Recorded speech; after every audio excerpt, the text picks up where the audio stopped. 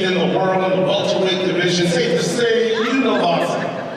I know a little bit of boxing, that's why I'm here in Charleston tonight on the 4th annual Battle on the Bricks. It's going to be a great show. It really is. We have 21 fights lined up here at TD Arena. Amateur boxing on display. But the most important thing, we'll talk about it throughout the broadcast, charities, raising money for great causes. Not only are we going to be here for an action-packed night, but it's for a great cause. It's the 4th annual Battle on the Bricks here at TD Arena. We'll see you soon.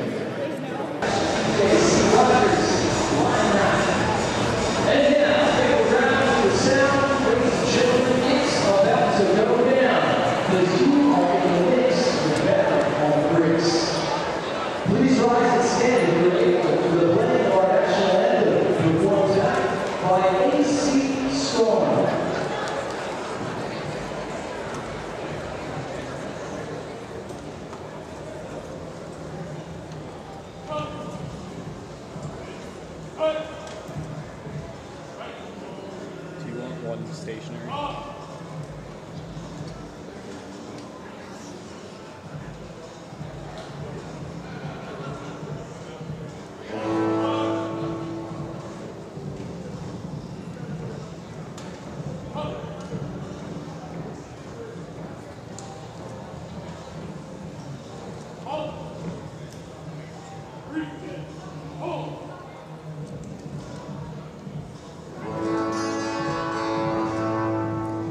Oh, say, can you see by the dawn's early light what so proudly we hailed at twilight's last gleam, whose broad stripes and bright stars through the perilous fight, oh, the ramparts we walked were so gallantly streamed, and the rockets red glare, and the bombers singing air gave proof through the night that our flag was still there. Oh, say does that star-spangled banner yet wave?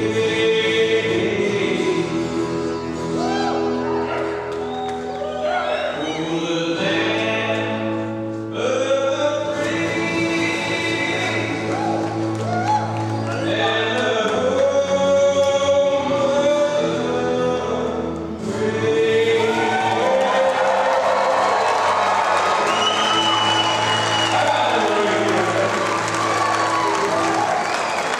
Ladies and gentlemen, let's hear it once more for AC Star.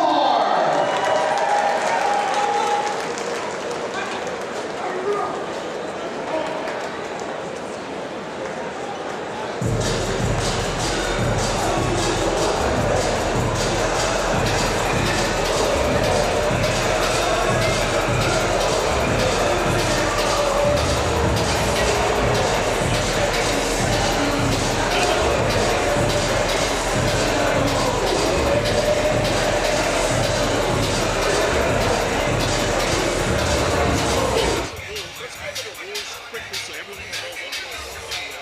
First and foremost, the bouts are, it's a 3 rounds. Each round is 1.5 minutes with a 1 minute rest in between each round. So I would imagine you being a professional boxer, it's key to be able to kind of get that grip and kind of gather yourself if that this round doesn't go the way that you want.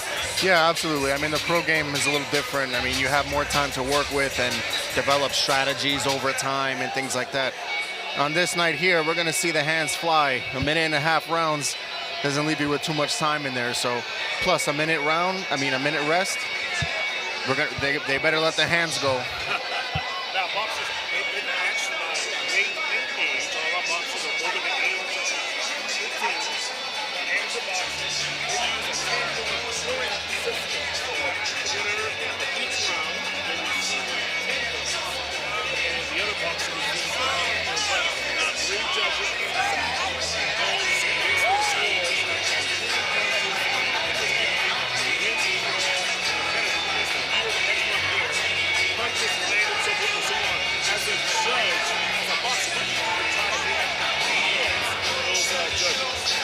Well, it's about ring generalship for the most part. It's about who's dominating their game plan. Even if someone is boxing or on the move, but they're controlling the pace and the action, they're going to give it to whoever's dominating the sense of space. Even if they're on the back foot or going forward, it's about who's getting the best of who and who's asserting their game plan.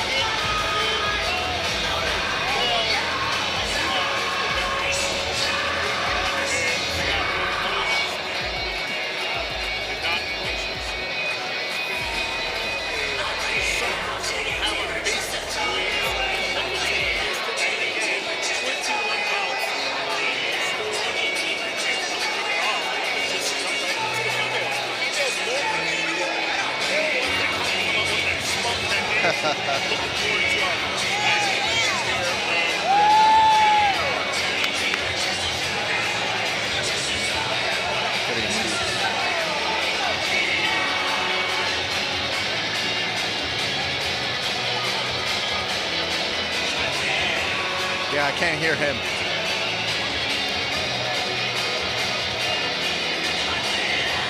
Ladies and gentlemen, boys and girls, it's time to take the energy to a whole new world. Bout of the night. Charleston, South Carolina, you are now in the mix with Battle on the Race.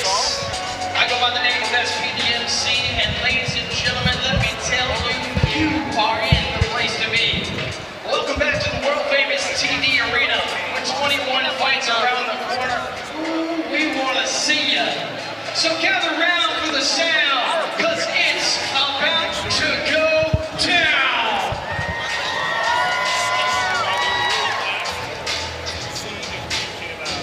I appreciate you joining us here in person, but a shout out to all those that couldn't make it in time or tuning in worldwide and online. You can see all the action on bxng.com. Check in with our broadcasters. They are the bomb. On my right here we have Everett Sherman, who's the voice of the Cougars, and on the left we have Julian Hammerhands Rodriguez. Personally, I haven't experienced that, but you know, I've heard a lot of stories of fighters getting cold feet the last few seconds, so you never know who wants to pull the fire alarm to get out of their fight, or you know, I've heard some crazy stories, but nonetheless, we're back on the road here. Just a little bit of a time delay. I think we'll be all right. Tonight, you have made the right decision. Please welcome to the arena, Jenna.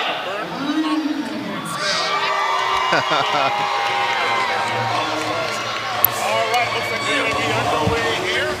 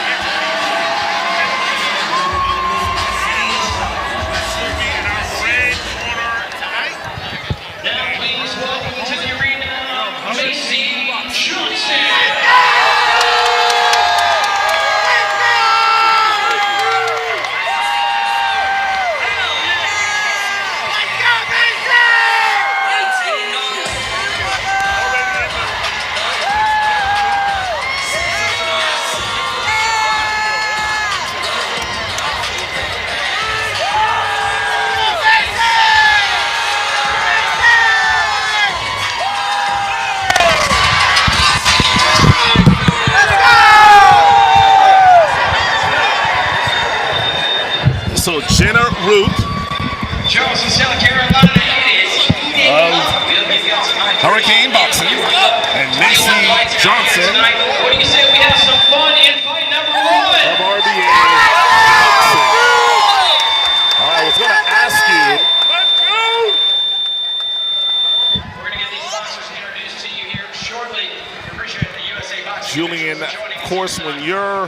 getting ready to fight. You have the opportunity to scout your opponents. You watch their film. How hard is it for these boxers? Not only are they amateurs, but they have no film on their opponent.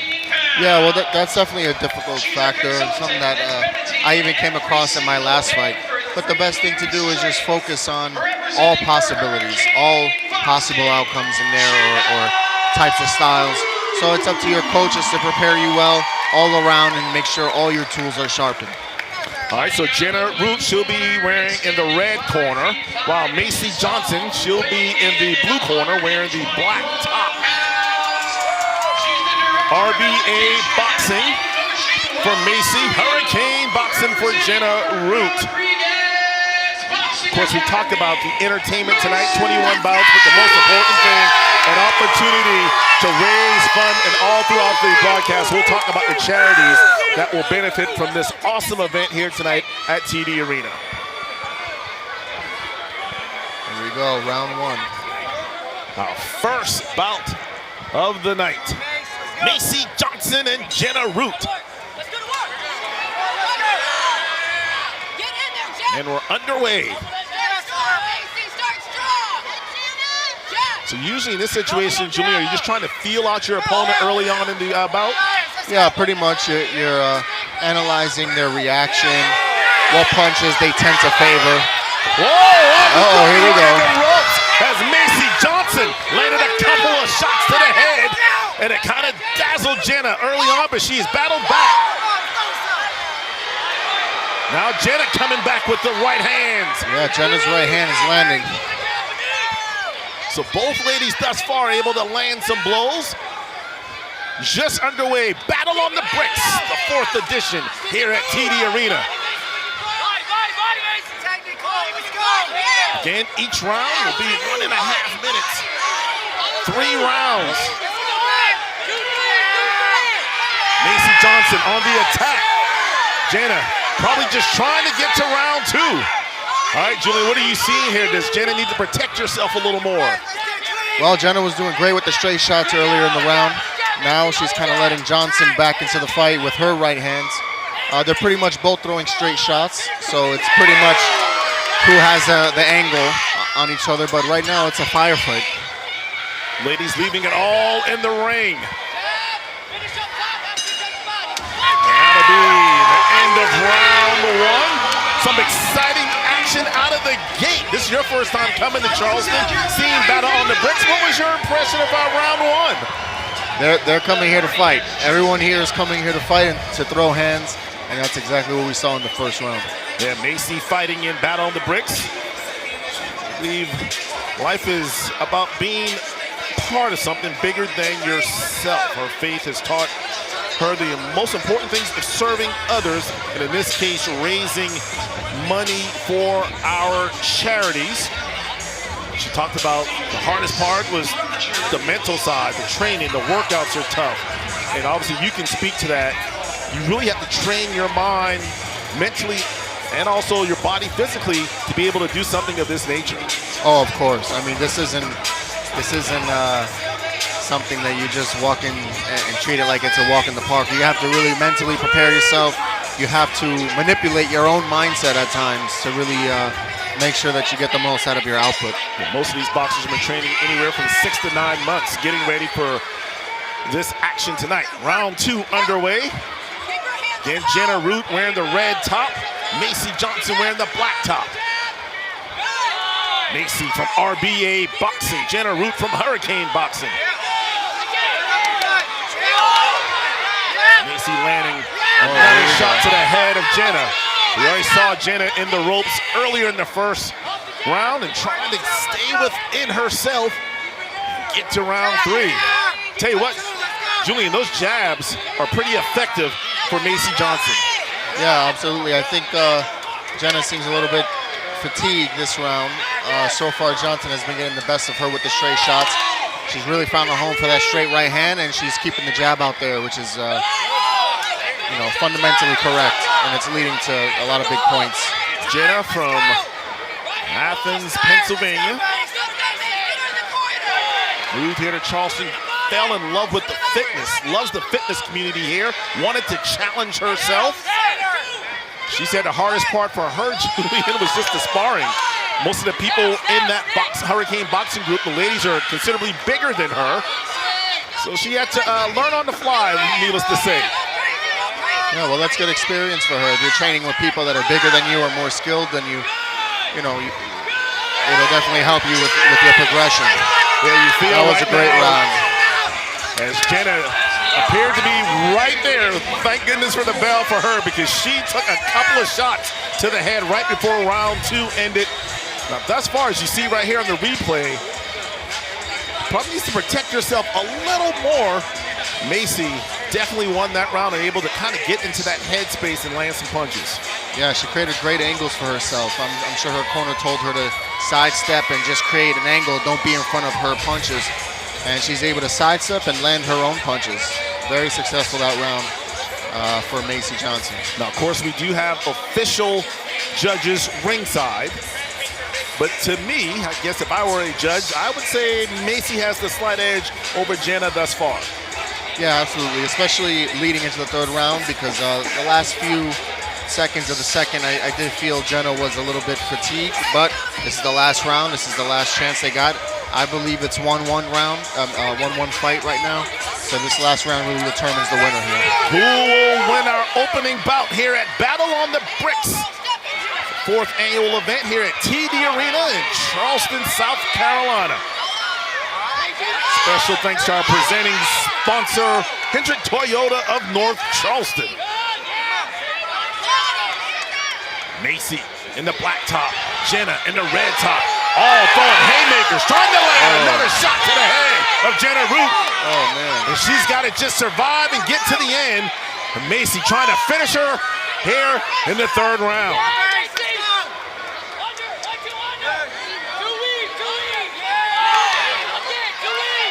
You got to give it up to Jenna. She is definitely leaving it all on. Determined to finish. Oh, a big shot to the head by Macy Johnson.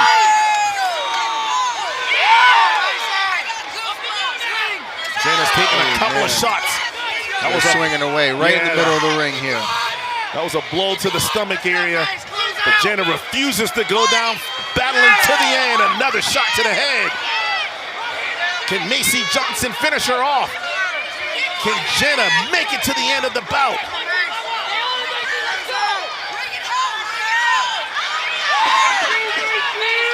What do you see here from a technique standpoint? Well, they're just letting it hang out. Oh, and now Macy Johnson goes to the canvas. Did Jenna Root land a shot? Both ladies have been down, and that'll do it.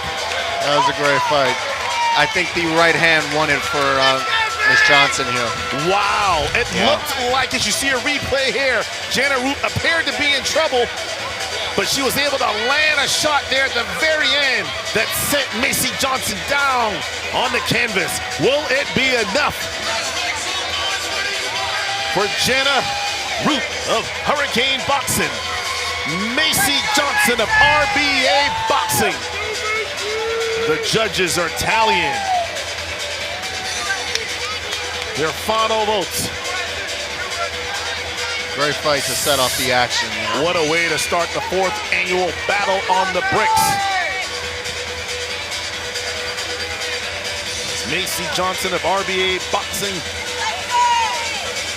duked it out with Jenna Root of Hurricane Boxing. The results are in. The winner by unanimous decision out of the blue corner. And Macy Johnson of RBA Boxing wins by decision as she gets the win over Jenna Root. Wow.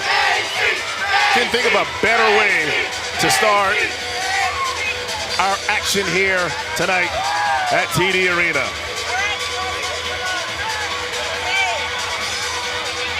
You see Macy Johnson being awarded her belt. Not bad, not bad at all. Macy Johnson, again, age 27. They fought in the 117 to 125 weight class. Macy out of Rock Hill, South Carolina, getting the win. Our first men's bout of the night. It's going to be Centrell Graham And Ryan Quillen. Graham of RBA Boxing. As RBA Boxing trying to go 2-0 early on here at TD Arena. Ryan Quillen, he's with Art of Boxing. Graham, 20-year-old, here from Charleston. He's a chef at the Cooper. While Ryan Quillen, he hails from Cincinnati, Ohio, age 34. He's a petroleum equipment salesman. Centrell wants to give back to the community through his love of boxing. He admits the hardest part of his training was really the cardio. While Ryan, he has 2 working arms and 2 working legs. That's why he wanted to sign up for Battle on the Bricks. He said dedicating at least an hour every weekday to boxing was the hardest part of his training. So our first boxer out, as you see, Ryan Quillen, 34-year-old, fighting in the 145 to 155 weight class out of Cincinnati, Ohio. You know he loves him some Skyline chili, a staple of Cincinnati.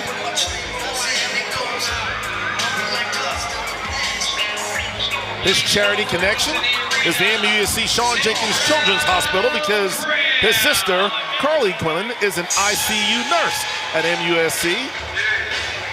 And his opponent making his way to the ring out of Charleston, South Carolina, Centrell Graham.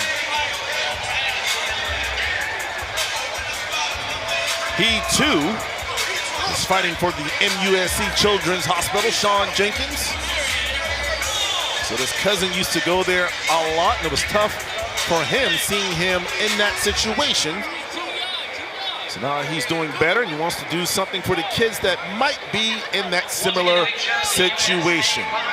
Of course, our charities that benefit all of the proceeds here from Battle on the Bricks, it's MUSC, Shawn Jenkins Children's Hospital, also Warrior Surf, Operation Heal Our Heroes, the Charleston Athletic Fund, the Down Syndrome Association of the Lowcountry, South Carolina Firefighters Burn Children Fund, and the LENS Foundation. LENS stands for Law Enforcement Neighborhood Support. We'll talk about those charities all throughout the night. And again, a special thank you to our presenting sponsor, Hendrick Toyota of North Charleston, our platinum sponsor, Tito's Vodka, and our gold sponsor, Charleston Mix. Standing 5 feet, 11 inches tall, and weighing in at 149 pounds. All right, Julian, it's our first men's bout of the night. 2 scrappy young guys. Now Centrell, he's only 20. Ryan, he's 34. So I'm thinking maybe Centrell wants to use those young legs to his advantage. Yeah, I mean, whoever's more athletic, I feel like will take this because they both seem pretty excited about this fight. So you seem like pretty essential guys.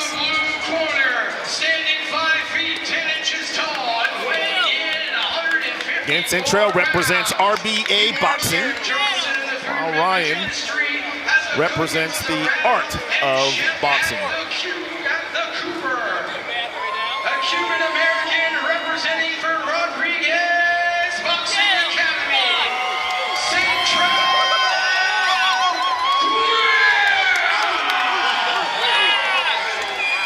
Such a great event here. As you look around, the arena starting to fill in. The VIP section, a lot of hard work goes into pulling this off year after year. And it just seems, I know this is your first year, Julian, but it seems like every year, Battle on the Bricks just continues to get better and better each year. Absolutely. It seems that Charleston really supports their local activities, really close-knit community. You see these guys coming out swinging from the rip. And Centrell Graham able to land a couple of punches, a couple of jabs to the head. Those young legs looking good right now for Centrell Graham. He definitely has the speed on his side, yeah. Oh boy, Quillen is taking a beating to the head as Graham just continues to land punch after punch. Now, from a strategy standpoint right now, Julian, you come out the gates. Is it good to exert that much energy early on, or do you, in terms of when you're boxing, you rather pace yourself? Yeah, I mean, definitely you rather pace yourself, but like I said previously, the rounds are a minute and a half. You got to let your hands go. Before you know it, the round will be over. You got to score points.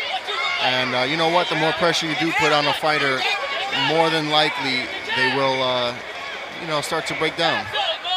Seems like Quinlan is kind of leaving his head area somewhat open, and Graham being able to take advantage. That time Quinlan able to land some shots himself on Graham. Again, Central Graham sporting the blue gloves. Ryan Quinlan in the red gloves. You can tell Graham's starting to slow down himself. Came out like a ball of fire. Yep. And that'll end round, 10 seconds. For the end of the round. Both guys doing a great job of landing some punches. Now, you had to give some advice to Central Graham based on what you just saw. What would you advise him if you were in his corner and his coach? I would tell him to slow it down. Just pick your shots. Every time he throws a quick 1-2 or a straight shot, he's there to take it, Mr. Quinlan.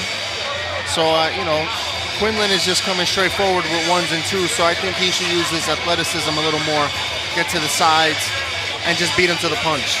Win the fight nice and easy. As you mentioned, Quinlan came out definitely on the defense, as obviously Graham was very offensive coming out with a flurry of punches.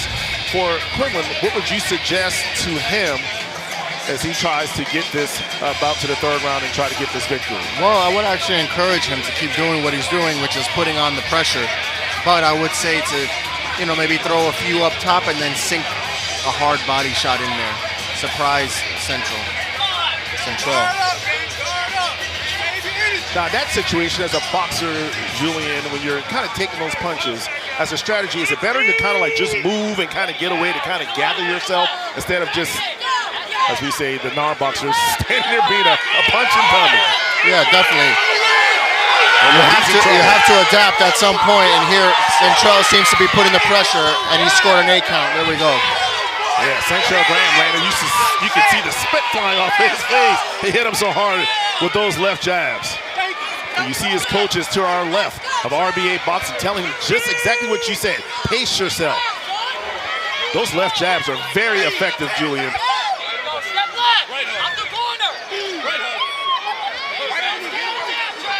Quinlan doing a good job of kind of staying in the middle of the ring, not allowing themselves to kind of get caught up in those corners.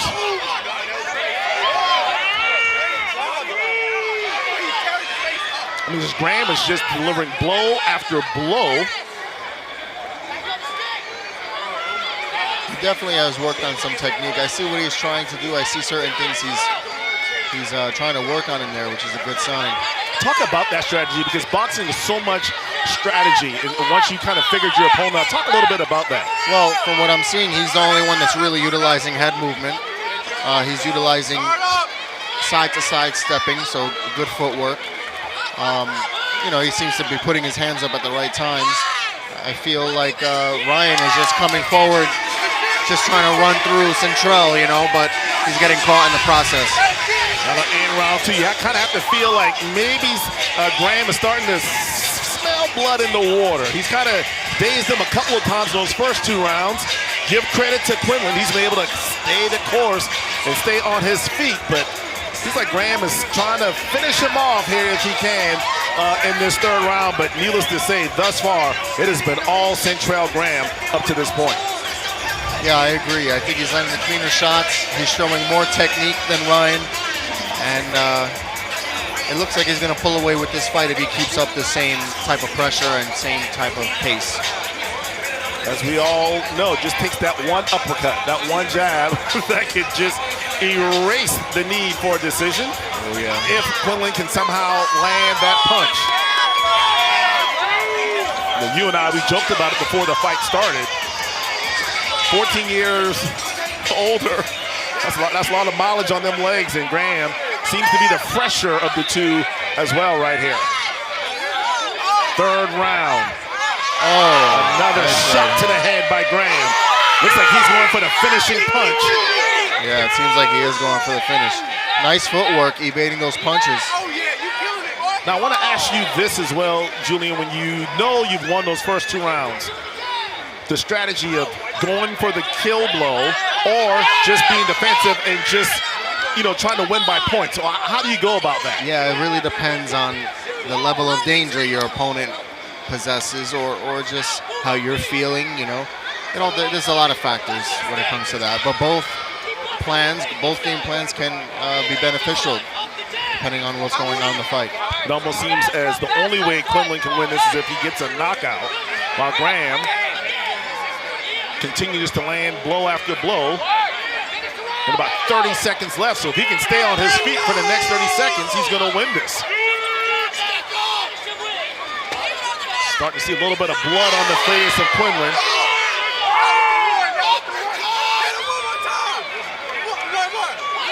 Very impressed with Graham. You can tell, like you said, he's boxed before. He said his love of boxing. So either he's watched boxing or... You got to give it to Ryan, man. He hasn't stopped punching since the first round. Yes. Great Fought fight. all the way to the end. Great fight. End. So Quinlan in the red corner. Centrell Graham in the blue corner. Not bad, not bad. Our first male. So we're 2 for 2 so far in terms of quality fights, a lot of action. Seeing some blows being landed on their opponents. Guys finishing all the way to the end. But very impressed with what we saw from Centrell Graham as well as Ryan Quinlan.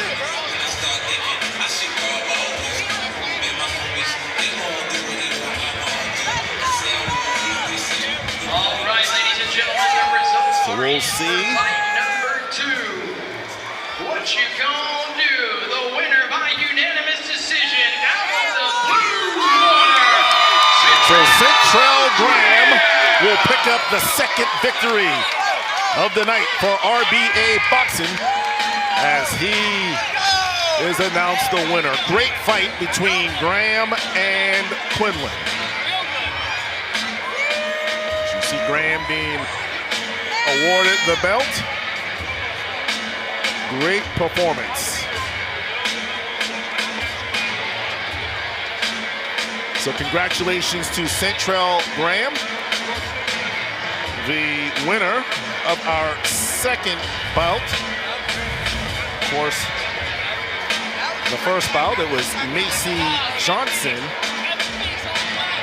getting the win. So far, RBA Boxing 2-0 on the night.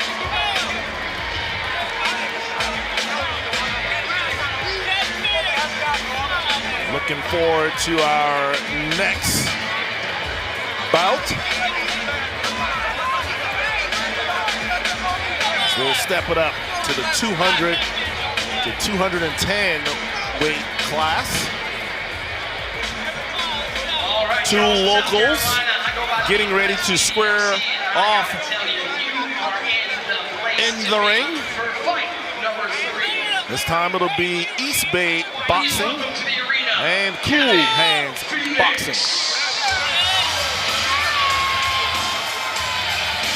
So first out of the tunnel, it'll be Kevin Phoenix. He'll be in the red corner. Phoenix, 38-year-old out of Somerville, South Carolina, full-time student, concerned specialist. Daniel Jenkins Academy, also a bouncer at Share House, trivia host in Charleston, also an actor and former power slap competitor. So he's used to getting hit. It's nothing new for him. Up in here, I can feel the emotions. We're about to cause a commotion. Please welcome to the Cool arena, Hand Boxing on Khalid deck Birch. now. As Khalid Birch will head to the arena. 25-year-old from Charleston, South Carolina. He's a fitness instructor. Both of these guys fighting for the MUSC Children's Hospital. For Kevin Phoenix, His daughter was born with a hole in her stomach and was treated at the NICU at the Children's Hospital. But Khalid Birch, MUSC holds a really special place in his heart. When he was 16, he got into a car accident and was taken to the MUSC Children's ER. He was fine from the wreck. Obviously, they helped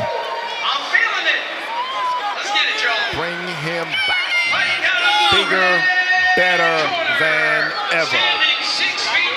Kevin Phoenix is known as the Renaissance Man,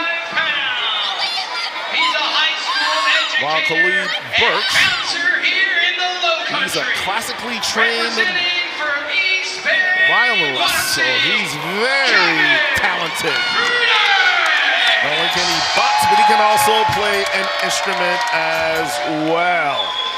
So Khalid Birch, he'll be in the blue corner, and Kevin Phoenix will be in the red corner. Tell you, at the weigh-in, these two kind of had a little, not necessarily fisticuff, but let's just say no love lost at the weigh-in. So this one ought to be an interesting bout for sure. Kevin Phoenix out of East Bay Boxing out of Somerville, South Carolina. And Khalil Birch from Cool Hands Boxing out of Charleston. So Khalid has on the black top, while Kevin will have on the white top. These Everett guys, German and Julian Rodriguez ringside, bringing you all the action. these guys have a certain look in their eye, man. I think they're gonna let the hands go this fight. I think at the weigh-in, I was just talking about it. Yeah, there's no love lost. I don't know if these two know each other, but you could tell it definitely was. It was different. Again, my broadcast partner, Julian the Hammer Hands Rodriguez. He's actually 8th in the world in the welterweight division.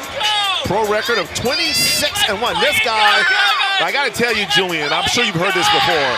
How many times has someone said you look like Klay Thompson? Oh, man.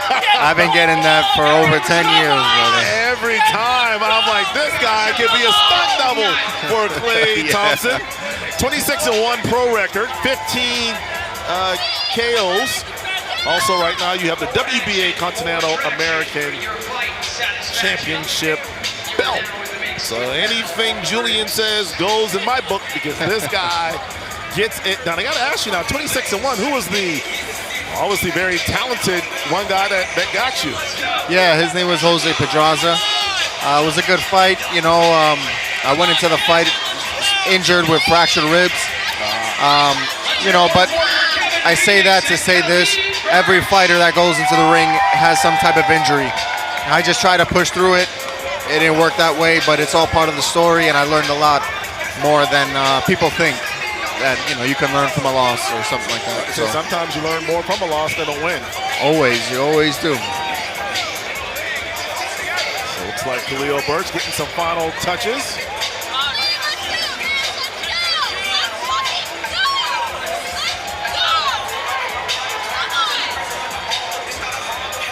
Birch representing Cool Hands Boxing. Here we go, round one. And we're underway.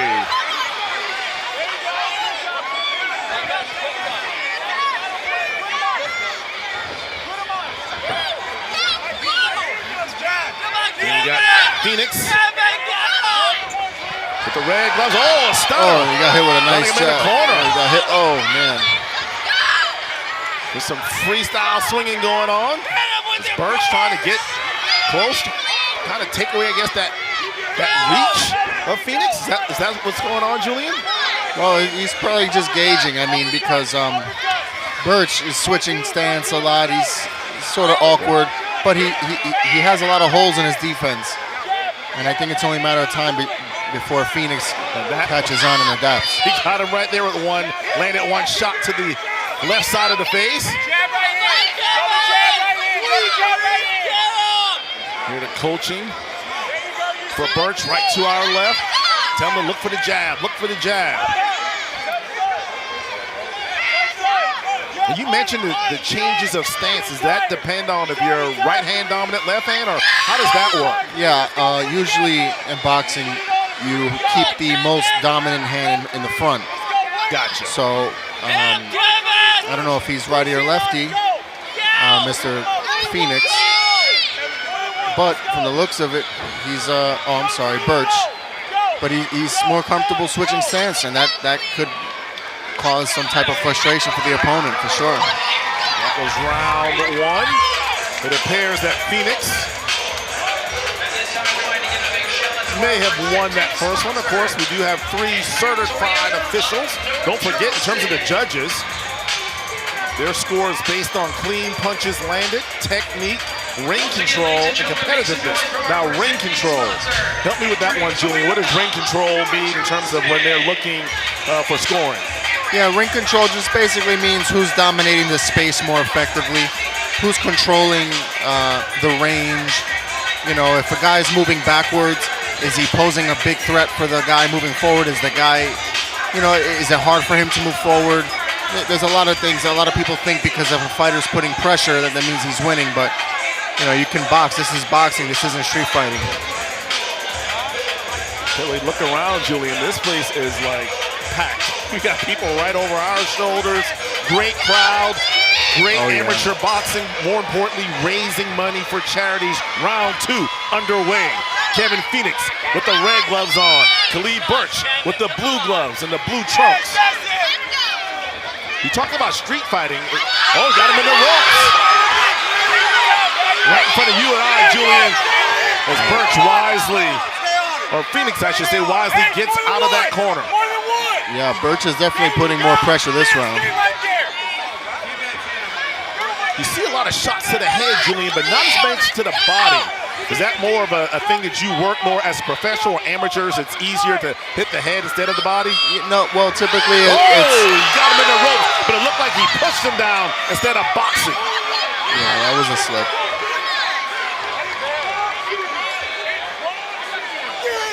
Now, of course, the referees, they can issue warnings, deduct points, to stop the bout, so have to think that was a warning. Get on it, don't let up, It's almost like Birch is like throwing.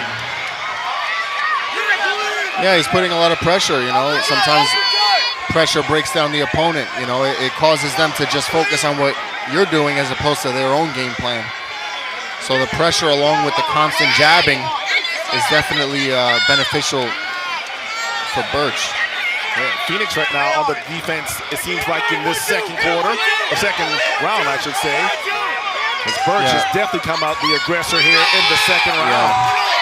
So much like that first fight, I feel like we're 1-1 right now in terms of who won what round. It's all going to come down to this third round, Julian, unless one can land that home run punch. Yeah, absolutely. It definitely does come down to this round. I feel like Phoenix is kind of slowing down. He needs to really let the hands go this round if he wants to secure this win. Again, 21 fights tonight. We're already completed 2. This is our 3rd fight. Thus far, RBA boxing 2-0 on the night. Now the Hurricane and Art of Boxing both looking for their first win. Great night here at TD Arena, home of the College of Charleston men's and women's basketball teams, as well as the volleyball team. Also a venue that hosts Spoleto events. One of the nicer facilities here in Charleston, and a lot of energy in the building. Round 3 underway. Phoenix. Oh, a late hit after. Phoenix did not like that as the boxers separated. Khalid Birch got that last little lick in before being sent to their corner. He has to go get it back. Go get it back. And you feel like this is where you definitely leave it all out. So he's running. Oh boy, he's trying to... Birch trying to chase Phoenix down. Phoenix was trying to escape. Seems like in this third round, not as much boxing going on. Julian, just more as you called it, street fighting. Not a lot of technique. Yeah, well, these guys are tired. I mean, here we go. This is the back and forth round right here. Oh, here we go. He's got him on the ropes. Can he finish him off? Can he land that uppercut? The jab to the head, the body blow. 25 seconds left. Who's going to finish it off? Who's going to win our third bout of the night between Kevin Phoenix and Khalil Birch?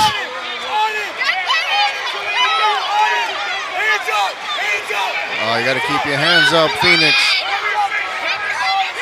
Everybody going for that finishing shot.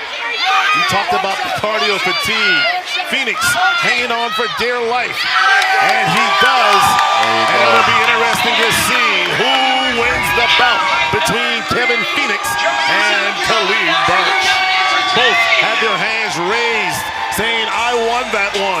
All that matters are the judges ringside in terms of who they think will win this bout. Kevin Phoenix with East Bay Boxing, Khalil Birch with Cool Hand Boxing. Two local guys, Phoenix from Somerville and Birch from Charleston.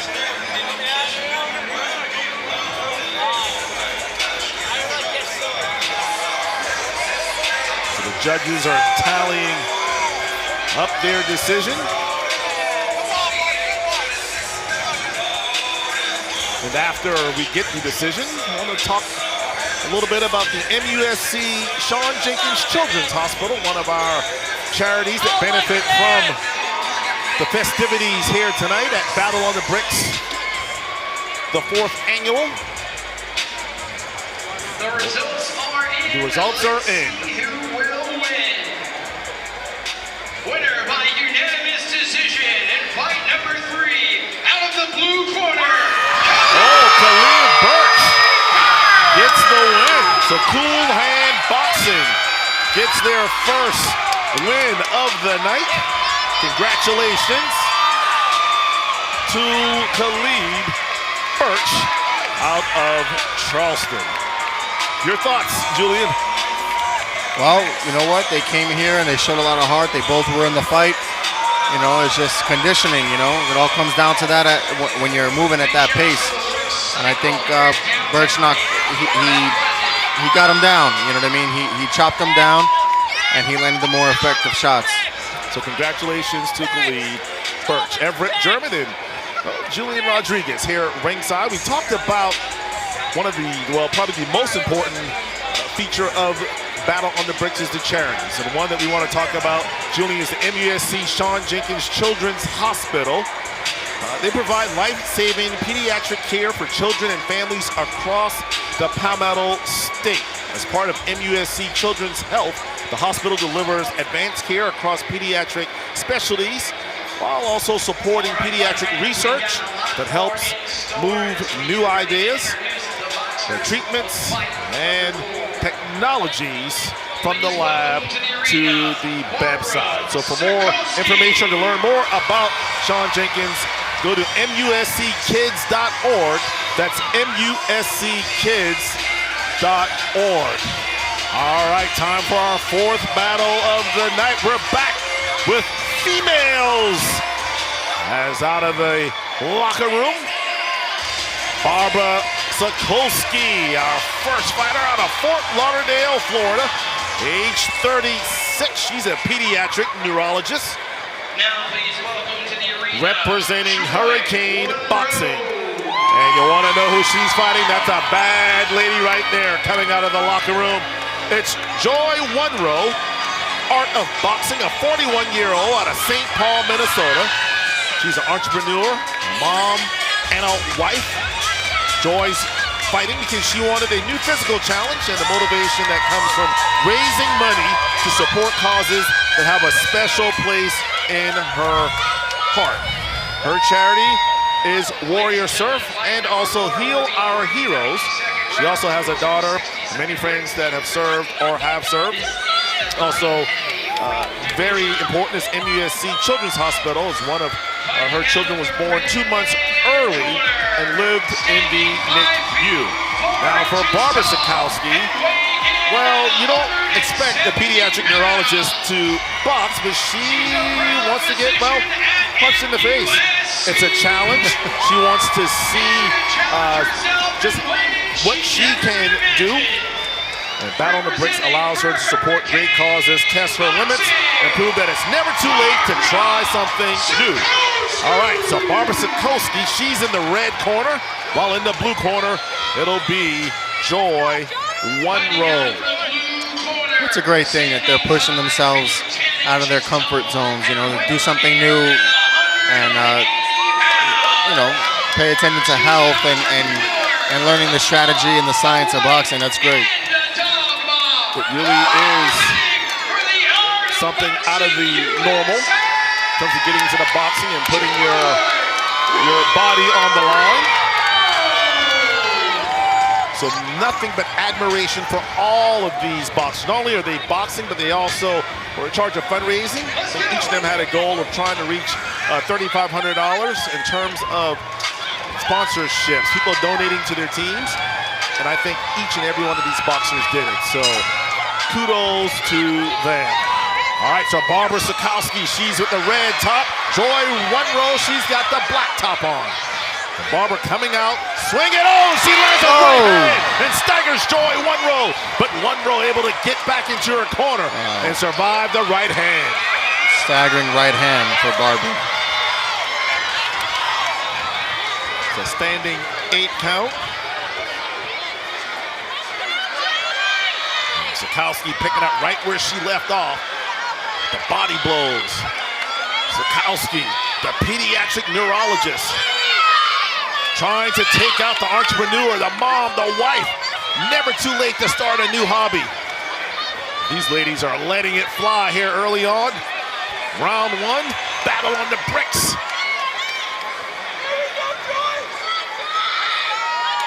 And it seems like One-Row, very defensive, Julian, not really throwing a lot of punches, while Sokolski landing punch after punch, body blow and shots to the head. Yeah, I mean, Barbara's just she came out extremely aggressive. She's putting all the pressure, landing that right hand. That's where you have to protect yourself. Oh, yeah. And Sokolski continue to hit the jabs to the head. Trying to score a knockout here early on, and round 1 is complete. I gotta ask you though, for One-Row, again, we talked about strategy. Is that one where, hey, you know what? Let her empty her tank in round 1. If I can just stay upright and then try to, you know, obviously outdo her in terms of the cardio and the distance. No, yeah, I mean, that seems to be a safe strategy to go based off the first 3 fights, but, you know,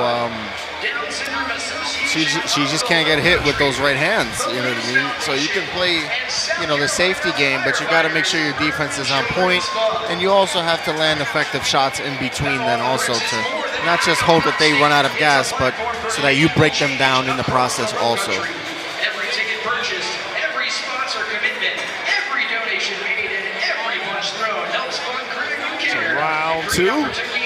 Again, One-Row, she's with Art of Boxing, while Sokolski is with Hurricane.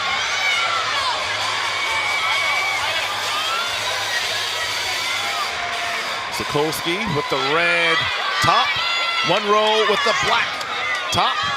Round 2 underway. One-Row now starting to show a little life with some rights to the head. And neither lady really doing a good job of really protecting themselves. Yeah, well, Joy is keeping her left hand out, and it is causing some problems for Barbara. She's using it as like a stiff arm. Talk about training in terms of cardio. If you're a boxer, like what's probably some of the cardio that they did to get ready for this event? Oh, definitely running. You know, going out for a jog, maybe from 45 minutes to an hour, once a day. Along with that, I'm sure they did a lot of sparring to prepare for this. Sparring for me personally gets me in the best shape. So even if I'm running every day, if I'm not sparring, my conditioning is not increasing. Kudos to Joy One-Row of St. Paul, Minnesota, and Barbara Sokolski out of Fort Lauderdale, Florida. Barbara 36, Joy 41, but you can't tell as these two ladies leaving it all in the ring, trying to pick up a win here at Battle on the Bricks. And that'll end at round 2. So much, or I should say a better showing that time for Joy One-Row. She tries to steal a victory here. As early on, it looked like Sokolski was just going to win this thing in a landslide. Actually knocked One-Row to her knees. But give credit to Joy. She's been able to hang in there. Now she's got it in round 3. Yeah, she landed a lot of shots last round. And I did see that Barbara is starting to fatigue a little bit. Let's see how the last round goes.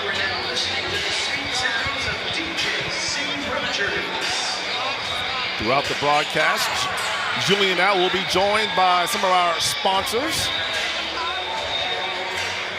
We obviously appreciate them being a part of Battle on the Bricks.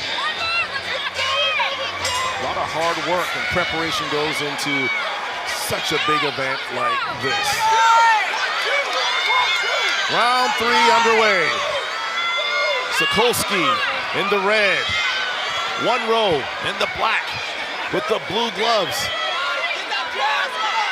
Both ladies landing body shots. Both ladies landing head shots.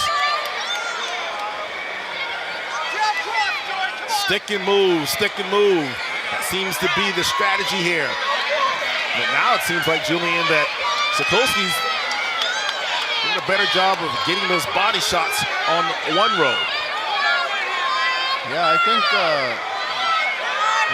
Joy should just keep on with the jab and just keep landing punches. Keep on with the jab and line up that right hand and then get out the way, sidestep. One-Row not moving as much.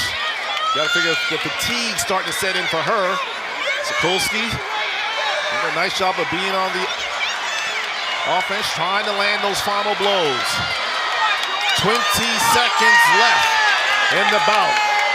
Who can finish it off? Who will land the golden punch? Sokolski out of Fort Lauderdale, Florida, the Sunshine State. One-Row out of Minnesota. Oh, here we go.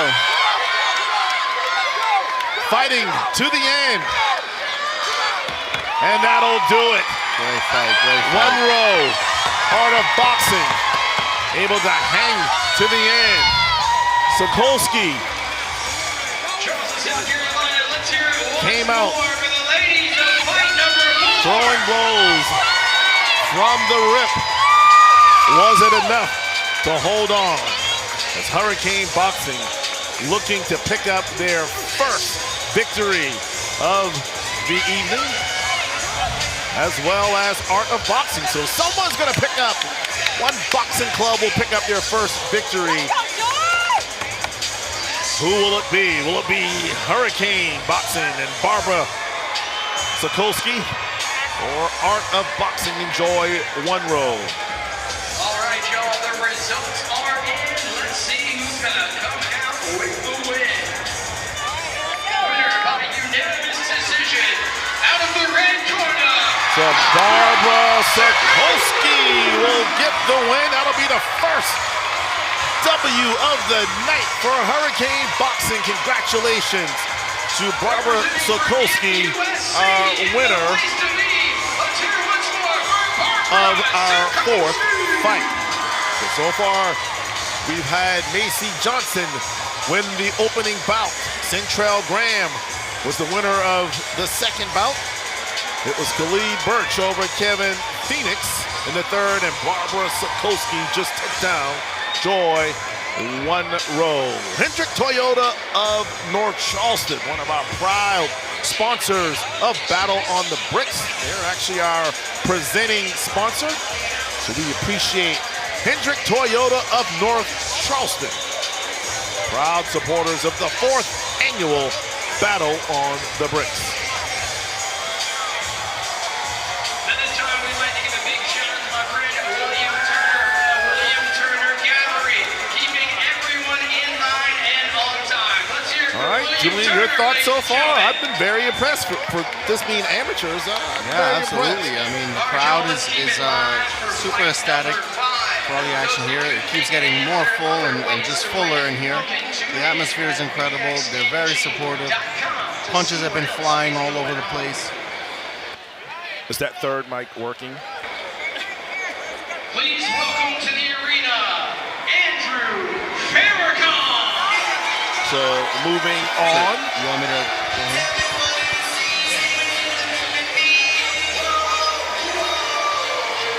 So Andrew Farrakhan, the first out of the locker room. He represents East Bay Boxing.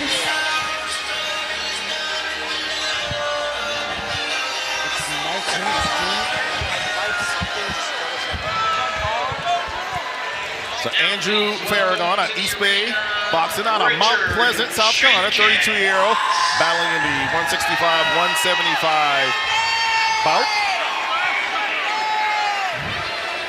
And his opponent, Richard Gage Jenkins, Monsters Ballroom Boxing out of Lexington, South Carolina, 21-year-old, Coastal Climbing Gym is where he works, also a bartender and serving, while Andrew works in sales. So Graham, or I should say Gage Jenkins and Andrew Farrakhan. Shortly we'll talk a little bit about Hendrick Toyota of North Charleston, our presenting sponsor.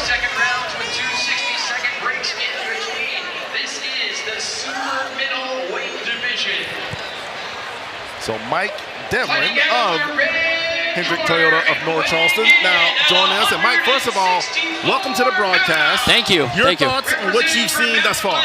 I'll tell you what, it's a really exciting thing to be part of such a great cause, and I've seen some great fights tonight. It's been fantastic. I mean, I was born and raised in Las Vegas. I mean, I haven't seen a show like this for a long time.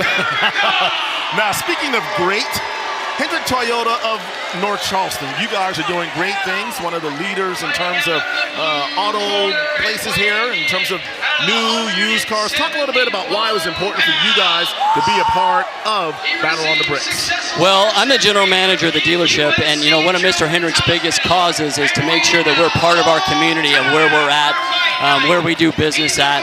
So I heard about this, and what a great cause to be a part of, and just, you know, being able to contribute to something like this.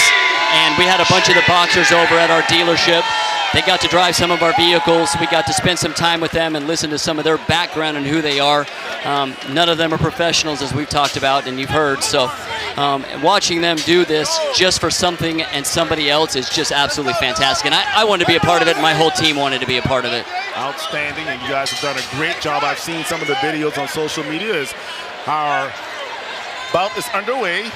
Gage Jenkins, he's got the blue gloves on, while Andrew Farrakhan in the red. Got a great jab. Everett German, Julian Rodriguez, and Mike Devlin, the general manager of Toyota of North Charleston, Rick Hendrick Toyota of North Charleston, joining us ringside. Both guys coming out early on. A lot of energy. It's one thing we've seen from all the bouts thus far is that first round. Everybody has a lot of energy, nerves, definitely trying to deliver that knockout punch if they can in round one. They're definitely going for it. I'll tell you what, with the like you said, with the energy and a crowd like this, it can be a little intimidating. They're just going right after it. Yeah, Andrew showing some head movement here, letting the hands go. Richard is using his distance. Seems like he has some power. But Andrew does look like he has some skill. Let's see how he utilizes it in the next 2 rounds. It looks like Gage wearing the blue gloves, has a little bit of a reach advantage over Farrakhan from his height. Seems like both guys just trying to size each other up, just kind of get a feel. Now they're starting to land some headshots. And that'll end round one. Again, we love Hendrick Toyota of North Charleston, our presenting sponsor, and Mike Devlin, the general manager. They're now trying to let the folks know if they need a car, why they should head on up to you guys and let you guys give them that outstanding customer service that you do. Well, absolutely. Part of it is, we sell, I believe, the best brand on the market with Toyota, but we also give the best exceptional experience. So when you come in, and one of the things that we said that we would do to anybody that comes in, mentions the fight, come on in. There's some special discounts and special savings going on right now just for mentioning the fight, because we want to be active in the community and help we can give back a little bit. So we want to come in and just save some folks some money. Just come in and see us. My take is if I can save money, that's all. I'm all for that. Yeah, I'm about to go on Monday and be like, hey, remember me? Now you know a guy. He knows a guy. Actually, Julian lives in New Jersey, so Michael shipped it to you, so you don't have to put all those miles. Well, I'm living here in 2 years. Oh, that's right. You did say that. That's right. We get some good transportation. We take care of it for you. I appreciate that. Round 2 underway. Gage sporting the stylish shorts, got his name on his left leg, wearing the blue gloves. Andrew Farragon in the red. Farragon from Mount Pleasant here locally, while Gage out of Lexington. Julian, now that you've seen both boxers, you've had an opportunity to kind of feel each other out. Have you seen any adjustments from either one here early on in the second round? Yeah, I've seen more adjustments with Richard. He's staying out of range and he's picking shots. And I will say Andrew has good skills, but it's just Richard's not really allowing him to utilize those tools that he has. And he's doing a good job so far, just keeping him at bay, trying to set him up for the harder shots. That voice that catching you hear, him on the way in. that's Julian Hammer Hands Rodriguez. 8th in the welterweight division in the world. 26-1. Julian, we can't let you get in the ring with these people because it would not be a fair fight. Might be. We're just going to be nice to Julian because we don't want him to throw them hammer hands to us. We'll make some friends. I like friends. Oh, Jenkins landed some blows on Farragon. Another shot to the head as he rocked him and stunned him. Took a standing 8 count. Whoa, what a shot by Gage Jenkins. That was a great shot. And it came at the right time for Farragon because of the end of the round. Wow. Had that been me on the receiving end, I would be in the ropes sprawled out. For Farragon, not as much. That's why we're sitting here. Exactly. That other voice you hear is Mike Devlin. He's the general manager at Hendrick Toyota of North Charleston. If you need a new, used, you need a truck or stand, whatever you need in terms of automotive, go visit the folks at Hendrick Toyota of North Charleston. Again, mention you are at the Battle on the Bricks or you watch the stream here, and Mike and his folks will take care of you. It's that easy. Absolutely. Come and see us. Great fight so far. Great fight. So far, I mean, outstanding bouts. All of them have left it in the ring. In addition to just simply proving that you could do something that you hadn't done before, everybody wants to walk away with a W. Absolutely. But you kind of have that feeling that Farragon might be in the danger zone. Let's see if Jenkins goes in for the kill. Those left-hand jabs have been very effective for Jenkins throughout this bout. Nice. Andrew has great head movement, but he needs to learn how to work off the head movement. He's making his opponent miss him a lot. He has to counter with effective punches. Farragon with East Bay Boxing. Gage Jenkins with Monsters Ballroom Boxing.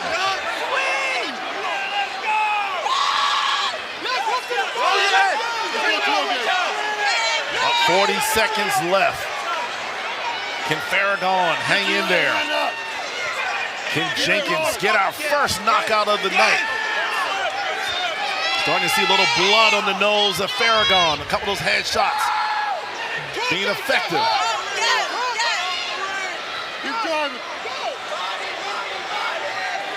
Oh, he just missed that right hand. Oh, another shot to the head by Jenkins. Jenkins with a left jab. Farragon just trying to hang on. Oh, he's taking a shot after shot. Specs flying. Another big right hand for Jenkins, and that'll do it. Great fight by Gage Jenkins and Andrew Farragon. Jenkins thinks he has it in the bag. Great fight. Wow, your thoughts, Mike Devlin. Wow, he was definitely eating those shots, wasn't he? Yeah, he was, man. He kept his composure, you know, despite Andrew bringing on the pressure. He kept his composure, kept hitting him with the more effective shots, and I think that solidified the victory for him.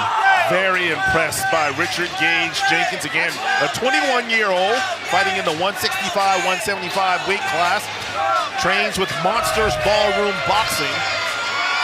Tell you what, very impressive. If this is his first fight, maybe when he's not bartending or serving or working at Coastal Climbing Gym, he might want to take some pointers from old Julian Rodriguez and see if he could make a living out of this. So we're just awaiting the results. Let's see who will come out with a win in fight number 5. Winner by unanimous decision out of the blue corner, Richard Gage. So no surprise there as Richard Gage Jenkins, 21-year-old out of Lexington and Monsters Ballroom Boxing, gets the victory. Well, Mike, I know you're enjoying the festivities. I know you got some of your employees here having a good time. I do. Thank you so much for stopping by. We'll be talking about Hendrick Toyota of North Charleston all throughout the bout. But again, thank you for being our presenting sponsor. Thank you for all that you do in the community. And again, if you need a car, that's Hendrick Toyota of North Charleston. This is the general manager, Mike Devlin. Mike, appreciate it. Appreciate it. Thank you. It's a joy. Thank you, gentlemen.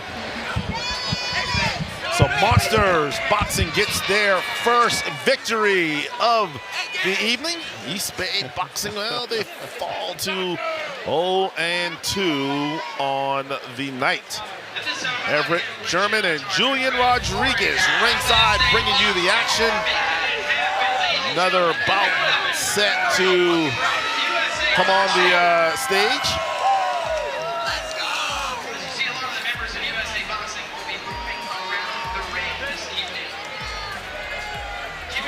Again, a special thank you to all of our sponsors. Hendrick Toyota of North Charleston, Tito's Vodka, Charleston Mix, PDA. Our hospitality sponsor is Share House, Bodega, Uptown Hospitality Group, Frontier Lounge, and the Red Palm Lounge. Up next, representing Hurricane Boxing, in the red corner will be Cullen McKenzie, a 25-year-old from Charleston. He's an automotive technician. Signed up just because, well, he likes boxing and wanted to try something new. Worked hard to get to this point. Looking forward to seeing all of that hard work pay off.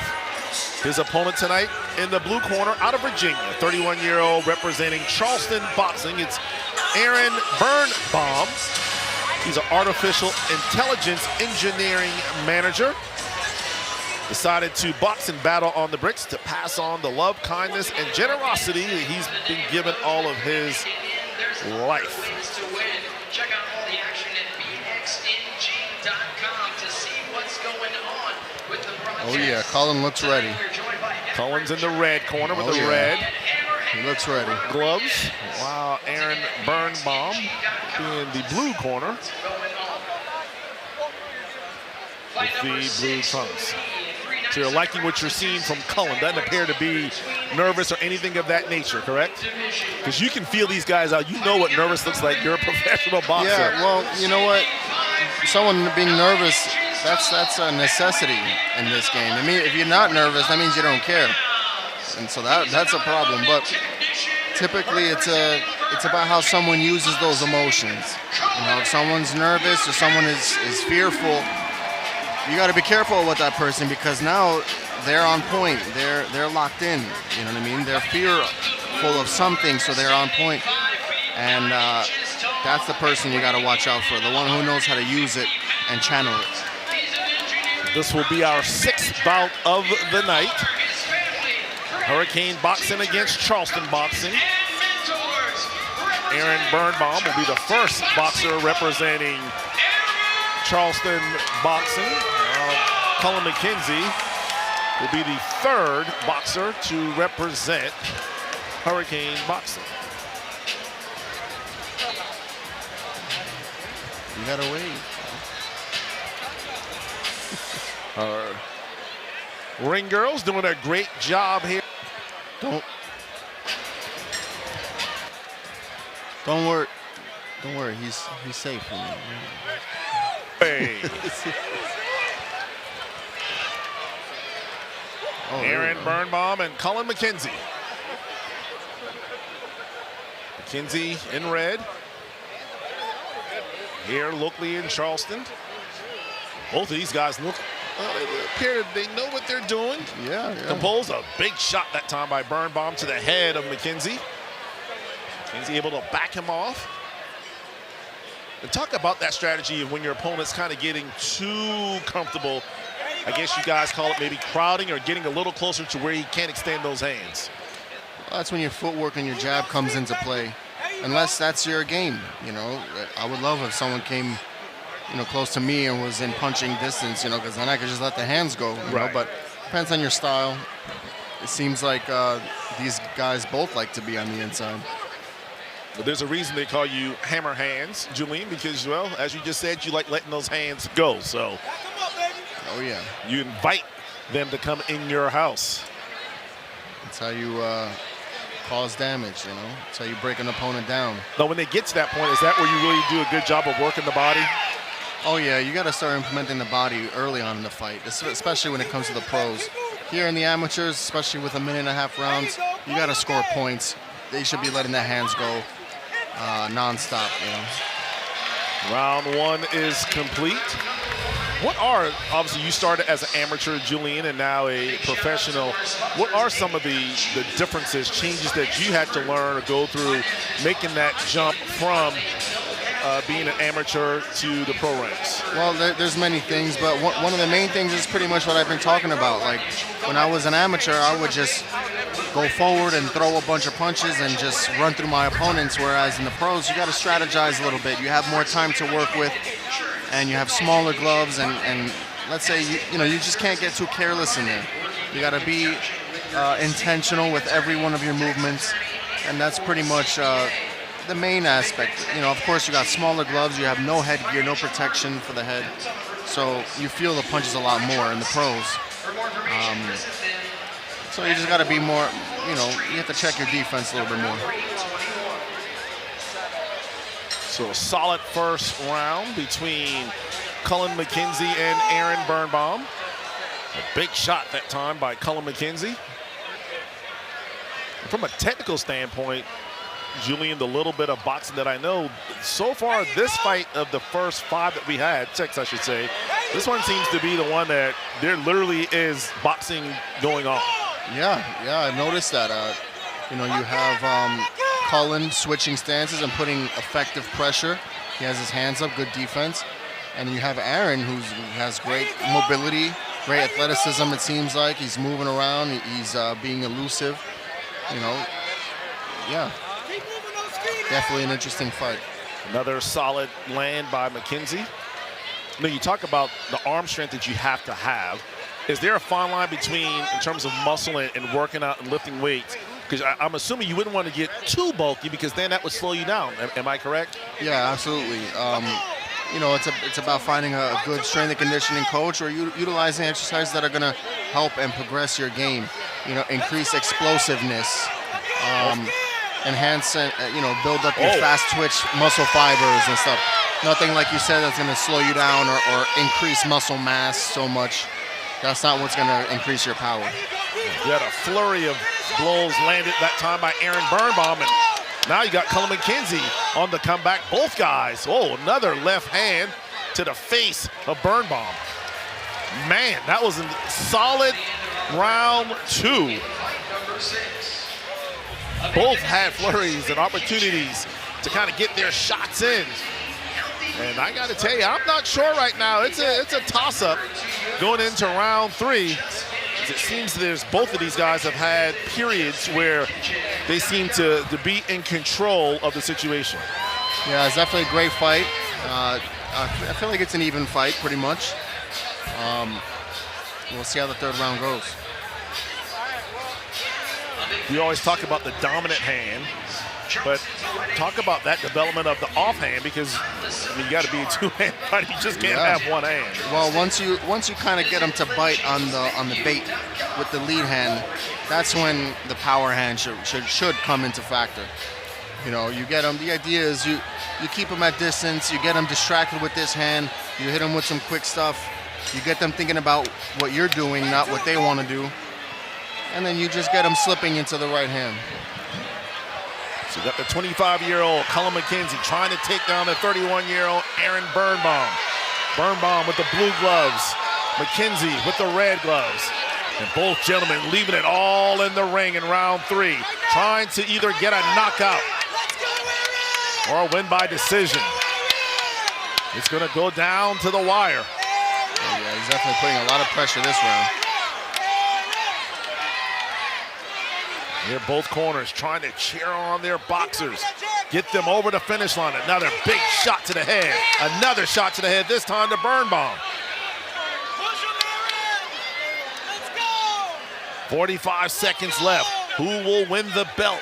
Will it be Cullen McKenzie out of Charleston, the automotive technician? Or will it be Aaron Birnbaum out of Virginia, the AI engineering manager? Another big hit that time by McKenzie, a flurry. Body shot, head shot, both guys letting it fly as Birnbaum adjusts his headgear. Over the top right. You hear the corner saying, leave it all. Give it everything. 10 seconds left. Birnbaum, McKenzie, who's gonna land that big lasting punch? Birnbaum's got him in the corner, and that'll do it as they hug it out. Great fight, Julian, between Cullen McKenzie and Aaron Birnbaum. By far the best fight that we've had thus far. 2 outstanding amateur boxers on display. Yeah, I agree. I think they both had certain moments in the last round too, so they both were trying to push for the win. It's exciting. I'm intrigued to see who took away the win. See McKenzie landing shots. Birnbaum on the defense. And you see Birnbaum coming back. He's landing shots. Back and forth, back and forth. Affair we just witnessed. It'll come down to the judge's decision. Who will take home the belt?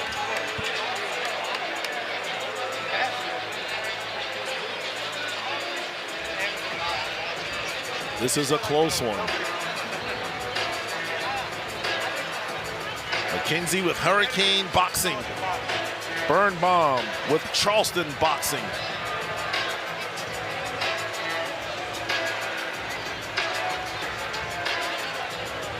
An opportunity to recognize our charities that benefit from Battle on the Bricks, MUSC, Shawn Jenkins Children's Hospital, Warrior Surf, Operation Heal Our Heroes, the Charleston Athletic Fund, Down Syndrome Association of the Lowcountry. Split decision. A split decision, but the winner will be Cullen McKenzie.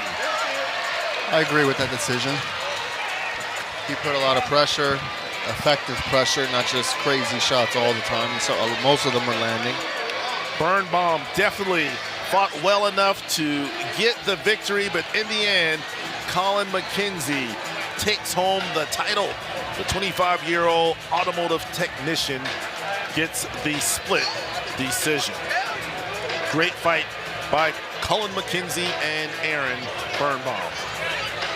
Finishing off our charities, South Carolina Firefighters Burn Children Fund and LENS Foundation. LENS stands for Law Enforcement Neighborhood Support. I gotta tell you, Julian, I'm really looking forward to this one. Our next bout is Maria Flores and Maggie Maroka. You ask why? As you know or may not know, I'm the voice of College of Charleston men's basketball. Also faces the athletic department. And Maggie Maroka is the softball coach here at the College of Charleston. She's the youngest Division I softball coach in the country. This was year one for her. All she did, won the conference tournament, went to the NCAAs. So Maggie and I, obviously, that's my girl. So Maggie will battle Maria Flores. Maria with cool hand boxing.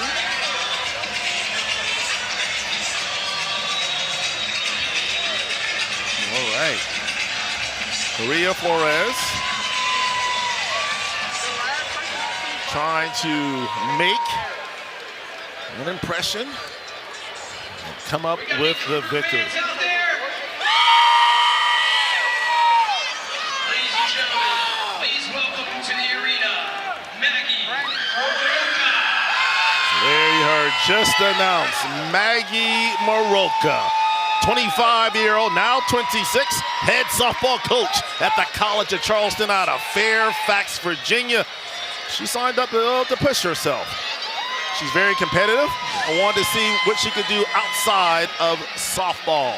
So Maggie has entered the ring.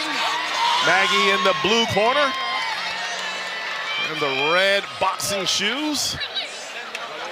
And again, she will fight Maria Flores. Yeah, but what a year for Maggie. Again, the youngest Division I softball coach in America, just 26. She represents Shiloh boxing, while Maria Flores with cool hands boxing. It's an amazing accomplishment. Congrats, Maggie.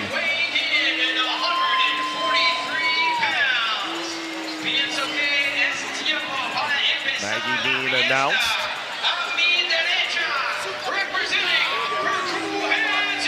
Of course, the charity that she represents is the Charleston Athletic Fund, which is the organization that funds scholarships for student athletes at the College of Charleston. So essentially she's, well, raising money for her softball scholarships.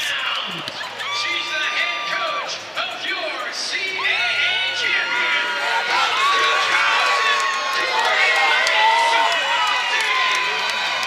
Representing for Shawn, Maggie Maroka.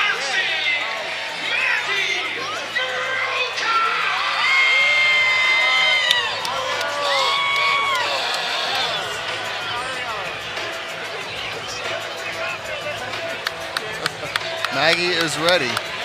She's ready for sure. Here we go. Been training in the batting cages at Patriots Point. Maggie in the blue, Maria in the red. As you see, a lot of pushing and shoving going on. There's a warning issued to Maria Flores.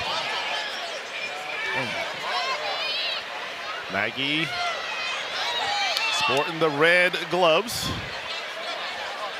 Check that, Maggie with the blue gloves. Maria Flores with the red. This is our 7th bout of the night. They're fighting in the 140 to 150 weight class. Maggie with the hook. Looks like a hole going on, issued to Maria Flores. Yeah, she is landing that. And not a lot of flow early on between the two, but I guess that's somewhat expected. As you see, Maggie Maroka able to land some body blows. Maria Flores, she counters with a body blow of her own. And looks like both of these ladies, Julian, trying to attack that stomach area. Oh, yeah. I mean, I think, Maria is making it, she has an awkward style. I'm pretty sure it's throwing Maggie off a little bit, but let's see if Maggie adjusts. Maggie is landing that right hand to the body pretty often. We talk about it, Julian, in terms of when you are boxing, you don't know your opponent, how you kind of have to adjust. Sparring-wise, is that a situation where you spar against different types of people because you don't know what you're going to see in the ring? Yeah, absolutely. And a big factor that helps with that is just experience. The more people you fight, the more different styles you're going to see, you're going to fight against. And just the more experienced you are, the more comfortable you are with adapting. It's just being so unpredictable. It's already nerve-wracking enough with it being your first opportunity to box, and then not knowing your opponent, not being able to scout, that's got to give you the nerves. And that first round, solid between Maria Flores and Maggie Maroka. Yeah, absolutely. It depends on the fighter too. You know, some fighters need to see everything. They need to, watch your interviews, see how you talk, all these things. Where there's other fighters that just don't care, and they know that they just need to focus on their own game plan and go out there and execute it. I would imagine, Julian, that's important in boxing. You could go in with a plan, but what was that saying with Mike Tyson? Everybody has a plan until they get punched. Yeah. So you have to be able to adjust on the fly. It's round 2 underway. Maria Flores working Maggie's body, and Maggie working Maria's body. Seems like Maria Flores going for the killer shot.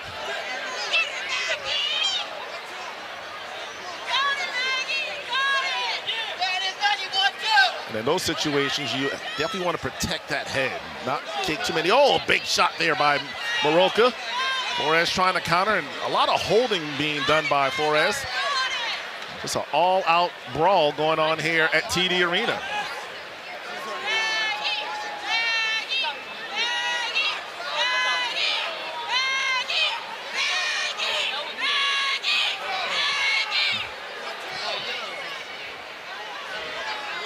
Maroka able to continue to work that body, that section, trying to wear her down. Where it seems Flores going for the home run shot. 20 seconds left. And Maroka really just trying to get anything in. Same for Flores, a lot of tie-ups, which is not really allowed either boxer. Well, yeah, I mean, once Maggie's inside, she digs that body, that's good. She just needs to create some space and just shoot a straight right hand. That's all she needs to do. And you see Maggie saying she's not fighting. She's got to make it to round 3. And that's another situation. You talked about Julian adjusting. You're wanting to fight. If you feel your opponent is doing a lot of hooking and holding, how can you alleviate that or kind of stop that from happening? Well, you just got to create distance. You got to create distance. If you find that they cross the line of comfort, you stick your hand out, maybe take a step to the side, take a step back, so you can get a clean shot off, So Maggie Maroka, the 25-year-old, actually I think Maggie's now 26, youngest Division I softball coach in the country, led her team to the NCAAs, played well in the Georgia Regional, gave Georgia all that they can handle, ended up losing, and then losing to Clemson in the double elimination tournament. Round 3 underway, and once again, Flores holding and being warned. I wonder, Julian, if they're going to dock her points, because she's been warned several times about the holding. But you see Maroka again trying to get to that body. Flores trying to keep her away. Yeah, I think it's just fighting style, but this is... Maggie really doing a nice job of working that midsection. Flores, meanwhile, trying to work to the head of Maroka. And another holding. And the cardio now really starts to kick in, Julian, where it's round 3. Yeah. You kind of have to dig a little deep to finish this one off.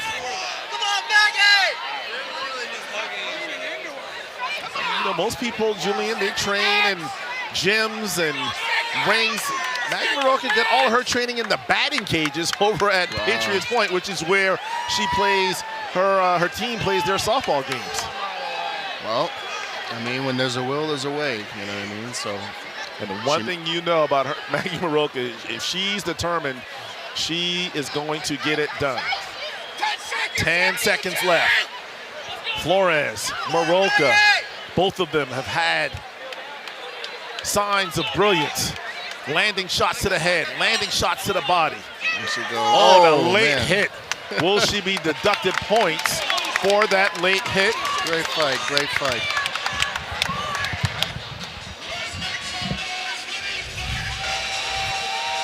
Not pleased with that last shot to the head. This one definitely will come down to the wires. The judges submit their decision. And Maria Flores of Cool Hand Boxing. Maggie Maroka of Shaolin Boxing.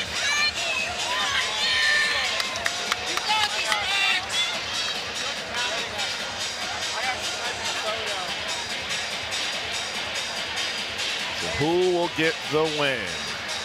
Will it be Maroka or Flores?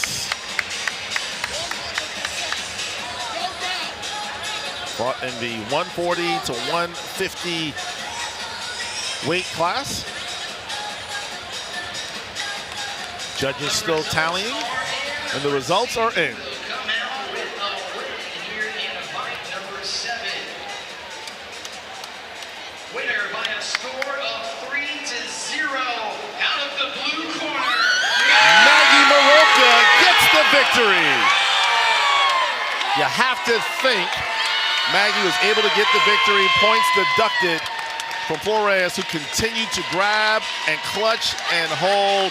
Maggie Maroka gets the victory here at TD Arena. The youngest Division I softball coach in the country, victorious in her boxing debut. The sparring, the workouts at Patriots Point have paid off as Maggie 1-0 in her amateur career. At the end of the day, all Maggie does is win. Crowd enjoying themselves here at TD Arena, the 4th annual Battle on the Bricks. Special thank you to Charleston Mix, one of our proud sponsors. They're the one of our gold sponsors of the event. So happy as I look behind me, I see a lot of Maggie's softball players who played for her in attendance, cheering their coach on.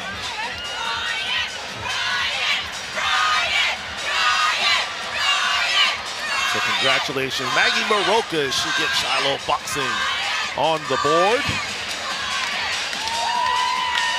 with their first win of the night.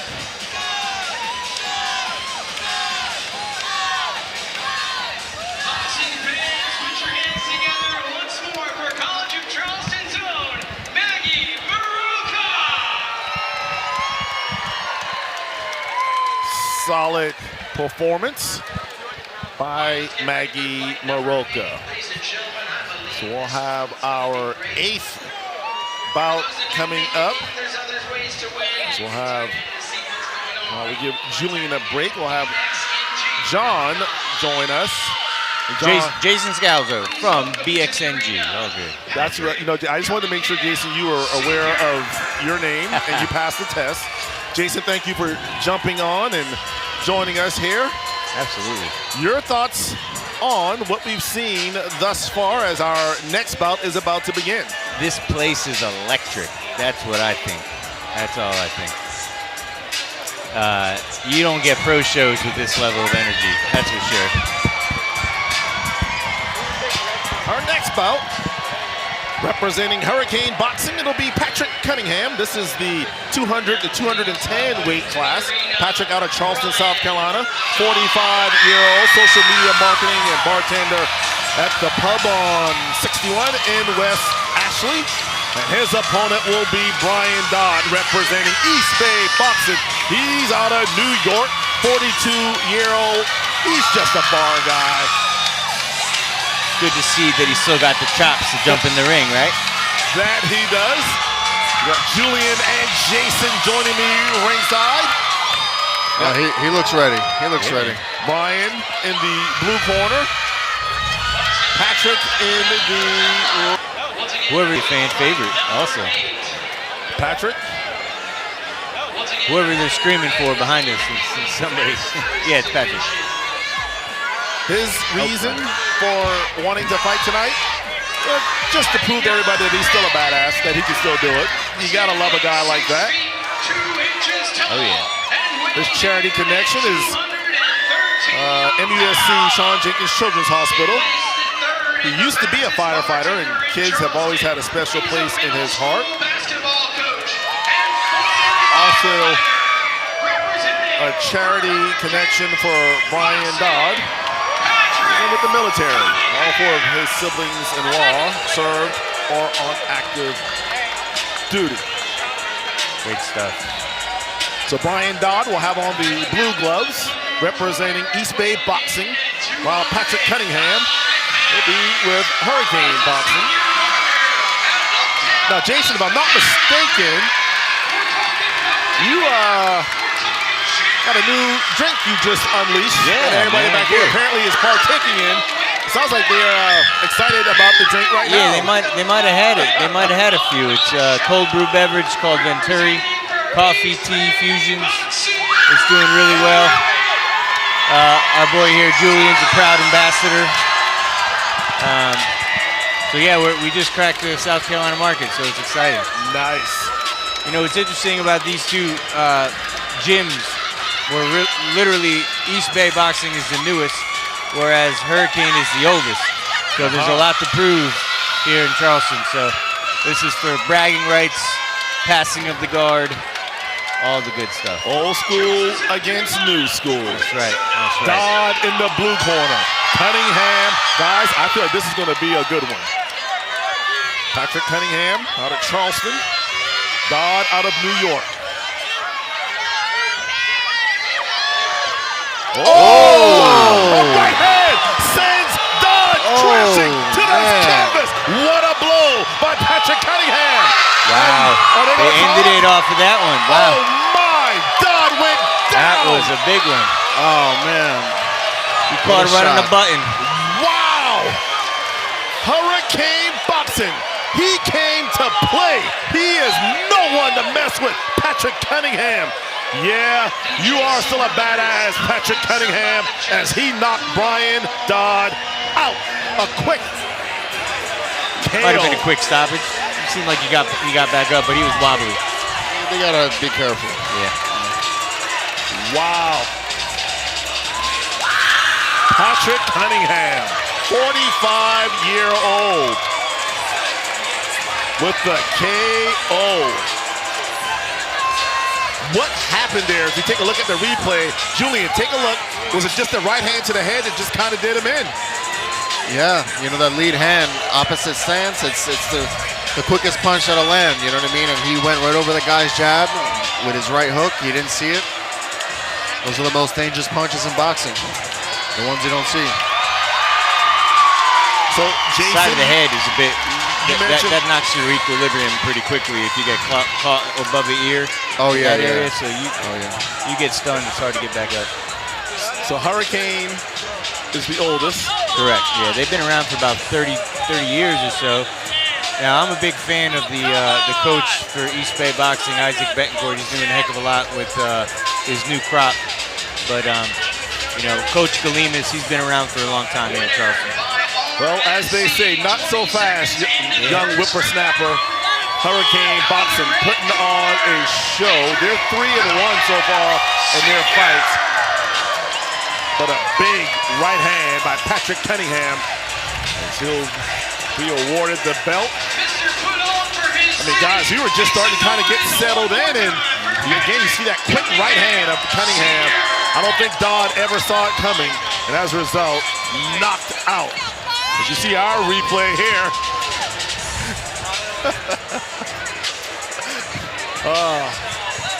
That famous line, you want to go night-night. and I think Patrick Cunningham sent him night-night. Gives us another opportunity to thank our amazing sponsors.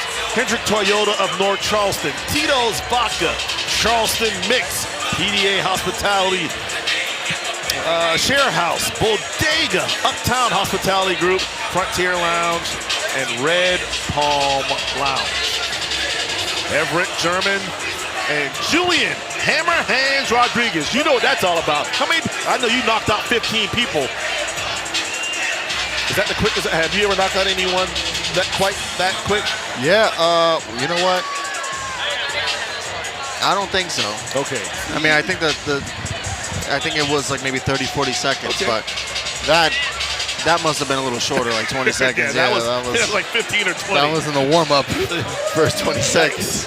So we have our first knockout of the evening here at the 4th annual Battle on the Bricks. Ryan Uletary, the founder, the owner of Battle on the Bricks, the 4th edition, sitting to my left. Ashley Carino.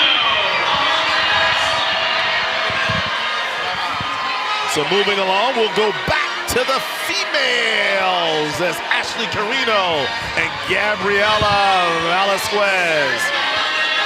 We have Hurricane Boxing being represented by Ashley Carino, a 38-year-old from Orange County, California, business owner. It's a food truck, also catering. 135, 145 weight class. Please welcome to the arena. And representing Hurricane Boxing, she's got 5 daughters and wanted to set an example of what it looks like. Step out of your comfort zone and truly give 100% of yourself to something, fighting for MUSC Children's Hospital. Her opponent, Gabrielle Velasquez from Cool Hands Boxing here in Charleston. 26-year-old, so she's got the youth. She was born at MUSC Children's Hospital, graduated from Fort Dorchester, and she's a proud Gamecock. Stepping into the ring as a way of giving back to the community that raised her while challenging herself with a new and meaningful way. Also, she's proud to represent her Latina identity in the growing Latino community here in Charleston, fighting for MUSC Children's Hospital. So we'll have Velasquez in the blue corner. We'll have Carino in the red. Standing 5 feet, 5 inches tall, and weighing in at 135 pounds. Ashley Carino, she's got the juice, she's got the energy. And Hurricane Boxing's been putting on a show. She's got the fans today. Wow, look at all that. The red corner and representing for Hurricane Boxing, Ashley Carino. And you know, especially that second and third round, Julian, when those legs get heavy, those arms get heavy, when you have that crowd and your support system coming and cheering you on, that sometimes is what can get you over the hump. Absolutely. You know, you got to be a fighter that uses any bit of inspiration or motivation to their advantage, you know. That's definitely a big help. Atmosphere is a great help.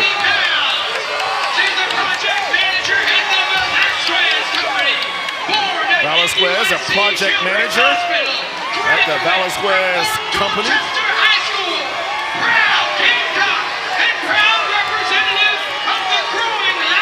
She is here.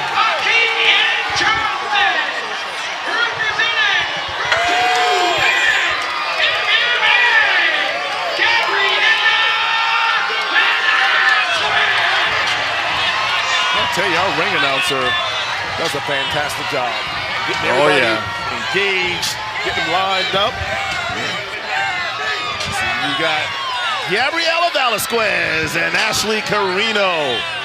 This is our 9th bout of 21.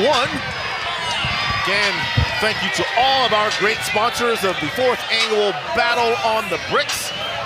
Tell you, the weigh-in, Julian, I know you got into town early this morning. The weigh-in was Thursday. We'll talk a little bit about that here in a second over to Uptown Social. Velasquez coming out on the attack. Oh, Carino just trying to stay in it. Wow, Velasquez bringing the heat. Carino trying to land a big right. Ashley Carino with the red corner. Velasquez in the blue. And back to Thursday, the weigh-in, electric, jam-packed. Uptown Social was the site. And joining us now ringside, the owner, the founder, the man that has brought it all to Charleston, Keith Benjamin. Keith, thanks for joining us ringside. Good to be back, fellas. Thank you so much for having me. talk a little bit about Uptown Social and why it's so important for you and your hospitality group to be a part of this big event. Yeah, I mean, this is as special as it gets here in Charleston. I mean, what a cause. I mean, just raising money for MUSC Children's Hospital and so many other special causes. You know, we try to be as big in the community as we possibly can. And to be here on a magical evening like this, I mean, wow, there is just nothing better. Wow. Oh, here we go. Velasquez laid the hit. Carino lost her footing and went down. Didn't mean to cut you off, Keith, but we had someone on the canvas. Yeah, no, I mean, you and I have known each other for a long time now, right? And Keith Benjamin, pleasure to meet you. Nice to meet you. You know, we love TD Arena. We love everything that takes place here. My business partner was fighting prior, Brian Dodd. Unfortunately, it didn't go as well as we would have liked, but he represented our brand. He represented his family.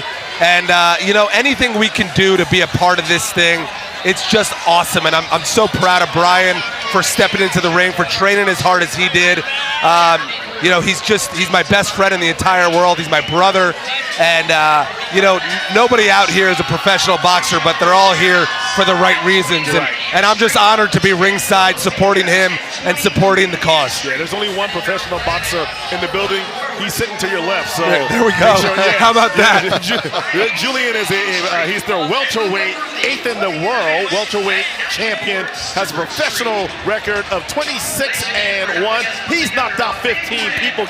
This guy, he gets it done. Fair enough, Julian. Well, you know what? I'm sitting next to royalty. I thought Jack DeLongchamp was royalty, but the dude is in Omaha, so I'll take what I can get, man. This is what it's all about. Yes, sir. Round 2 upon us. Cool hands. Gabriela Velasquez battling against Ashley Carino of Hurricane Boxing. Velasquez came out in round 1 on fire, landing shot after shot, actually knocked Carino to the ground, but Carino just lands a right hand to the head. You can tell, Velasquez trying to back her into the corner. Carino doing a nice job of moving around. Julian. Is Velasquez exerting too much energy? No, she seems pretty comfortable, man. Honestly, like the pressure that she's putting is winning her the round, and it's, you know, it's almost like it's fueling her energy to put pressure and land shots, and it kind of like validates her game plan, you know, for herself. Carino kind of weathered the storm now. She's looking to attack and see if she can win round 2. Another jab to the head. Another left jab to the head. Carino, she's coming back. Another left jab. Right. Big hit for Velasquez. Kind of stunned her. Carino trying to lower the boom to Velasquez. Can Velasquez hold on? 20 seconds left in this round. You hear the chants of Gabby, trying to push her across the finish line. Yeah, Ashley needs to put the pressure now that she knows that Velasquez is fatigued a little bit. You got 2 wounded ladies. Wow. Who's going to finish it off? Keith. They're going hard. The only thing more exciting than this is a whiteout at Happy Valley. That's Penn State football, man. Let's go. I mean, listen, Matt Campbell's in the saddle, and we are ready to rock, Everett. You and I have been talking about this for 8-9 years now, man. And I am ready for some football at Happy Valley, man. It is time. Tell you what, it is time. Keith is Mr. Penn State. He's from up your area, so as you see, look at the replay here. A lot of flurries there, a lot of punches landed. But yeah, Keith, well, I got to admit, obviously, like I said, we've been friends forever and ever, and the fact that you guys are so supportive in the community and giving back, whether it is Uptown Social or Bodega, just always looking to help, and that's why I've always admired you and Brian, your partner. You know, you do it the right way, and the community of Charleston, we appreciate you guys, man. Well, you know what, man? It just goes so far beyond, you know, just opening the doors every day, right? You and I talk, we're big sports guys, right? You roll out the ball, but that's just the beginning, right? So at the end of the day, you need to step up, you need to give back, you need to take care of those that take care of you. And that's why we're here tonight, right? This event got kind of sidetracked by a fire alarm. and there were thousands of people waiting outside to get into this building. Not one person disappeared. And it's because of what was established in this building 4 years ago, and I'm just so fortunate to be a part of it. Those first 2 rounds, there was a lot of smoke going because it was some heat going on between Gabby Velasquez and Ashley Carino trying to finish off. It's round 3. Who will get the decision? Or will we have another knockout? Had our first knockout in the last bout. Gabby Velasquez from Cool Hands Boxing going against Ashley Carino, Hurricane. Got to get a little closer, right, Julian, to kind of land one of those punches. Yeah, she got to let the jab go a little more. Distract her with the jab so you can land the power punches behind it. Kind of set her up, if you can, as both guys, or ladies, I should say, able to connect on shots to the head. Got to give Carino credit. That first round, she went down, but she has battled back, trying to hang on. Look at the fans around the ringside. By far our most energetic crowd. Oh, another shot to the head of Carino. On one back to Velasquez. Both ladies taking blows left and right. Can they hang on? 15 seconds left.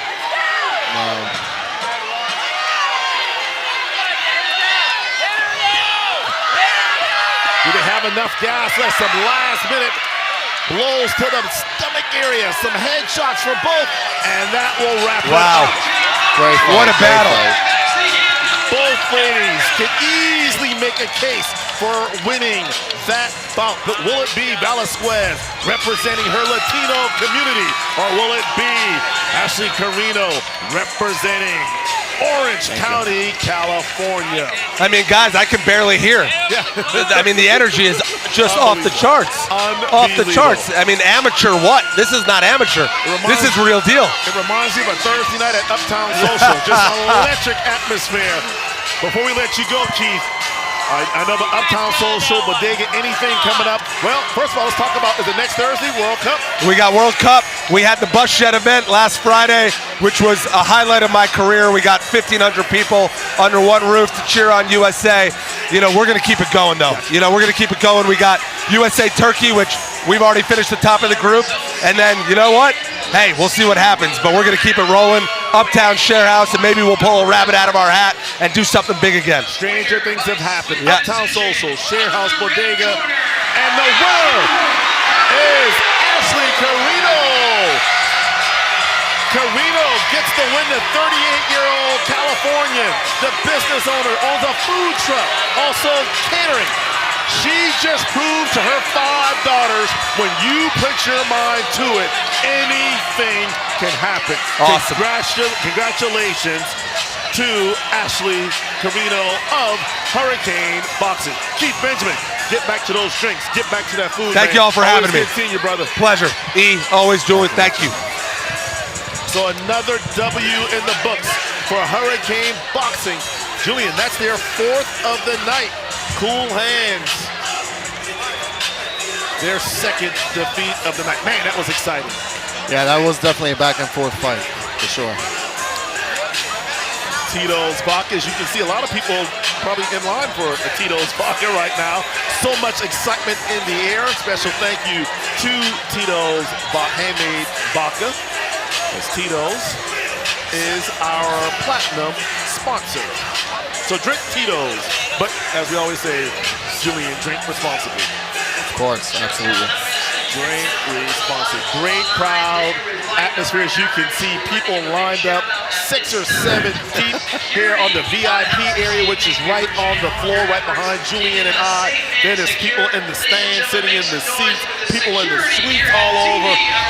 What a great night for boxing here in the Lowcountry at TD Arena.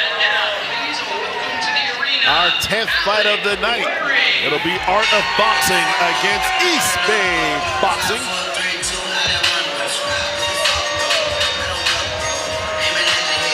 Out first, it's Alec Waring, the 33-year-old out of Vermont, fighting in the 180 to 195-pound weight category. He's with East Bay Boxing. He's a roofing contractor, also owner of Waring Roofs and Repairs. Alex in the red corner. And he will battle Avery Smith, the 28-year-old Charlestonian. He's a boat captain, fighting because he wants to challenge himself to do something uncomfortable and raise money for some amazing causes that help local families. His charity connection is MUSC Shawn Jenkins. He knows multiple families that this hospital has helped their young ones and give hope during some of their darkest times. Alec Waring, he wanted to be a part of this big event to give a little back to the community. He's lucky enough to live and work in Charleston. He too wanted to challenge himself to learn something new and to push himself physically. And now, let's get it in with fight number 10. The fight will be 3 90-second rounds with 2 60-second Again, Waring, 33-year-old. Fight number 10 is the cruiserweight division. Montpelier, Vermont. Fighting out of the red corner. His charity connection 4 inches tall and weighing in is supporting MUSC and Shawn Jenkins Children's Hospital. His fiance went to MUSC and used to work at the Children's Hospital. And he knows it is a great organization that does great things. So it seems like the crowd is against Alec Waring. Standing 6 feet 1 inches tall and weighing in at 182 pounds. He was previously based in the Bahamas and is a boat captain. All right, so Julian, as we get ready for Alec Waring against Avery Smith, another opportunity to see 2 solid boxers. And you have to think that you look at these guys, look like they've taken their training serious. And of course, like we talked about, everybody wants to get that W and go home with the belt. Yeah, it seems like Alec's going to have the reach and size advantage. Not by a lot, man. Got another, actually, I guess a battle on the brick alumni. Our guest, Julian, actually fought in the very first, in the inaugural battle on the bricks. Now he's just a big TV star. Southern Hospitality, a show that airs on Bravo, as we're underway here. Avery Smith and Alec Waring. We'll catch up here in a second with Brad Carter. Thanks for having me on, fellas. Yeah, glad to have you here. As we got Waring in the red corner, Smith in the blue. Alex already getting active with that jab. Oh, another shot. Hey, had him leaning. Almost able to take Smith out. A lot of blows to the head. That time by Waring, able to connect with Smith. Brad, as you watch this, does this take you back to, well, Battle on the Bricks #1 when you were in the ring? Oh my God, this is just giving me flashbacks right now. I love every second of it. The energy in this building is palpable. Watching these guys go at it, it gets better every year. That voice you just heard was Brad Carter from Southern Hospitality on Bravo. The other voice, Julian Hammerhands Rodriguez. 8th ranked welterweight boxer in the country joining us here ringside. Seeing some good action here at TD Arena. As Avery Smith and Alec Waring duking it out in the ring. So far, Julian, anything jump out at you between these two? Yeah, I mean, Alec is pretty much showing good positioning. He got the 8 count early in the fight. He seems to be more confident. You know, let's just hope that he, fights at a pace that he's comfortable with in regard to his conditioning. Brad, as I mentioned, you were in the inaugural event. What's the one thing that kind of sticks out to you that you just seem to just stand out over everything else? I think one thing that I've noticed, and I can remember as a boxer myself, is coming out so hot and you burn out quickly. I think a lot of times with this being people's first fights, they don't realize how much energy they're expending in that first period. And then you start to get to the second and it gets dragged out into the third. And then you're looking at yourself, you're like, wow, I don't have anything gas left in the tank. So oftentimes, obviously fundamentals matter. But I think people don't realize how much gas you're giving out so fast early on in the fight. I hate to ask, Brad, but did you win your bout? I did, so I don't mind talking about it. I won. Many bad memories. Is round 2 underway? Absolutely. Waring in the red corner, Smith in the blue.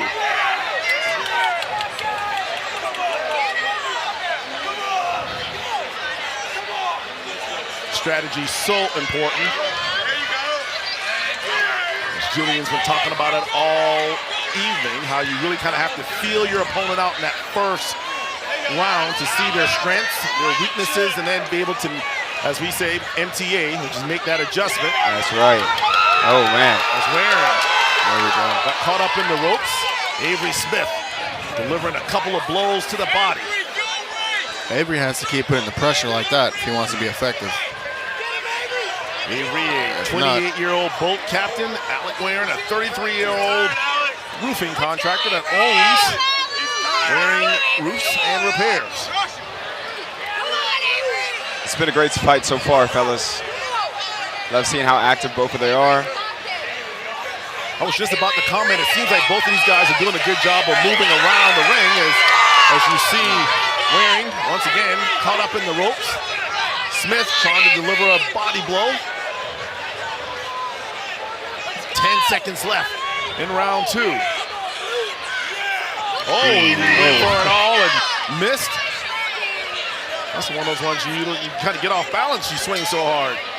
And that'll end round 2. All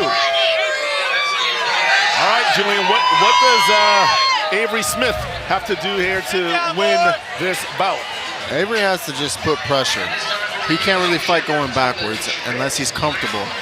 You know, someone that relies so much on skills and footwork, they rely on comfortability. So Avery needs to make it uncomfortable, push him, hit him to the body, hit him with wide shots, just throw unorthodox type of shots and win this round like unanimously. Because the first 2 rounds were kind of close. I think he obviously took the first round. He needs this round to be big, Avery. Now, Brad, if you're Alec, if you're in that corner, what would you do here in the 3rd round? I need to keep my jab active here. Keeping him busy and keeping him off, you get yourself a little bit of distance and pick and choose your spots, right? When you want to put that pressure on him, I don't think there's any need to jump right into it, right? Let him exhaust himself a little bit, keep yourself safe, and pull him into that late round of the 3rd and finish him off. Now, Brad, do you still box now that you're not doing Battle on the Bricks anymore? Absolutely. I originally started with a boxing program that's no longer here in Charleston. And you see out of the gates, Avery Smith taking the advice of Julian, trying to put that pressure on Alec Waring.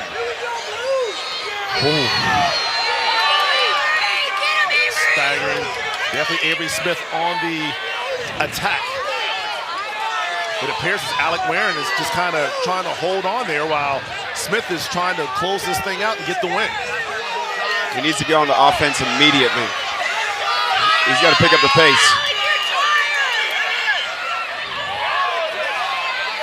45 seconds left. It seems like Avery Smith smells blood. Trying to finish him off, trying to land that one big right or that one big left. The same Waring to the canvas. And guys, you know, you talk about the conditioning and that fan support. This is where it comes. Oh, he got him in the ropes. Waring trying to bounce back. Had Smith briefly in the ropes. 15 seconds left. Waring's been walking back this whole round.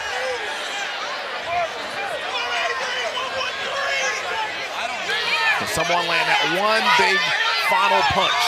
Oh, that wrist right there to the body, another body blow. And Avery Smith able to deliver a couple of body blows right at the end. And we'll see who will be victorious. Yeah, that was a good round for Avery Smith, for sure. So who you got, fellas? I'm just a play-by-play guy. I don't know. I'm gonna leave it to y'all too, because you guys are the boxers. So whatever y'all say, I'm gonna say, yep, sounds good to me. Yeah, I think Avery did enough to win. First 2 rounds, you know what I mean? I'm thinking Avery Smith took it in the end. Yeah. He brought that energy that last round. Want to leave a good memory with the judges, and I think he definitely did that. Solid bout between the two, Avery Smith of Art of Boxing and Alec Waring out of East Bay Boxing. All right, so Brad, so Southern Hospitality on Bravo. You guys are in season now, aren't you? Season 4. We just finished up with our final episode last week. Great way to end the season. Glad it's over for my own personal sake. There you go. And a big event coming in October for Bravo. That's right. Out of the blue corner. And out of the blue corner, so Avery Smith out of Art of Boxing will get the win. So congratulations to Avery. 28-year-old Charleston, the Bolt captain, gets the big victory over Alec Waring. Excellent fight by both fighters. Both came to play. Strong fight. Both of them should be proud. All right, so I gotta tell you, Brad, my daughter, I think she's a big Southern Hospitality fan. She's not here. She's at a concert right now. Julian, she'll know you down. So we gotta take a quick little selfie here, because if I told her that I was here and didn't take a picture, she'd kill me. We're good. We're good. Brad, you are the man. Congratulations. Keep doing it, big brother. Thank you for joining us here on the broadcast. And yeah, I'm sure we'll see you around yes, on you the will. TV screen. Absolutely. Thanks for having me.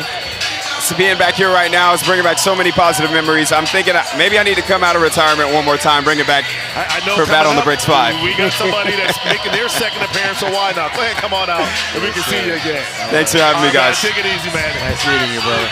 That's Brad Carter of Southern Hospitality. As you mentioned, you can see it on Bravo. But Everett Sherman and Julian Hammerhands Rodriguez still courtside. Julian, that's us. Been so far so good. We're now through 10 fights. A lot of great action. The men, the women, all leaving it there in the ring, doing what they do best. The crowd has been electric, sometimes so loud. Well, Julian, we can't even hear ourselves, and we're sitting right next to each other. It's been a great night here at TD Arena. No, this is definitely what Charleston is about, man. They all come together. That's what it feels like. It's my first day here, and I'm already seeing all this, just the relationship between everybody, and it's a great atmosphere. All here for a great cause, many great causes. Jared Sokolsky, 45-year-old out of Pittsburgh, Pennsylvania, fighting in the 198-plus weight class. He's the Director of Business Development at Palmetto Payment Solutions. He loves boxing, he loves competition, he loves helping people. Battle on the Brick provides him, I should say, with an opportunity to do all three things. His charity connection is MUSC Children's Hospital. His wife, Barbara Sokolsky, who fought earlier, is a pediatric neurologist at the hospital. And of course, Barbara won earlier as she defeated Joy Monroe.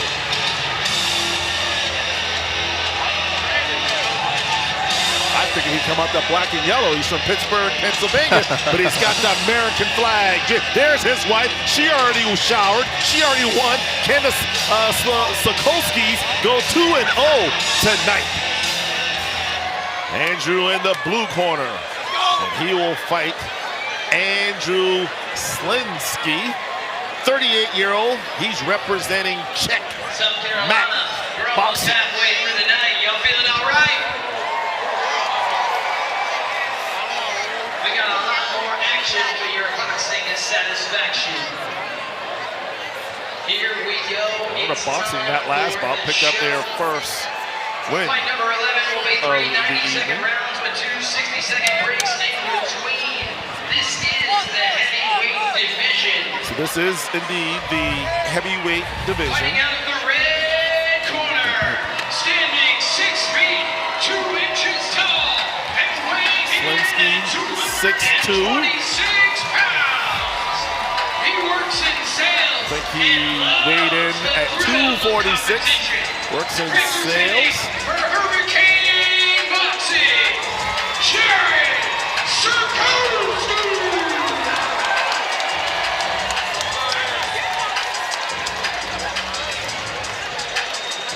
So Sokolsky actually will be in the red corner, and Andrew Slinsky will be in the blue corner.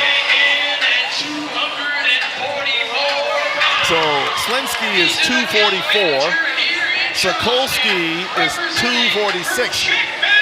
We got the big boys going at it right now. Here we go. Here we go. Tell you what, for Sokolsky to be 45, man, he looks like he's in tip-top shape. Yeah. For sure. That's the one thing you admire about all these boxers, the work they put in to get themselves in shape. You hear a lot of them talk about the discipline and, dieting and working out, and sometimes having to miss out on a thing or two because, they have to train. So out of there, Gates. Sokolsky he came to play. Another shot to the head. Another shot to the head. And he goes into the ropes. He's tangled through the ropes. A standing 8 count. Sokolsky hit him with a roundhouse right, trying to send him night-night for the evening. Sokolsky going to the body now. Man. He didn't come to play. Got him in the corner. Slinsky trying to battle back. A bar fight just broke out in the ring. Another shot to the head. Another shot. It's over. It's a knockout here in Charleston. Let's go. He doesn't know if he's in Charleston, South Carolina, or if he's in Charleston, West Virginia. What a shot by Jared Sokolsky. The Sokolskys are 2-0 on the night. Battle on the bricks, baby. Let's go. Let's go. Wow. That was quick. Hurricane boxing came to play. They are not playing games tonight. They are now 5-1 on the evening. It's a hurricane brewing out there, and it's now here at TD Arena. What happened, Julian? You know what? It just seemed like Sokolsky, he just knew how to shoot the punches in between, man. He got him. He got him in between the pressure he was trying to put. He opened up too much, and he got him out there. Very precise punching. What a night for the Sokolskys. The wife, Barbara, she won earlier in our 4th bout against Joy Monroe, and now her hubby, Jared Sokolsky, out of Pittsburgh, Pennsylvania. Pittsburgh booster going on. As that was a no contest, stop the fight, wave the white flag moment, as Slinsky wasn't quite sure what hit him.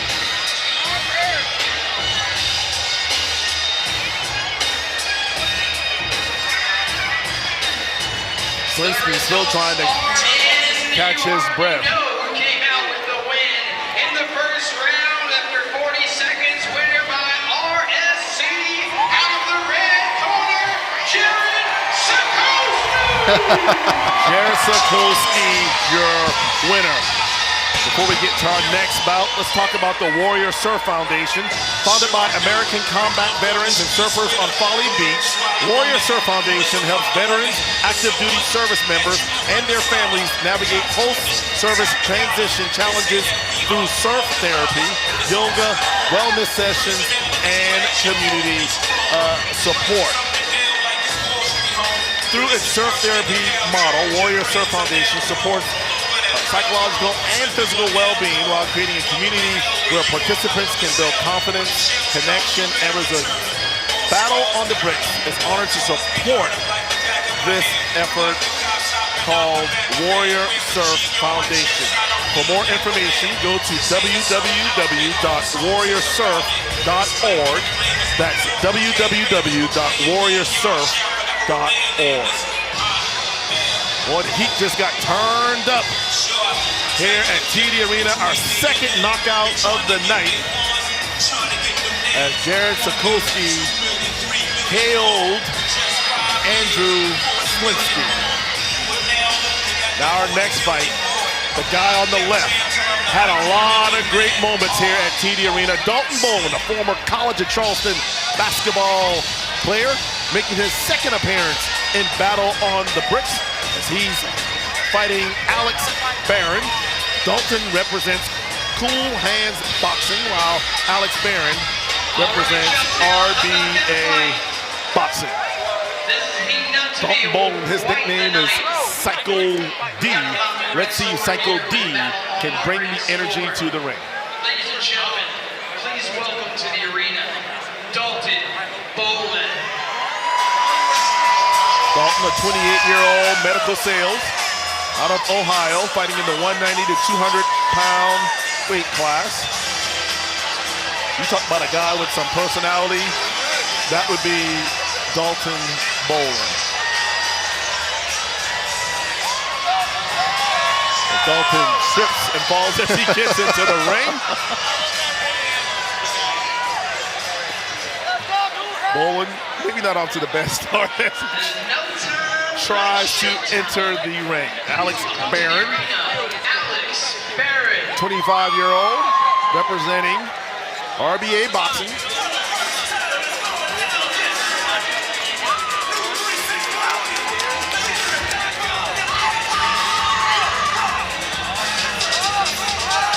Barron will be in the blue corner. Barron has entered the ring. Dalton's fighting to support local charities and to compete. Loves Charleston, and anything he can do to make an impact in this community, he's going to do. He paid for college until getting the opportunity to come play here at TD Arena in front of thousands of fans. And so he's supporting the Charleston Athletic Fund. He can change someone's life, letting them have a scholarship.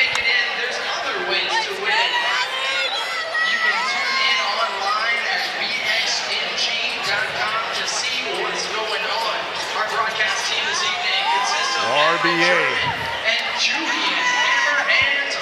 RBA, Rodriguez Boxing Academy. Who's that guy?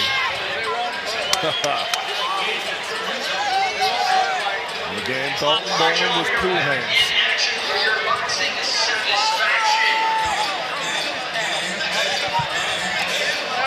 Tell you what, Julian, both guys seem to be very confident in their approach. This makes for a good fight. Both have swagger. Oh, yeah. Dalton will have the red gloves on. Alex will have on the blue. Here we go. Fighting in the red corner and weighing in That guy made a lot of three-pointers in this building. This is definitely home for him. He's a former college of Charleston men's basketball alumni. He's the current Guinness Book of World Record holder for 3 moves made in 24 hours. He's the founder of Psycho Moves, representing for Cool Hands MMA. Dalton, again, this is his second appearance. He won his about 2 years ago. Or was it? Might have been last year, now that I think about it.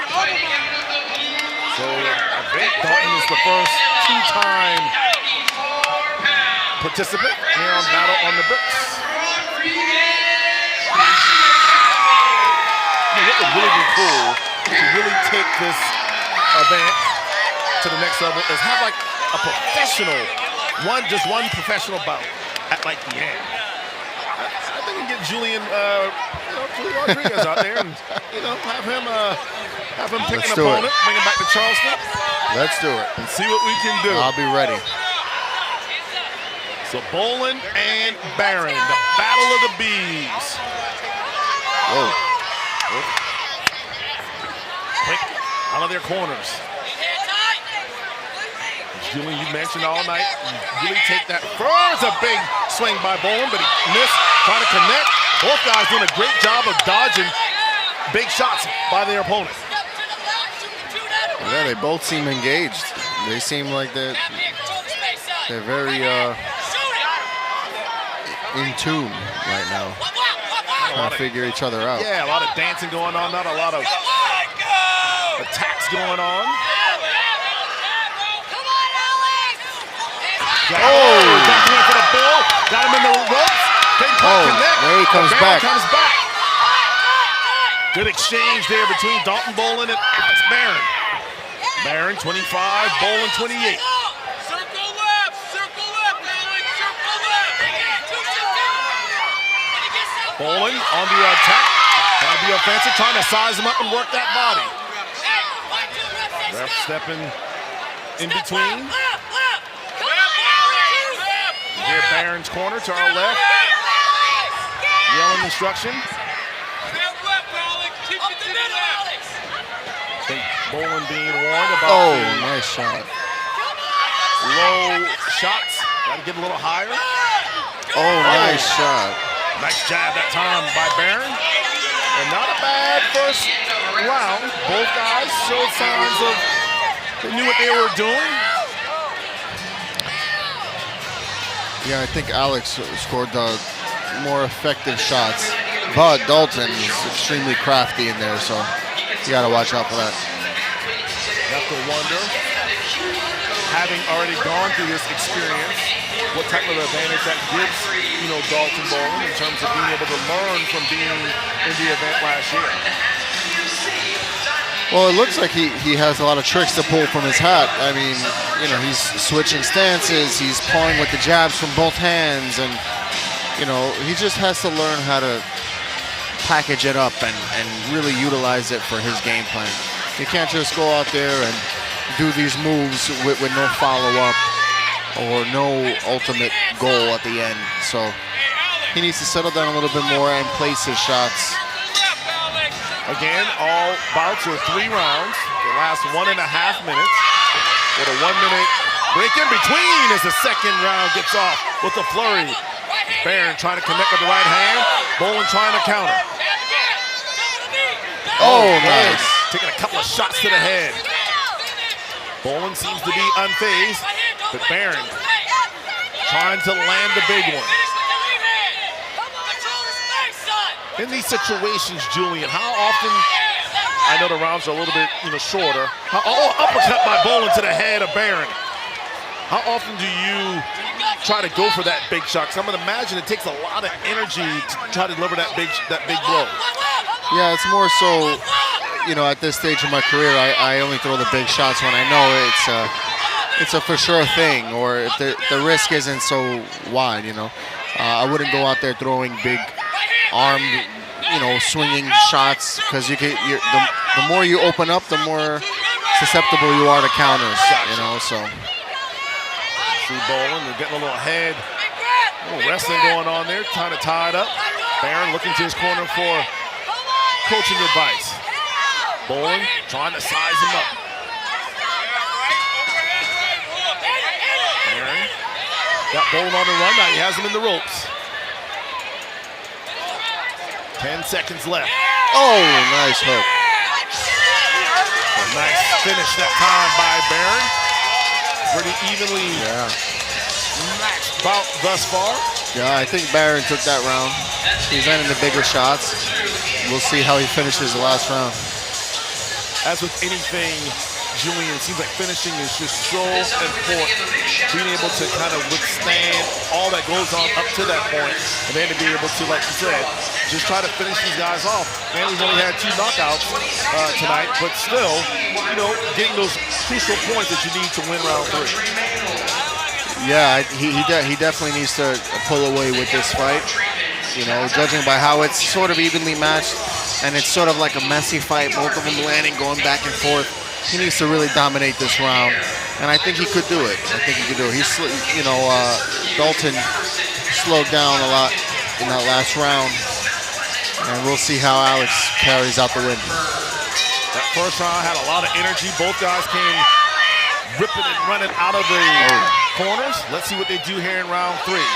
Have they saved themselves, saved some energy, gas to try to finish strong, pacing themselves. Bowling, dancing around. Barron trying to connect. Big left hand by Bowling. Another right hand to the head. Barron dancing around, trying to size Bowling up. Bowling trying to go in for the kill. Bowling taking that defense. Oh, that was a big swing and a miss by Bowling. 28-year-old from Ohio. Former college at Charleston men's basketball player. Got him in the ropes. Hit him to the head. Bowling trying to finish him off. They're tied up in the ropes. And the referee comes in and breaks it up. Bowling saw an opening and went for the kill. Hit him again with a big right hand. Oh, right in front of us, Julian. Got him in the corner. Oh. Puts him through the ropes. As Bolin separated. Barron trying to hold on for dear life. 25 seconds left.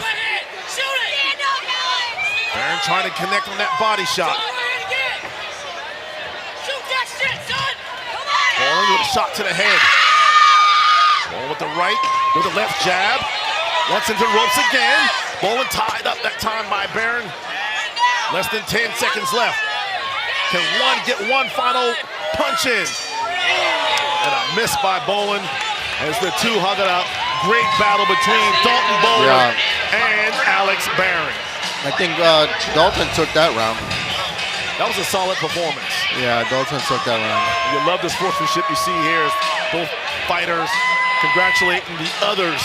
Corner, boxing play, that's what it's all about. A great night, great entertainment, raising money for charities. It's the 4th annual Battle on the Bricks. So in your opinion, Julian, pretty even bout we just saw between Dalton Bolin and Alex Barron. What would you say, who would you give the edge to? It really is a tough fight to score, you know what I mean? Honestly, I mean, effectiveness-wise, I would give it to blue corner. He landed the cleaner shots. But the awkward style from Dalton Bolin, it makes it hard to judge because he's constantly moving and it always looks like he's doing something. And yeah. Alex Barron gets the win. It was a split decision, but Barron gets the win over Dalton Bolin. Great fight. Obviously nothing to hang your head about if you're Dalton Bolin. But RBA, they'll remain undefeated. They're now 3-0, cool hands boxing. Falls to 1-3 on the year. Barron will be awarded the belt. Great bout we just saw. As that was, believe it or not, that was our 12th bout, Julian. 13th coming up. Only got 21. Time is flying by when you're having fun. Oh, yeah. It's been a great night. The energy in the building has been electric. Fan support, the sponsors, just an all-around great night for boxing here in the Lowcountry.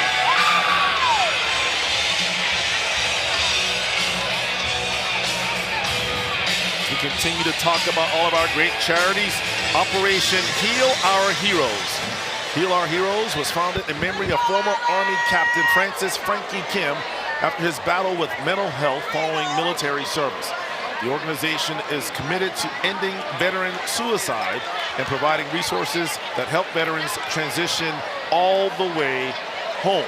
Now, by supporting Operation Heal Our Heroes, Battle of the Bricks helps advance a mission rooted in remembrance, prevention, care for those who have served. The partnership reflects a shared commitment to veteran mental health and to making sure service members have the support that they need after returning home. For more information on Heal Our Heroes, visit www.operationhoh.com. That's www.operationhoh.com. Our next bout has its own intro.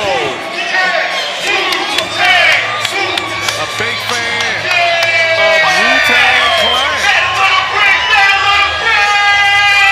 As we are having a little concert to mix it up here.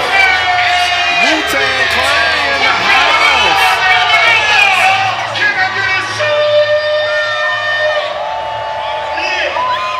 Gotta let him break, say nothing to fuck with. Gotta let him break.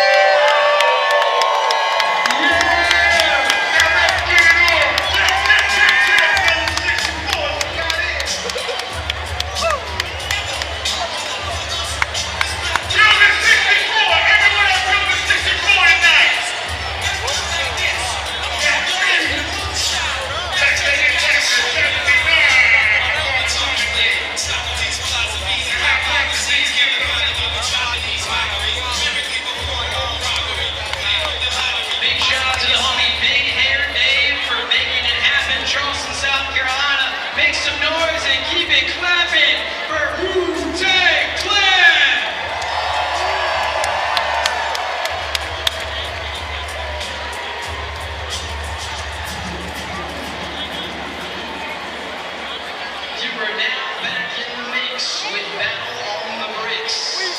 I go by the name of SPDMC. All right, so there you have it. A little intermission performance by Wu-Tang Clan. They're actually performing tonight. We want to see ya. A little after party over at Wu-Tang. I see the crowd has not left. Everyone having a good time. The VIP section in full usage. The atmosphere has absolutely been incredible. A lot of people drinking Mick Ultra. That's my drink of choice. Superior Light Beer.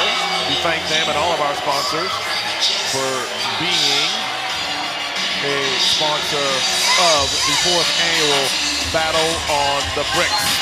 The show rolls on. And our next bout will feature Hurricane Boxing and Charleston Boxing. Joshua Stout, 27-year-old out of Utah, a registered nurse, will don the red gloves, while his opponent, Mark Buson, 25-year-old logistics sales, out of Richmond, Virginia, will be in the blue corner. For Joshua, as I mentioned, out of Alpine, Utah. He was struggling to find his next goal in life. Ended up hearing about Battle on the Bricks and wanted to be in it. Wanted to do something that was hard. Give him something to strive to achieve, as well as raise money.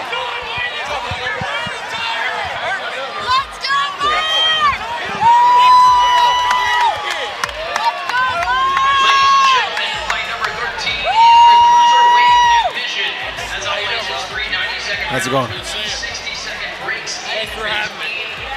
So thank this guy. Blue corner, it'll be Mark Bussin. Again, 25-year-old out of Richmond, Virginia. And in the, Mark Bussin in the blue corner. Joshua Stout Thank you so much for coming in the red corner. He's a retired professional lacrosse player, previously playing in the BLL for the Boston Cannons. Currently Thank you, brother. Appreciate it. Yeah, man.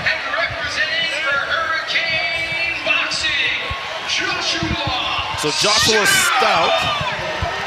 What's the name again? Sorry. I should know it. Everett German and Julian Rodriguez. First side, and we're now joined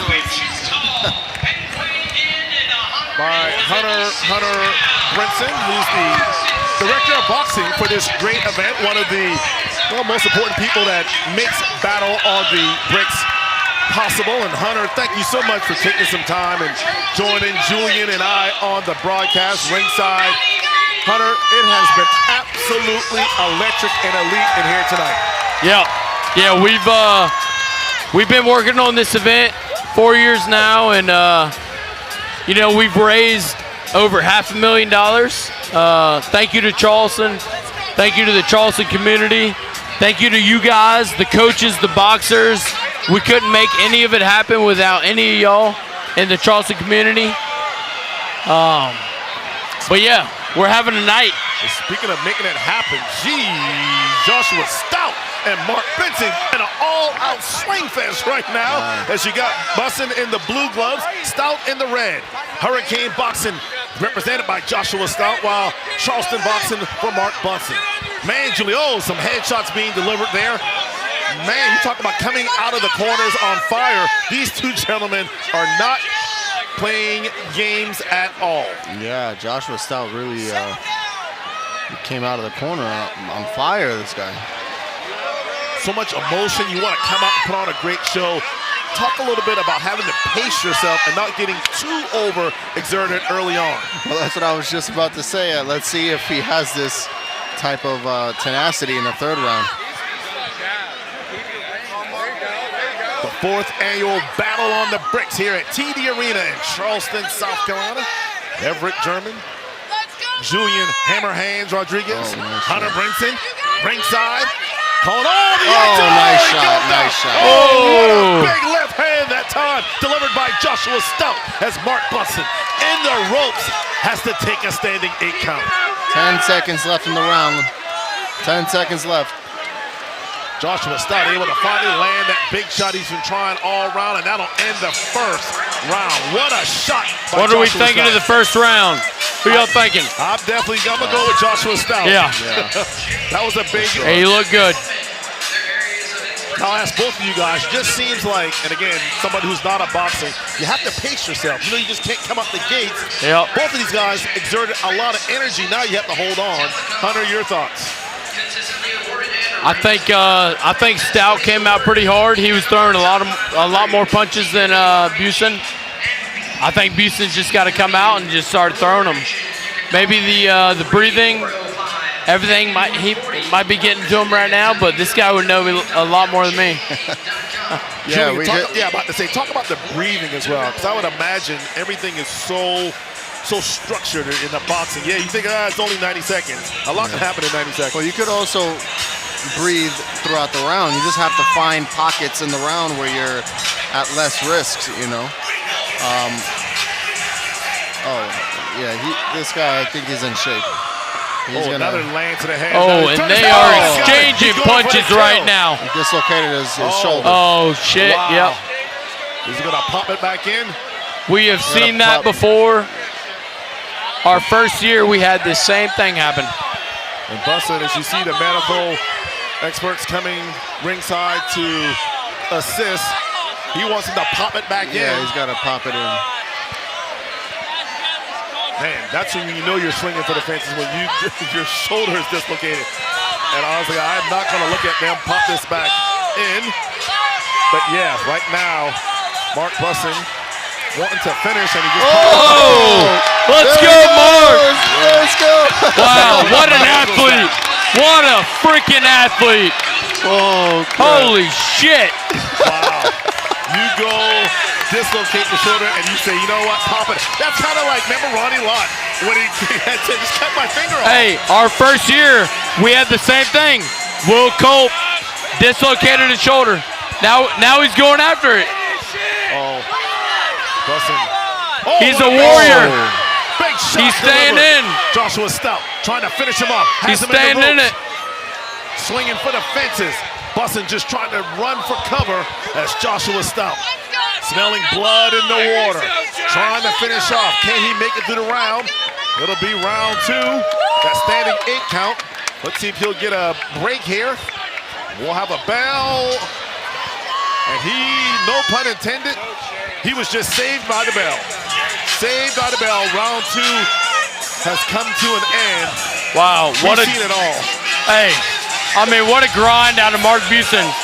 Re-popping the shoulder, back in. He got back into it.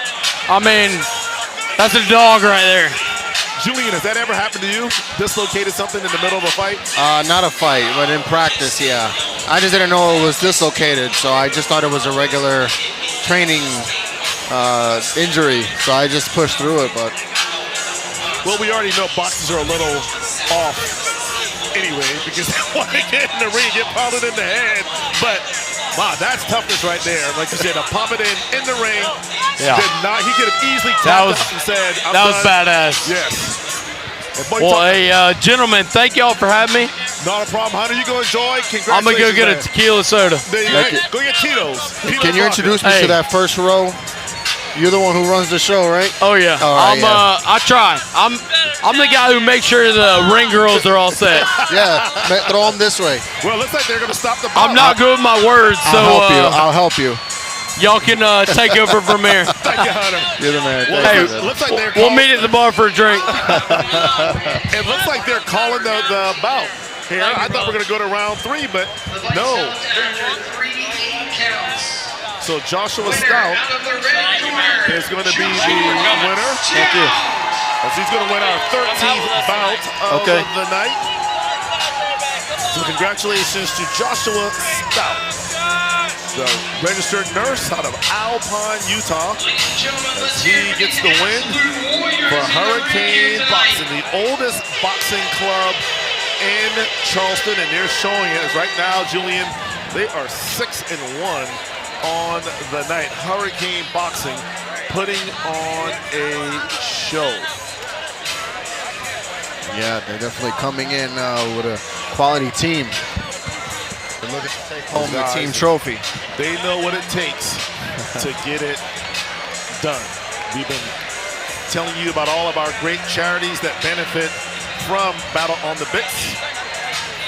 The next one is the College of Charleston Athletic Fund. The CAF supports the student-athlete experience at the College of Charleston through giving, sports-specific support, facility initiatives, endowment opportunities, and scholarship-related support. The Cougar Club, or the Charleston Athletic Fund, remains an important branch of the fund, supporting scholarship needs for more than 350 student athletes across 19 varsity sports. For more information, log on to CFC Athletic Fund, that's FUND.com, CFCathleticfund.com. We actually saw our softball coach get a win earlier tonight. We saw a former recipient of one of those scholarships, Dalton Boland, compete as well. Always good to support our student athletes. Oh, it's the heavyweight division now. As the next bout will be Brandon Black against Eli Pinckney. Pinckney representing White Rock Boxing.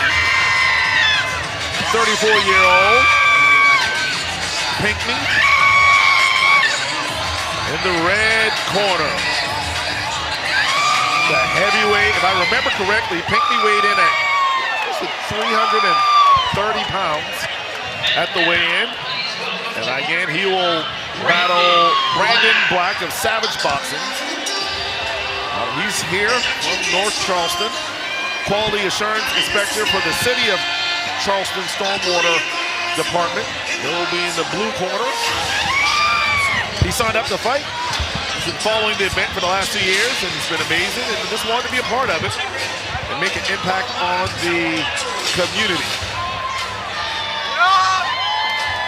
So Brandon Black, Eli Pinckney in the heavyweight division. Once again, we'd like to give a big shout out to MUSC.com. You can tune in to see what's A fun fact about Brandon Black, in addition to being a quality assurance inspector, also being a boxer, he's also a Christian hip-hop recording artist. You can hear his music on all platforms under the stage name Brandon Noir. That's N-O-I-R. It's Brandon N-O-I-R. This guy can do it all. He can. As always, it's going to be 3 90-second rounds with 2 60-second breaks in between.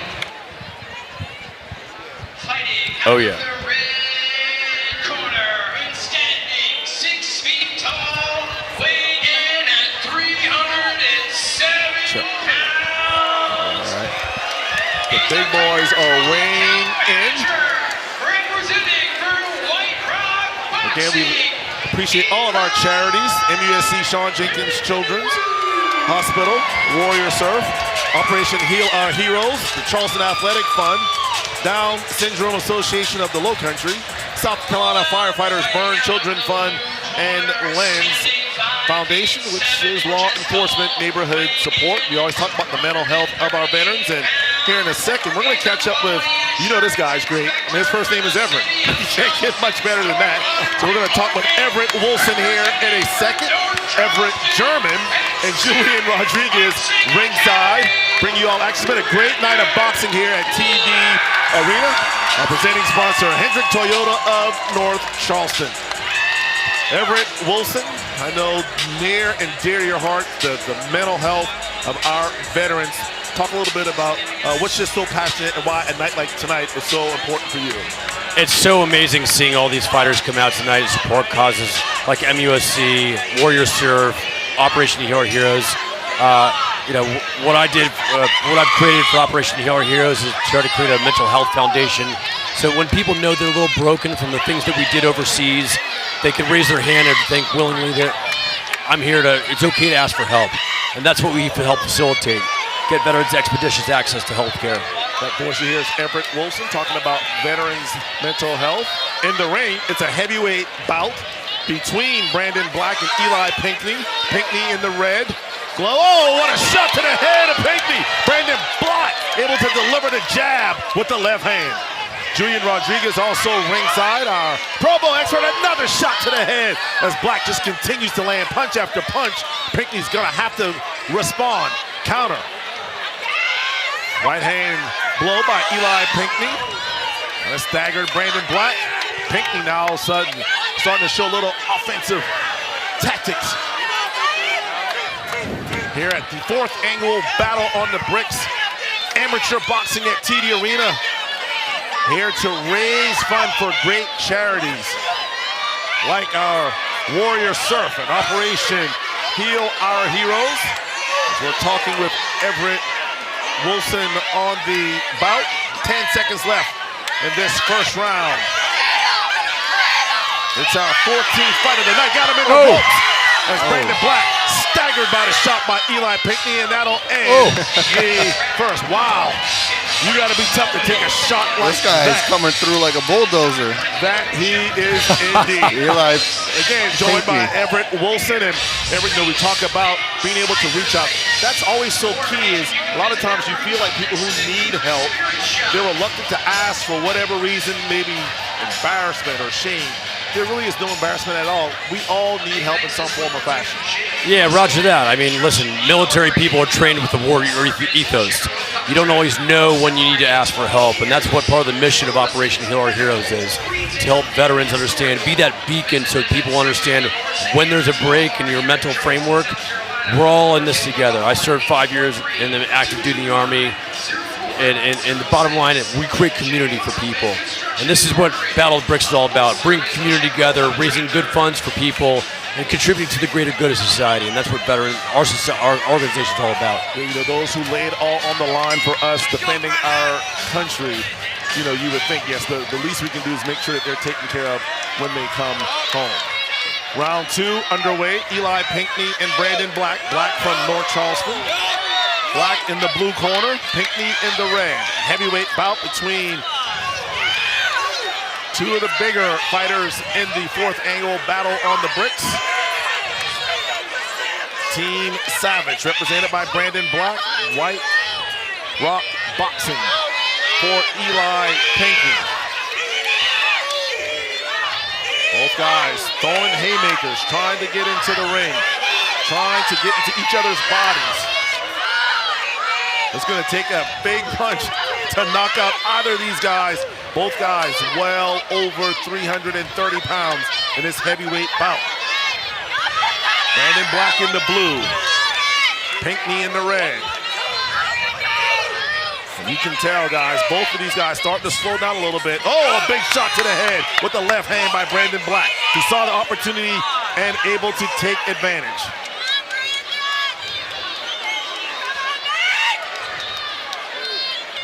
Fourth annual Battle on the Bricks, round 2. Everett German, Julian Rodriguez ringside, also joined by Everett Wilson.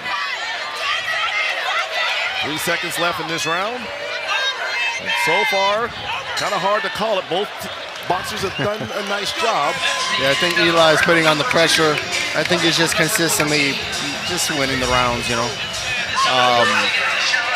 He's just alternating between 2 punches, but, you know, the jab and the right hook, but it seems to be working for him. And he probably hits him pretty hard, you know. It seems like, you know, he's a force. He can't really get out of the way, so. Everett, if someone wants to get involved, do you guys accept volunteers? Like, how can someone get involved with giving back to our veterans? Absolutely. So what Operation Heal Our Heroes is, we're an umbrella to help facilitate access to, whether it's going to talk to somebody that needs help, whether you want to go, you know, learn to ride horses, whether you want to play golf, OperationHOH.com. We will connect you with the resources to help facilitate a successful transition all the way home, because we got to rebuild the foundation for veterans when they come back, and that's what Operation HOH does. And again, if you did not catch that website, it's www.operationhoh, which obviously stands for healourheroes.com, operationhoh.com. Round 3, we finish here before we We'll let Everett have the final word as Eli Pinckney battling Brandon Black in the heavyweight bout. Pinckney in the red, Black in the blue. Both guys trying to size each other up, trying to finish strong. A 3-round bout. Rounds last 90 seconds with a minute break in between. As Eli Pinckney comes out swinging. Oh, uppercut to the head of Black. Black seems to be startled, trying to hang on for dear life. Pinckney going in for the kill. Another left-hand jab to the head. A big roundhouse right. Got him in the ropes. Pinckney unleashing on Black. Black not really fighting back.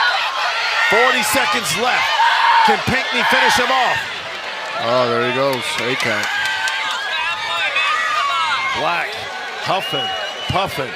Pinckney huffing, puffing. Which heavyweight will be the last man standing? It's all about resilience, guys. Has Black had enough? Sizing them up. Pinckney, nice blow with the left jab by Black. Black trying to finish strong. Pinckney with the uppercut. Another roundhouse right. Missed on that uppercut. Pinckney trying to finish him off. Has him in the ropes. Can Pinckney finish it?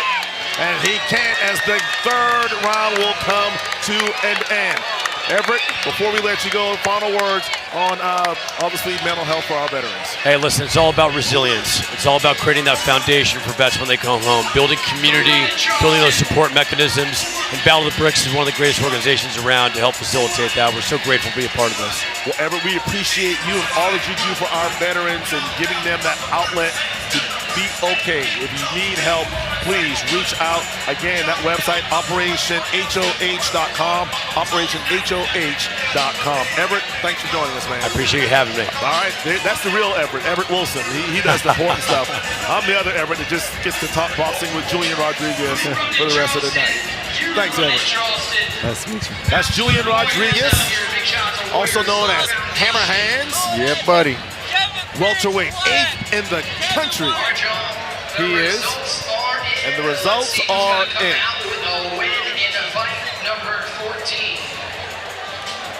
Winner by unanimous decision, out of the red corner, Eli. Yeah, Eli Pinckney gets the win. No surprise there. Black had his hand raised. He thought he won it, but all in all, I think Pinckney definitely won the last 2 rounds, and that probably was the deciding factor in getting the win. So Eli Pinckney with White Rock wins our 14th bout. Only 7 more to go. 7 more to go. As we're about to have another female bout here coming up. Venturi Bold Brew. We had Jason on earlier. Yeah, buddy. That's some good stuff. I've not had an opportunity to partake in it yet. I heard it's good, so I definitely will take advantage of it. So, do you know where here in Charleston folks can test it out? Venturi Bold Brew? We'll find out. You got to call Jason Scalzo. That's who you got to call. When Jason comes back, we'll find out where people can do a taste test. Oh, yeah. So we're moving on to our next fight. It'll be our 15th fight of the night. And again, it's another female. We got back-to-back females fighting. Up first, it'll be Stark Boxing against East Bay Boxing. Again, a shout out to Hendrick Toyota of North Charleston, our presenting sponsor of tonight's event.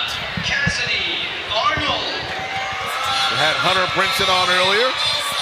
Probably won't catch up with Ryan Uletary. He's running around organizing it. I just can't say enough what a job Ryan Uletary has done with this battle on the bricks. It seems to grow each and every year. This continues to get better, grow, but more importantly, raise more money for charities. So up next, Cassidy Arnold with East Bay Boxing. She's from Hawaii, 25-year-old. She's a pastry chef at Wild Common. She signed up because she wanted to make a difference.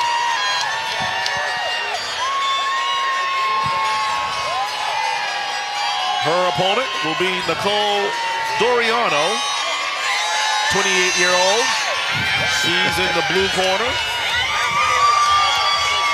We got some little ones here. This is the lightweight.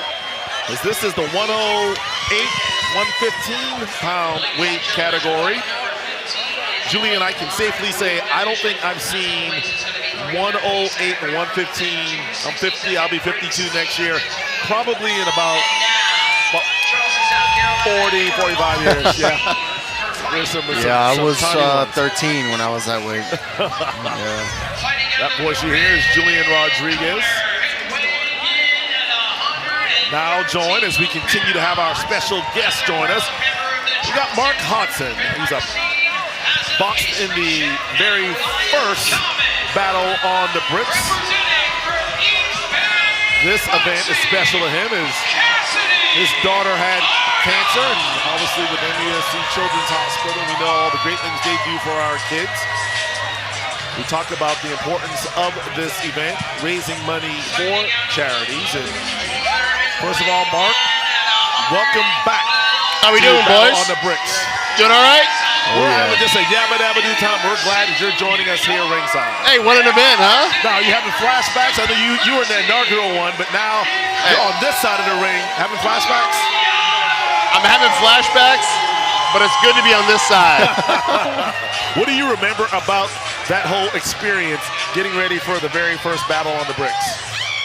The preparation was the hardest, right? When the lights turn on, when you're walking down that alley and you walk in between those ropes, that's when you start to get the chills. What was your preparation like? What was your training regimen? What did that look like? Whoa, here we go. Doriano coming out, throwing hands, as well as Cassidy Arnold. And that's the one common theme, Julian, we've seen all night.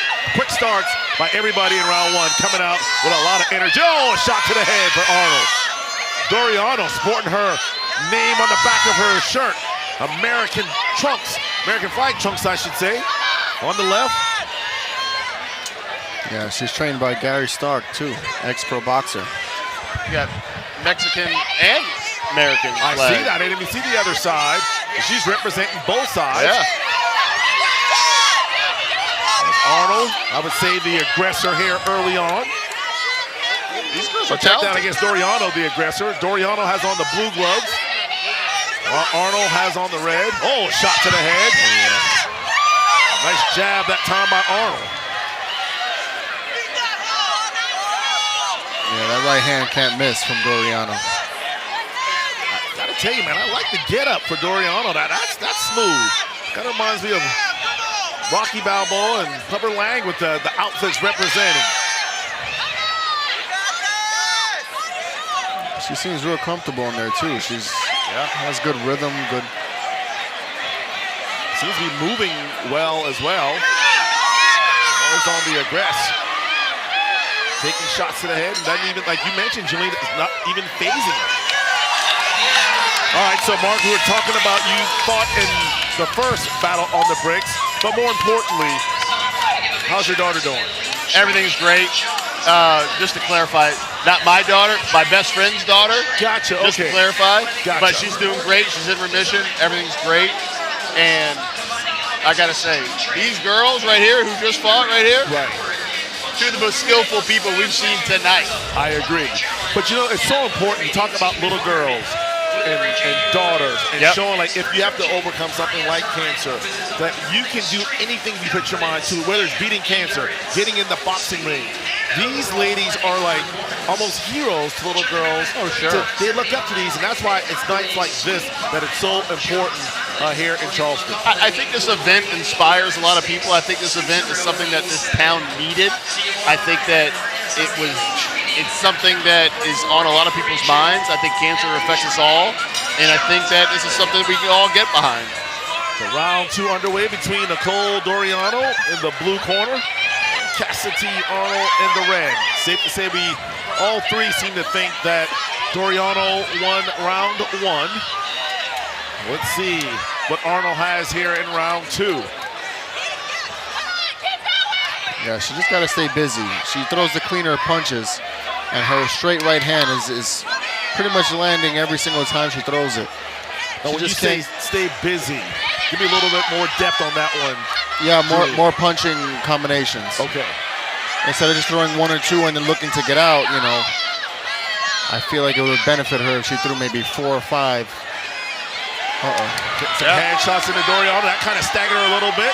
Kind of leaving the door open, and Cassidy able to take advantage of it. Oh, got another left jab in there. Cassidy and Doriano leaving it clean. all. There you go. Shots to the head by both ladies. This is the 108, 115 weight division. Doriano seems to be running out of gas, getting a little staggered on her heels, not moving as much. Like the jab, she needs to go stick with the straight shots. In your bout, Mark, were you victorious? I was victorious. The stoppage around 3. Number 1 rule: don't gas out. Doriano exchanges shots. Oh, nice. Stung her. This is a great fight. Cassidy. Great fight. Doriano looking into the crowd for inspiration. This might be the best fight tonight. Technically, this might be the best fight. We've seen some outstanding bouts. This is actually fight number 15 for us, 21 on the card. Julie and I, Mark, we've talked about it all night. Every single person that has stepped in the ring tonight has been a winner. They're leaving as a winner. It's bigger than just boxing. 100%. And that's why it's so important and why I love being a part of this event. Anybody who walks into this ring, you're not losing. No doubt about that. It takes some serious courage, dedication to walk in here and do what they're doing. Right. Nobody's a loser. Absolutely nobody. And you love hearing them say they wanted to, get out of their comfort zone, challenge themselves mentally, physically. Oh, yeah. And these are the things, the lessons that they've learned here. Now, obviously, Julian, I know you can speak to it as a pro boxer. The lessons learned here, they kind of translate into life. Doriano hitting Cassidy with the right hand, left hand. She wants to win this fight. She needs to go out there. Oh, there you go. You see that head snapping back. Doriano able to land a body punch. Cassidy able to take it though. She's swinging and leaving it all in the ring. Great fight. You hear the both corners saying, keep your hands up. Don't expose your head. And the energy these ladies are exerting. I mean, there's no pause. They're just swinging and swinging and swinging. What are those headshots? Another headshot delivered by Doriano. She's got her leaning forward. You almost feel like one more big shot by Doriano could be enough to seal the deal. Oh, there's another headshot. Can Cassidy withstand the hits? Wow. Oh, another jab. Oh, Doriano. I thought that one would finish her off. The give credit to Cassidy. She's standing like a trooper, hanging in there. She's one big shot away from hitting the canvas. Doriano with another shot, a jab to the head. Fight of the night right here, boys. 15 seconds. Fight of the night right here. How is she still standing? Cassidy still have enough energy to deliver a blow. Doriano trying to finish strong. Cassidy trying to finish strong. And that'll do it. Well done. Well done. Well done. What a fight for Cassidy Arnold. All the way to 25-year-old Hawaiian, all the way from Hawaii. Battling the 28-year-old Nicole Doriano. It's going to be interesting to see how this one goes. What a great fight. I don't know. Those two. I don't know. What do you guys think? Julian's the expert, so I always, whatever he says, I agree. Oh, well, I think Doriano got it, but what a fight. What a great fight. Great for boxing, great for Charleston. Well, Mark, as always, man, congratulations to your friend's daughter. Hopefully she continues to kick cancer's arse, as we like to say. We appreciate all that you do, obviously being in the inaugural one. Maybe we'll see you get back in the ring. I think every 4 years you're eligible to come back. I think I'm retired. I'm going to go out. I'm going to go out on top, I think. I think my wife would beat me up if I went back in, but... Go out on top. That's Mark Hodson joining us here on the broadcast. Thank you, Mark. We'll let you get back to it and enjoy the rest of the night. Thank you, guys. Appreciate it. All right, fight fans, the results are All right, Julian, so we're going to see what the call is. Who's going to get it? Will it be Nicole Doriano or Cassidy Arnold? Split decision. Out of the blue corner, so Nicole Doriano gets the victory and will take home the belt. Can't argue with that one. Cassidy Arnold put up a valiant effort, but in the end, it was Doriano with the victory. Gotta tell you folks, not one person has left the building. Crowd still on their feet. VIP sections overflowing. Everyone having a good time. Stark gets in the win column as the winner is Nicole Doriano. Only 6 bouts left. Another female bout coming up, as it's going to be Maggie Collins against Caitlin Harris.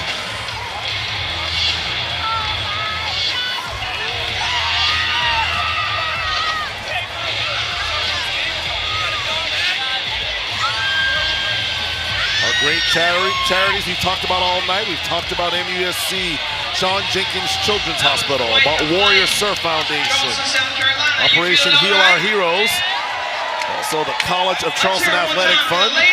Now we're going to talk about Down Syndrome Association of the Lowcountry. It's a volunteer-driven organization created by local families to support children and adults with Down syndrome throughout the Lowcountry. Its mission is to help individuals with Down syndrome live fulfilling, empowered lives while meeting the individual needs of each family it serves. For more information about the Down Syndrome Association of the Lowcountry, visit www.dsalowcountry.org, dsalowcountry.org. Maggie Collins is in the ring. She's in the red corner. She's a local here from Charleston. She's a salesperson, sells lumber, 27-year-old. She wants to prove to herself that she could train and compete at a higher level after had a frustrating end into her collegiate soccer career. Her opponent, Caitlin Harris, is from Florence, South Carolina. She's 32. This is the 165 to 175 weight class. Caitlin Harris represents Savage Boxing, while Maggie Collins represents Hurricane Boxing. We've seen the success of Hurricane Boxing all night long. They've been very dominant in their efforts. So Maggie Collins will look to continue the success of Hurricane Boxing. Well, Savage Boxing wants to put an end to it. Caitlin Harris, she was inspired and guided to take a risk not only for her personal growth and evolution, but to inspire others to really go for it in this lifetime and to live a meaningful and purposeful life, whatever that means for them. Also, she wants to be an example for her daughter to know that she can do anything. Maggie Collins, her charity connection is the MUSC Children's Hospital. She loved being able to visit the hospital and interact with the kids. Made a huge impact on her. Meanwhile, for Caitlin Harris, she's fighting in honor of her dad who passed away in 2019 from cancer. He was a veteran and a collegiate professional athlete. She loves the MUSC Children's Hospital, also the Warrior Surf Foundation, and the CFC Athletic Fund.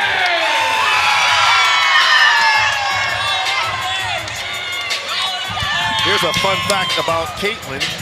She gained and then lost 132 pounds and counting by eating clean, exercising, and prioritizing her mental and spiritual health. Well, a fun fact about Maggie Collins, in the entire state of South Carolina, She's the only female lumber rep. She sells lumber sales. Pretty impressive. Tell you what, I know those men that work in the lumber sales, they don't want to throw hands with Maggie Collins. I can promise you that. Everett German and Julianne Hammer Hands Rodriguez ringside, and we're underway as Maggie Collins, Hurricane Boxing, throwing blows at Caitlin Harris of Savage Boxing. Hurricane Boxing has been on one tonight as they've dominated the 4th annual Battle on the Bricks. And right now, ladies just exchanging blow after blow after blow. Collins attacking the body while Harris delivering headshots. Oh, wow, nice punches from both. Ladies, this is the 165 to 175 weight class. You hear the Maggie contingent trying to cheer her on. Maggie Collins, a local. Now Caitlin Harris, her fame starting to rise to her feet and make some noise. And Caitlin out of Florence, South Carolina. Just like every other fight, round 1 has been an opportunity for both fighters to really feel each other out, to see what they can do and what they got. A lot of energy used in round 1. Whoa, shot to the head. Maggie able to land another shot to the head of Caitlin Harris. Caitlin able to counter with a shot, and that'll end round 1.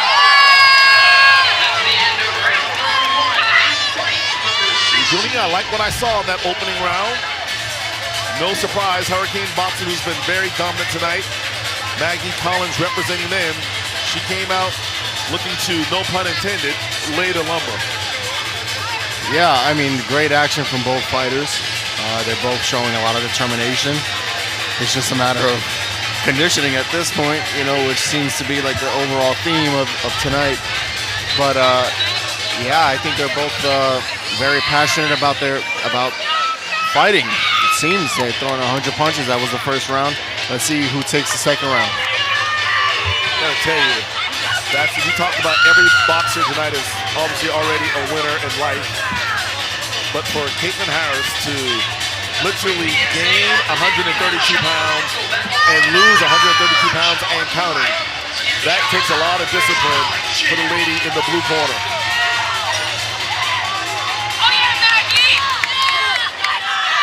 Obviously fighting for her dad as well, who lost his battle with cancer. Now that they've got the flurries out in round 1, both ladies now looking to pivot and make the adjustments, try and win this bout. Oh, nice. Caitlin Harris swinging for the fences. Another shot to the head by Maggie Collins. The tie up. The referees will separate them. It's round 2. Maggie Collins again trying to turn her back. Nice. And in those situations, Julian, when your opponent turns their back, that's an opportunity to really clamp down on them, correct? Well, it depends on their positioning, but pretty much. I mean, this is the fight game, you know. There's no, you know, you got to protect yourself at all times. Both ladies throwing some right now. Caitlin is just putting the pressure on Maggie. And it seems that that's the strategy. You got to be aggressive. You got to be the attacker and not be on the receiving end. Yeah, I mean, especially if there's no, you know, if no one has long, extensive history of experience, putting pressure is the best way, most effective way to just train your opponent and just take it out of them. Caitlin Harris is definitely, however, Maggie Collins just landed one to the right side of the head, or left side of the head, I should say. And that'll end round 2. You're simply being aggressive. A lot of times in getting your opponent on the heels, you know, and kind of basketball, we talk about that neutral zone, that neutral space. If you can kind of invade that, not let them get comfortable, that's when you normally have your success. It seems that technique, the strategy applies in boxing as well. Oh yeah, absolutely. a lot of things come down to all those little factors, distance, leverage, and things like that. Just learning how to utilize your body and the muscles, you know, in the best way possible. The Spirit Shop, the fighting spirit of an entire nation. Ladies and gentlemen, make some noise for the Marines. From Savage Boxing. Maggie Collins from Hurricane Boxing is a moment to recognize the Marines who've been in attendance tonight. Also, I love seeing I thought the kids is. So round 3 underway. Maggie Collins and Caitlin Harris. Maggie trying to become the second Maggie to get a win tonight as Maggie Maroka, the head softball coach at the College of Charleston, won her match earlier.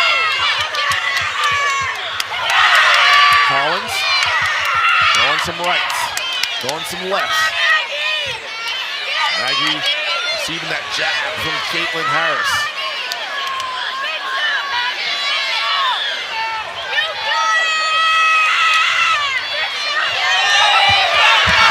Punch, I don't know if that punch knocked her or staggered her, or she just basically lost her footing. But Maggie Collins trying to deliver that final punch. Another shot to the head. And right now, she's just sizing her up. And they're going to stay in these 4 corners. As you can tell, Caitlin Harris a little wobbly after that last hit to this head. Standing 8 count. 25 seconds left.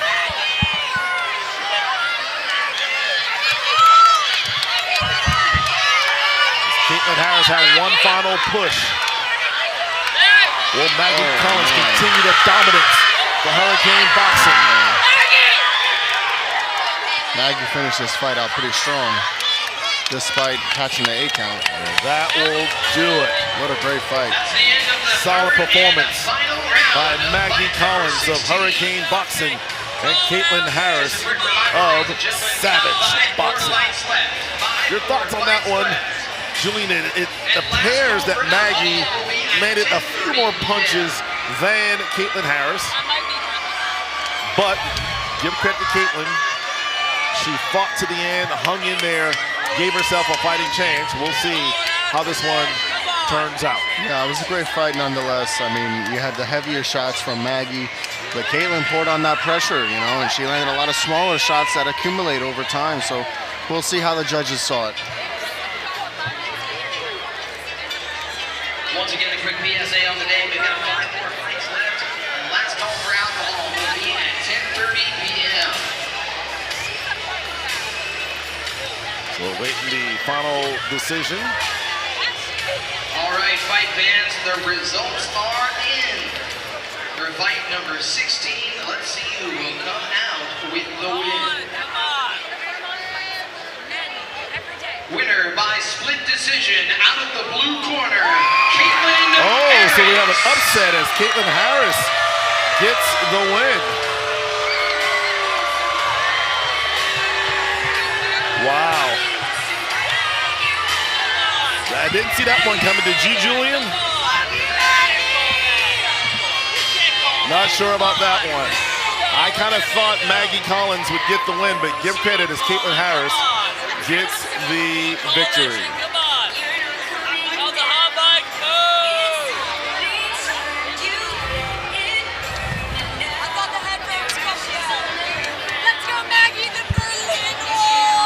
Okay, sorry about that.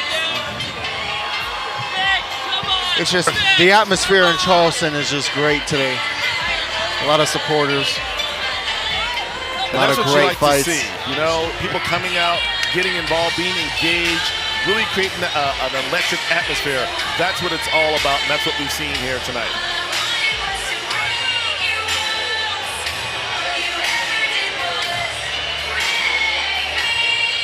All right, ladies and gentlemen, once again, we'd like to give a big shout out to the USA Boxing officials joining us here this evening at TD Arena. So U.S. Boxing, sanctioning Boxing Association. Believe it or not, Julian, we're down to our last 5 fights. We'll have 3 male fights. The next to last will be female, and then the very last will be a male bout. Safe to say, the crowd has died down a little bit, but still plenty of people here in attendance as our next bout is about to start. And so we're going to have Griffin Joyner representing the Charleston Boxing Club. He'll go against Michael Mitchum of BBC Park West. Griffin Joyner will be in the red corner. 26-year-old out of Rock Hill. He's a firefighter. This is actually our law enforcement, our first responder bout, as we'll have a firefighter against a police officer. Oh, okay. So Griffin Joyner is a firefighter, 26 out of Rock Hill. This is the 170 to 180 weight class. Stepped in late to the Charleston Fire Department to still have a fighter to represent. So he's taking one for the team, literally, and will represent the fire department. His charity connection is the Children's Hospital. While Michael Mitchum, he's a local from Mount Pleasant, 35-year-old. He wants to prove that police are the real first responders. His charity connection is also the Shawn Jenkins Children's Hospital. You gotta love his walkout sound for Michael Mitchum. Sound of the police, fitting enough. And the firefighter, of course, was Griffin Joyner. So you have to think, Julian, that Griffin probably has not had a lot of time to train because he's stepping in. It was like a late notice. So we'll see how this works out for Griffin Joyner and Michael Mitchum. Well, they both seem focused, so I know they're ready to put on a show for everybody here in attendance. So Mitchum will be in the blue corner, and Griffin Joyner in the red. Firefighters against the police. Red against blue.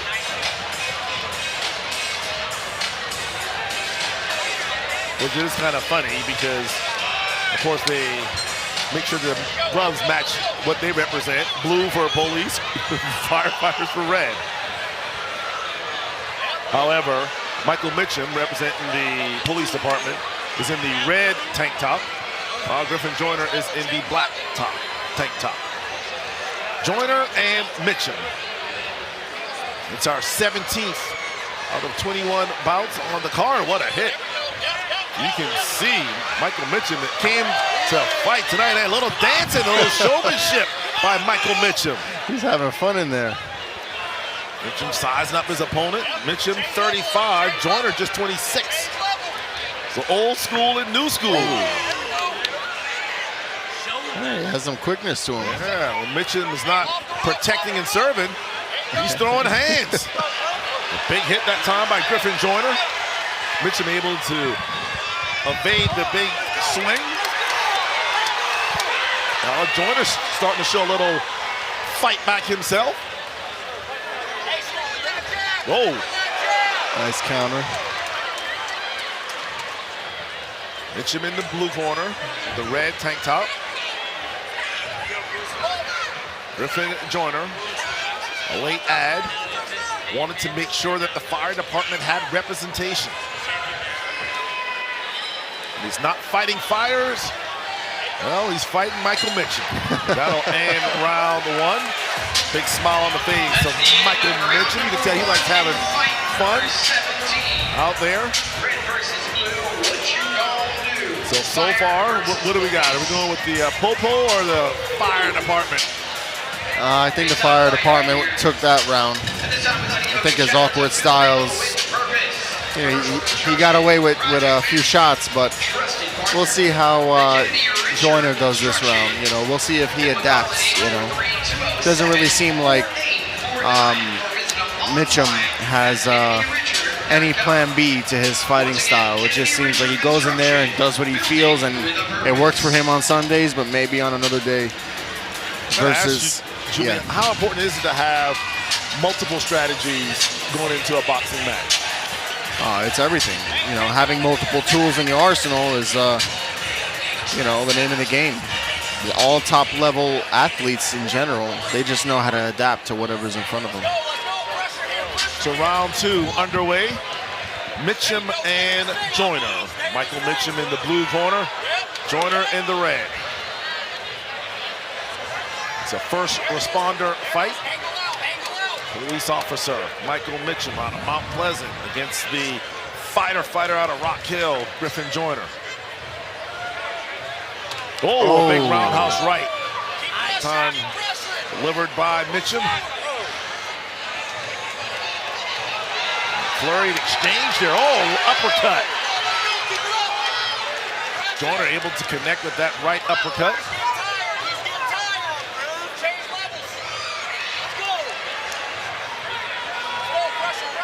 This is where your cardio, your physical fitness kind of kicks in. You're halfway through this fight. 3 rounds. Each round, 90 seconds with a 60-second break in between. Griffin Joyner, the firefighter. Michael Mitchum, police officer. 15 seconds left.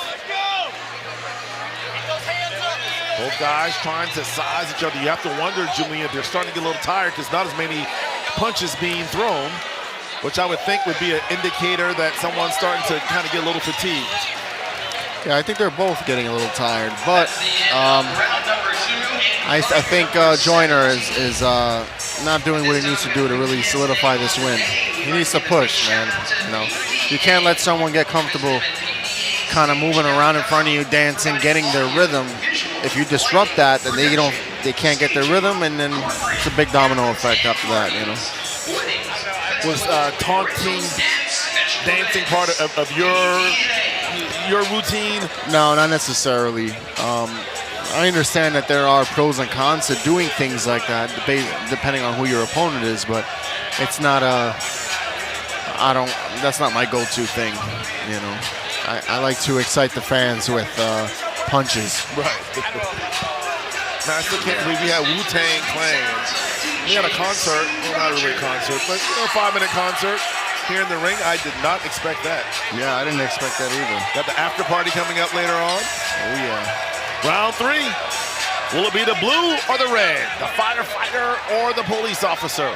The police officer in blue. The firefighter in red. Griffin Joyner against Michael Mitchum.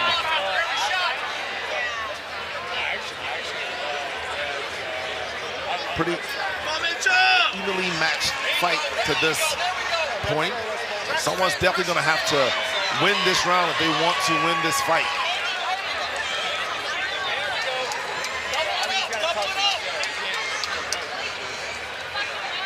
Again, not a lot of punches being thrown, a lot of dancing. We saw in that first round. Good amount. Now it's just more defensive, just trying to make it to the end of this round. 45 seconds left. You'd love to see a bunch of flurry of punches thrown here. And someone tried to go win this thing convincingly. And now we're starting to see that with 25 seconds left. Griffin Joyner, the Charleston Boxing Club against BBC Park West. Michael Mitchum, that's his boxing club. There you see an uppercut there. 10 seconds. Can someone land one convincing punch? Both guys, I think it took a lot out of them, and that'll do it. So the first responder bout.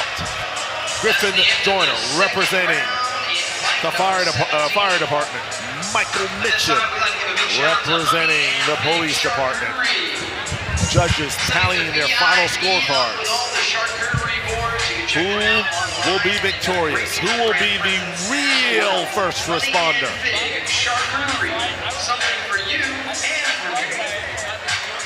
You love to see just the energy, the fatigue, the tire. These boxers, these men and women, leaving it all in the ring. Leaving no stones unturned. Who are you with, Charleston? That's interesting question. Who you with? Are you with Griffin Joyner or are you with Michael Mitchell? What you got, Julian? What you got? I'm going with Mitchell. The results are in. Let's see who's going to come out with the win. Winner by split decision, out of the red corner, Griffin Joyner.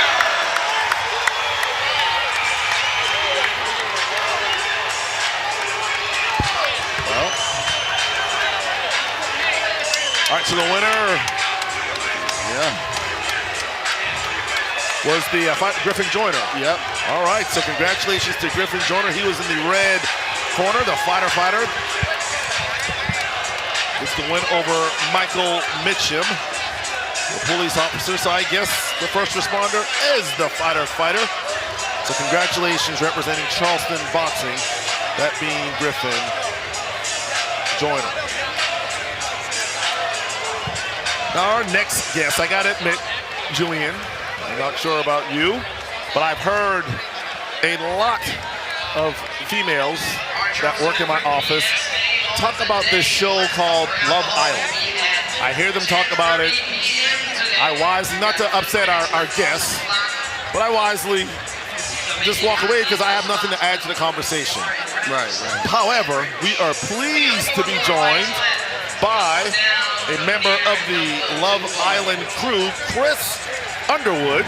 Chris, matter of fact, Julian, I'm gonna have you and Chris switch, not necessarily headsets, just switch seats so that way we can get Chris on camera. So we'll have Chris sit here, a member of Love Island here in Charleston. For those who watch Love Island will recognize this guy and his face. Chris lives here in Charleston, a big boxing fan. And Chris, first of all, welcome to the broadcast. Thank you so much. Plot twist, it was actually Survivor.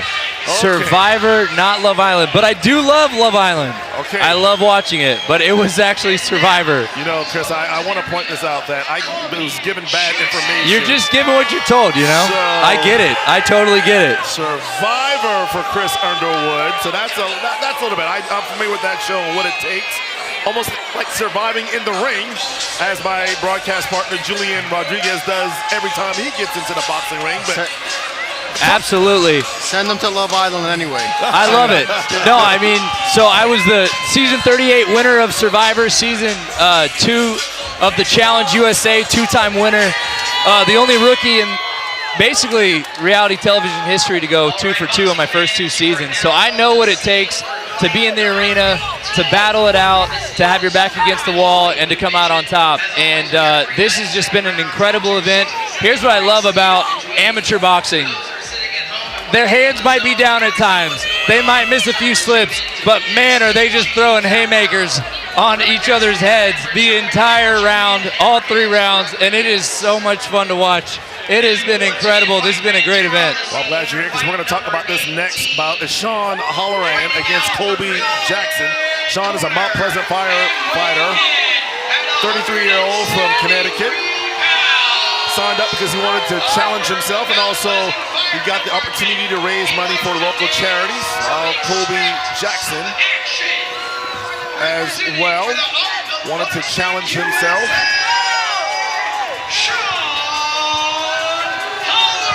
So Shawn Halloran will be in the red corner, while Colby Jackson will be in the blue corner. Now, while you were giving me all your accolades, Chris, you said you were the season 38 winner of Survivor. And what was the other reality show? The Challenge USA season 2. The Challenge season 2. So you are just Mr. Reality TV. I've spent some time battling it out for money. My prize is $1.25 million I've won on reality television so far. So that's not bad. That's good work. That's good work.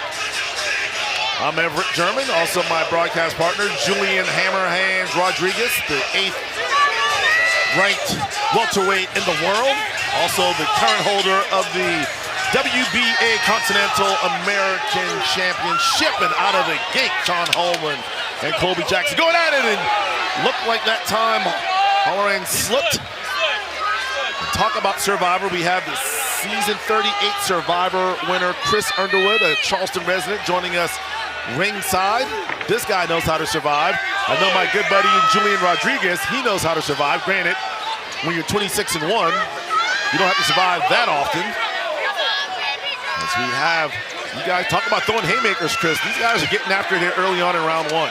Absolutely. There's really only been a few, what I feel has been a few fights where the hands are fast. They're fast twitch muscles. They're adjusting quick. They're making slips. The 1-2 combos there, and these guys are both pretty equally matched at this point. It seems like, and Julian, you've talked about it all night, the guys that are on their toes and say, oh, what a haymaker, boy, had he connected on that one. That would not have been a good night for him. But you talk about the guys that are on their toes, not necessarily on their heels and backing up. Their aggressors have really been victorious here early on, or I should say throughout the night here at Battle on the Bricks. Yeah, I mean, handling the pressure comes with experience. So when you don't have the experience to handle the pressure, you kind of just, you either fight fire with fire or you just kind of allow it to consume you.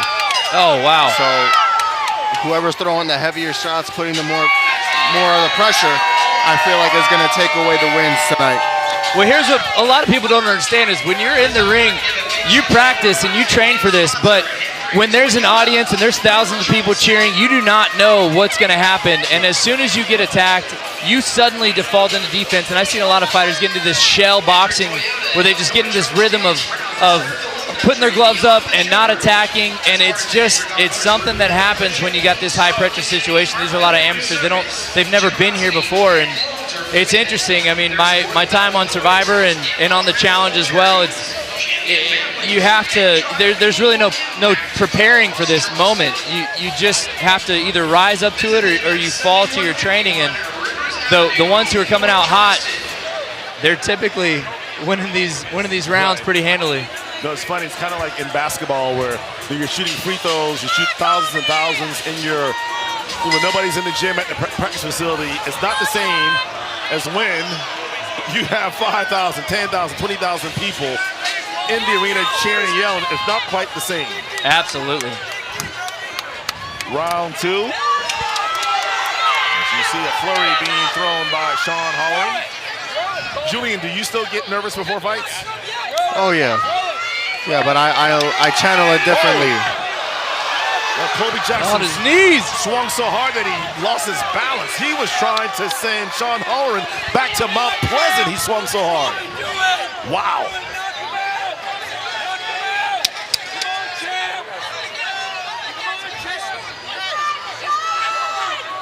Shawn Halloran,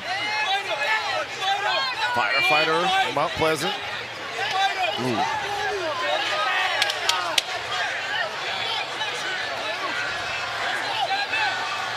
Look at jabs being thrown. Both guys doing a nice job of feeling each other out. Nice slip. Both these guys are definitely swinging for the fences here.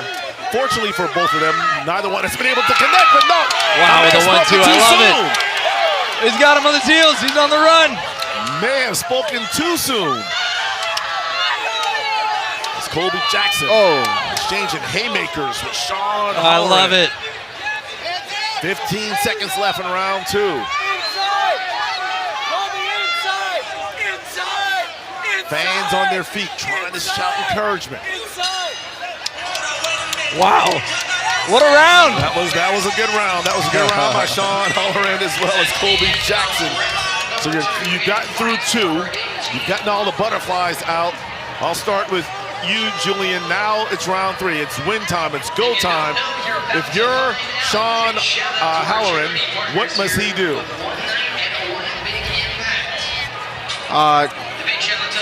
You know what? He needs to just watch out for all those haymakers that the opponent's been throwing. He's been taking way too many punches. Yeah, Kobe needs to, Shawn needs to just work on his defense and maybe try to counter, you know what I mean? If he had more time, I would say dip to the body in between those long shots. But, you know, you got a minute and a half for the rounds, and this is coming up to the last round here. So And Chris, if you're Colby Jackson here in the blue corner, what does Colby have to do to finish this off? He's just got to stay on his feet and stay on the offense. I mean, we're seeing a lot of haymakers thrown by Shawn Halloran, and the reality is when that gets so wide out there, you're so exposed on the inside. You got to take the body, you got to attack that uppercut. You really have to throw some combos in there and just stay on offense. Just stay on your feet. Well, Chris, I know you're a big fan of boxing. Where did your love for boxing resonate from? Well, I've always been an athlete. High school basketball, 3-time state championship, high school or college football, Southern Conference championship in football. I've always been around sports, and it just runs in me. I'm extremely competitive, and probably my competitive levels, the reason why I've had success on competition television, to be honest. Just the dog in me. I've always had a dog in me, and I love hand-to-hand combat sports. Battled a few times over beer and pizza in college with some gloves on, but nothing organized up to this point. Colby Jackson trying Maybe to that'll change in the off. future. Now, Chris, where did you go to college? Wofford College in Spartanburg, South Carolina. Terrier. Yes, sir. Did you play for Mike Ayers? I did. I was a wide receiver at Wofford. We were the 2013 Southern Conference state champions for football. It was a great run. Yeah, anybody knows anything about Wofford football, to be a wide receiver in Wofford, you don't get many balls thrown to you, so Chris, I basically was like a boxer. I was pretty much a boxer. Trying to survive. What a round. Goes to just a great bout between Shawn Halloran and Colby Jackson. Julian? So much fun. What you got? Who do you have taking this one? Oh, I got my guy, Shawn Halloran. Yeah, I'm going to have to give it to Shawn. Yeah. So Shawn in the red corner. I guess the more aggressors, we take a look at some of the highlights here, definitely landing punch after punch, but give credit to Colby Jackson as well. Colby took a lot of haymakers, big shots, just happened to come up a little short from time to time. So now the fate is in the hand of the judges. How will they score it? Colby Jackson seems to think he's won. Shawn Halloran seems to think he's won. Chris, I didn't ask you, who do you have winning this bout? I think it's going to be split decision to Shawn Halloran. I mean, every time that Colby was on offense, Shawn was slipping punches. He was playing a great defensive game, counterattacks, and then when Colby was playing defense, I mean, he was just knocking him out. That voice you hear, that's Chris Underwood, the season 38 winner of Survivor, also won the challenge, season 2. All right, ladies and gentlemen, now a Charlestonian, loves boxing, and joining myself and Julian Rodriguez ringside. We have the decision. Winner by split decision out of the blue corner. Oh, Colby Jackson. Wow, So Colby Jackson. A split decision, but they went with Colby Jackson. Wow. So congratulations to Colby Jackson as he gets the victory. I'm surprised, but not too surprised. He was taking some punches, but I guess he threw some in there that I might not have seen. What a great fight. Good job there by Colby Jackson. So only 3 fights left, 2 men and 1 woman. And what I traditionally do, Chris, is before we let you go, we have to take a selfie with our crew, obviously Julian as well.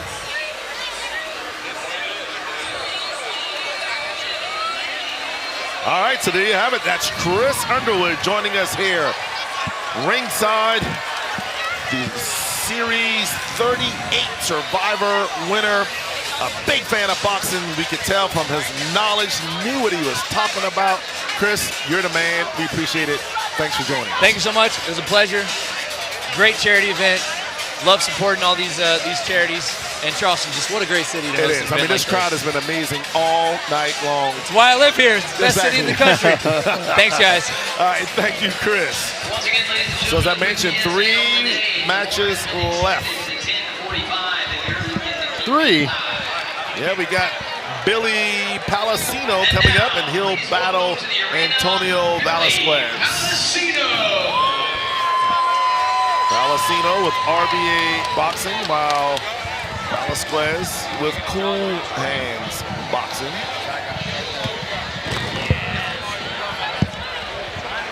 Everett German and Julian Hammer Hands Rodriguez. Oh, look at this entrance into the ring as Billy Palacino, 41-year-old out of New York. He's a VP of sales, fighting in the 160 to 170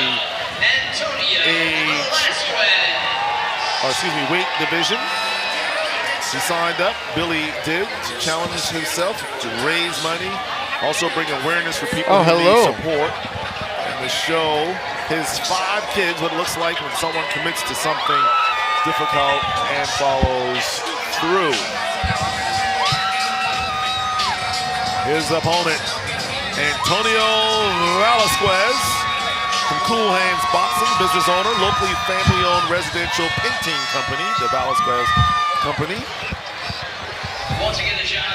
He signed up because he wanted to make a difference, especially in his local community. Wants to help people, wants to give back, and show that he can overcome obstacles. His charity of connection is the MUSC Children's Hospital, and the same for Billy as well.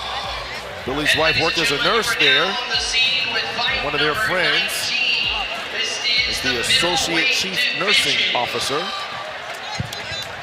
Their youngest of 5 was born with just 1 kidney. And the doctors there were able to assist and help. These are the types of stories that make tonight so important, so meaningful, and why we do it here at the 4th annual Battle on the Bricks. So in the blue corner, out of Somerville, will be Antonio Velasquez. And in the red corner, Billy Palacino out of New York. Billy 41, while Antonio is 35.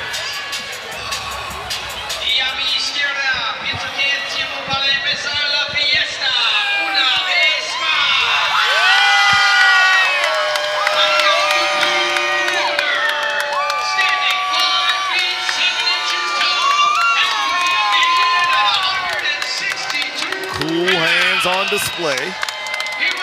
Cool Hands boxing, that's who Antonio is representing. Antonio Velasquez and Billy Palacino of RBA Boxing.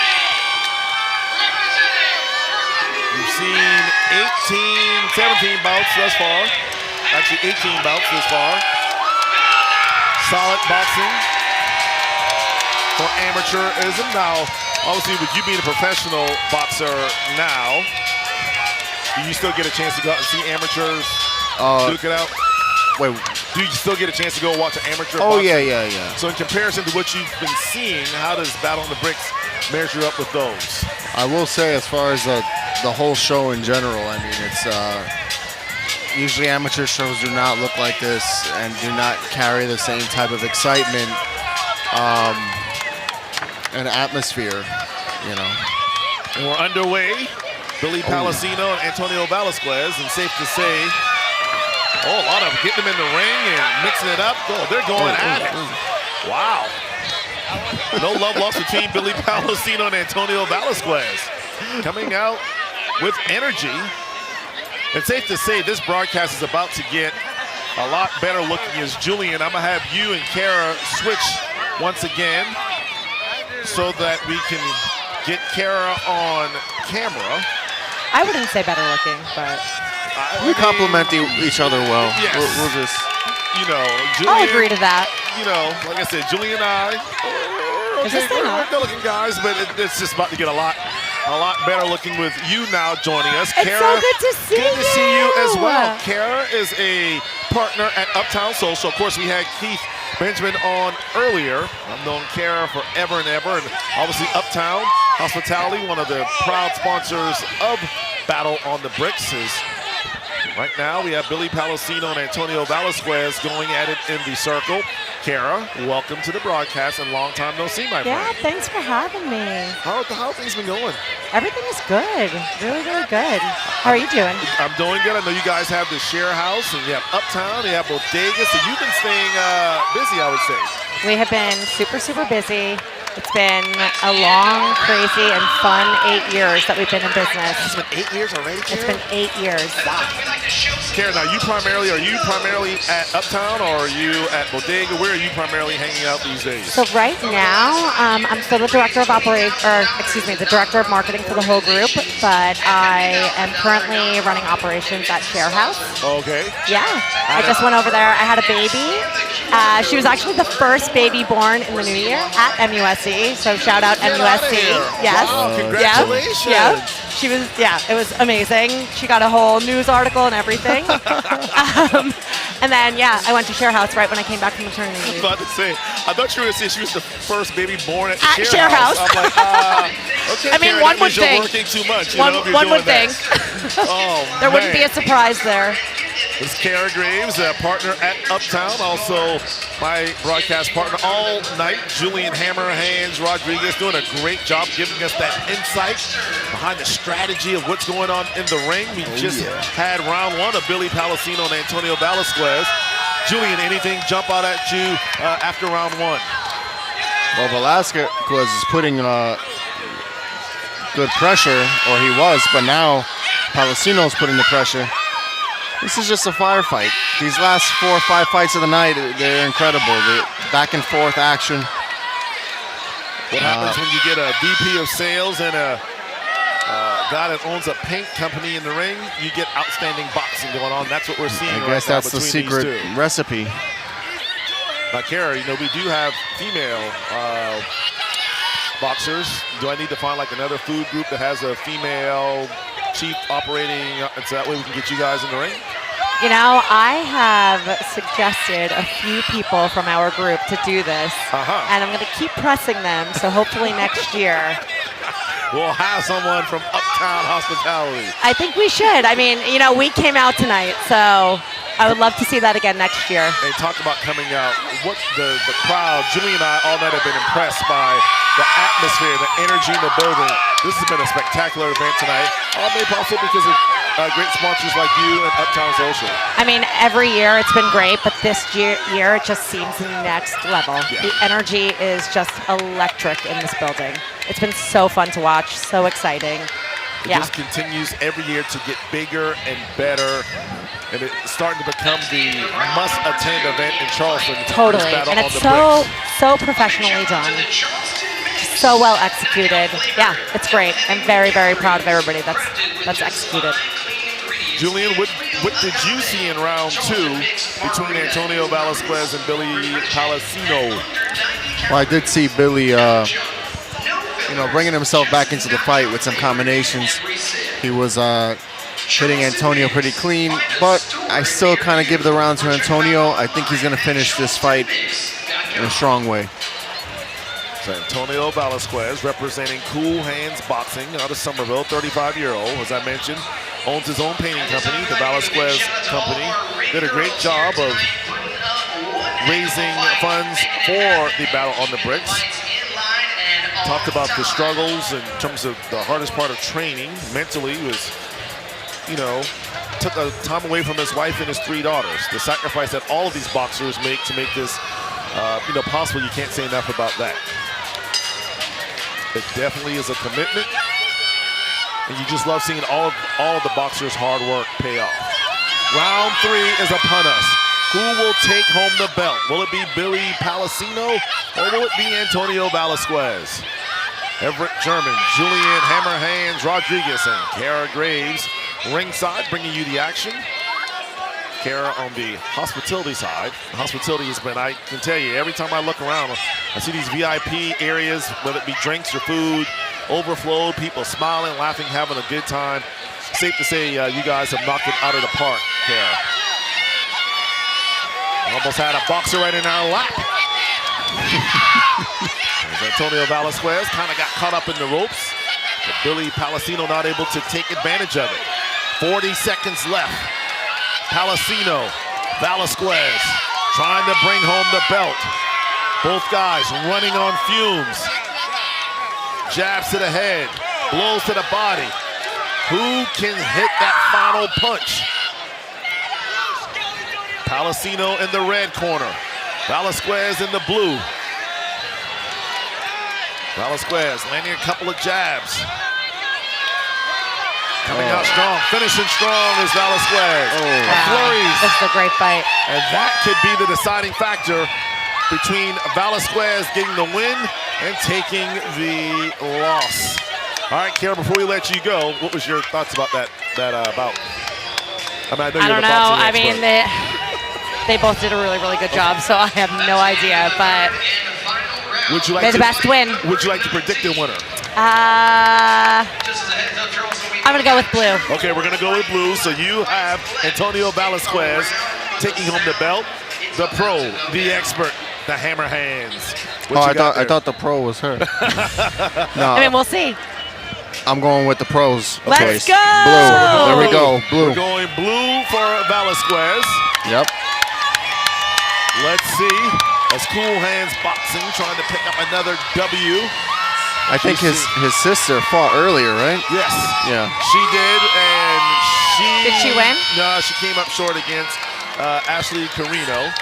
So the Velasquez family, actually I think that's his wife, trying to go 1-1 on the night. The judges tallying their final score. Listen, if we guessed it right, then I want to be a judge next year. Okay. Whoa. Listen. Take it easy. For what you guys do in the community, Kara, you could be the judge. You know what, honestly, you could be the announcer. You can do whatever you want to do, Kara. Hey, listen, I did ask to be a ring girl. Like, that's enough for me. Okay, gotcha. Let's see. The final decision is in.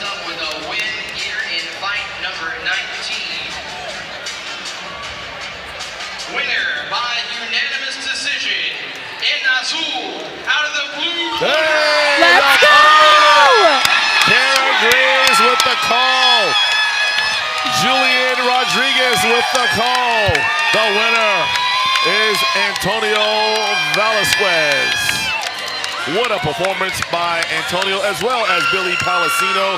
As we said all night, there are no losers in this event, but Antonio Velasquez will take the belt home.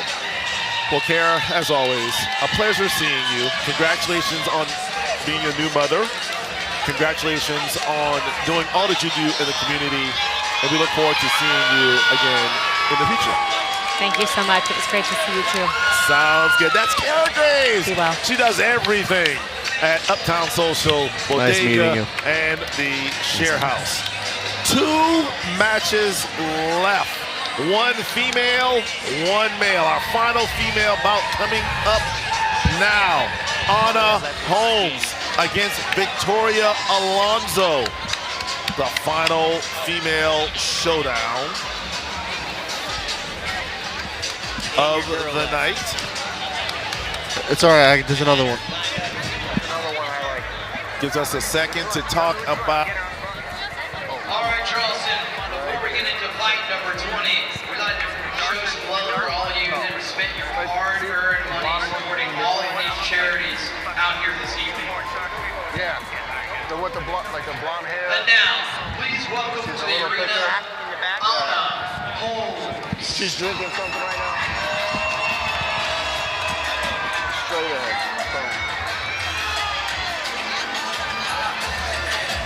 And care providers.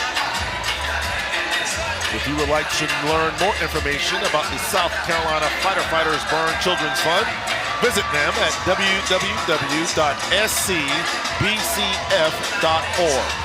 That's scbcf.org. And last but not least, our last charity is the Lens Foundation, which stands for Law Enforcement Neighborhood Support. They provide critical resources and recognition for local law enforcement departments. Its work is focused on strengthening trust and respect between law enforcement and the community while helping create safer, stronger neighborhoods. For more information about Lens, visit www.thelensfoundation.com. That's www.thelensfoundation.com. Our final female fight of the night. It will pit Victoria Alonso against Anna Sophia Holmes. Alonso, 28-year-old from Long Island, New York. She's a group fitness coach at Orange Theory and Hilo. I'm gonna walk that way. Y ahora, una vez más, pienso que es tiempo para empezar la fiesta. La fiesta está aquí. La fiesta es para ti. King Boxing. He's a recent CFC graduate. On my right, Currently working at West Marine. Anna Sophia, just 21, while Victoria Alonso is 28. She's been 5 years in Colombia and conducted research on deep sea. So Anna Sophia Holmes will be in the red corner. At the College of Charleston, she dyed her hair and has quite the mean stare. Representing for Hurricane Boxing, Anna Sophia Holmes represents Hurricane Boxing. Victoria Alonso is representing East Bay Boxing. Anna got involved. She saw past events and wanted to, well, feel the glory of being a boxer. Her charity of choice is MUSC Children's Hospital. While for Victoria Alonso, she played college rugby. She found herself lost with fitness goals, and so she joined a group fitness class. After a while, she started losing motivation and needed a goal to work towards, and well, picked up boxing. Her charity is for the veterans. Her grandpa fought in World War II and received a Purple Heart. So anytime there's an opportunity to support our veterans, she is going to do it. Also, her dad works for a local hospital in New York. And always sends prayers to any hospital around the world. Underway here in the red corner, Anna Sophia Holmes, while Victoria Alonso in the blue. Anna got the youth on her. She's 21, while Victoria, young herself, is 28. That's what we're seeing so far, Julian. A lot of haymakers being thrown by these two. Not a lot of jabs, just a lot of big swings for both. Oh, a shot landed by Anna Sophia Holmes. Holmes trying to land body shots. And it appears that Victoria Alonso just kind of swinging wildly as she has to get out of trouble. She just needed a refresh. Just needed a reset a little bit. Anna Sophia landing blow after blow on Victoria Alonso. Now Alonso starting to strike back. Both ladies doing not a good job leaving their I think they're both exposed. getting tired.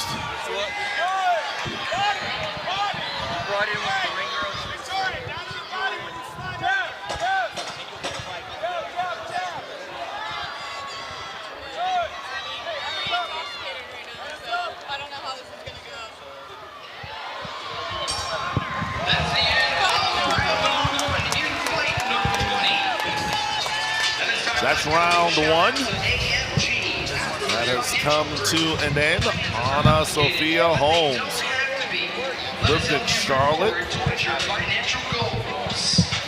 Their services include wealth management services, financial planning, retirement planning. Also lived in Maine, Columbia, and also Denver, Colorado. All right, Julian, you're my god. I like you, but you know I like sitting next to the pretty people on the broadcast. And so what we're gonna do is we need to bring Abby in. Abby, one of our ring girls tonight. Hi. Abby, we got to get you on camera, Abby. So we're gonna slide. Yeah, I'm gonna have to switch over. We have to let Abby take the throne just for tonight. One of our ring girls for tonight. So I'll let you two just kind of swap, not swap headsets, just swap seats. We want to know about being a ring girl and how that came about and the whole 9 yards. So Abby, first of all, welcome to the broadcast. No pressure here. You're just talking, having a conversation. Yeah. Okay. Thanks for having me. Now, Abby, first of all, where are you from? I'm from Akron, Ohio. Akron, Ohio. Yes. You do know that the new basketball coach here at the College of Charleston, he's from Akron, Ohio. I did not know that. Yes. So you're probably the second most popular person from Akron The first being LeBron James. LeBron James, Okay, I just wanted to make sure.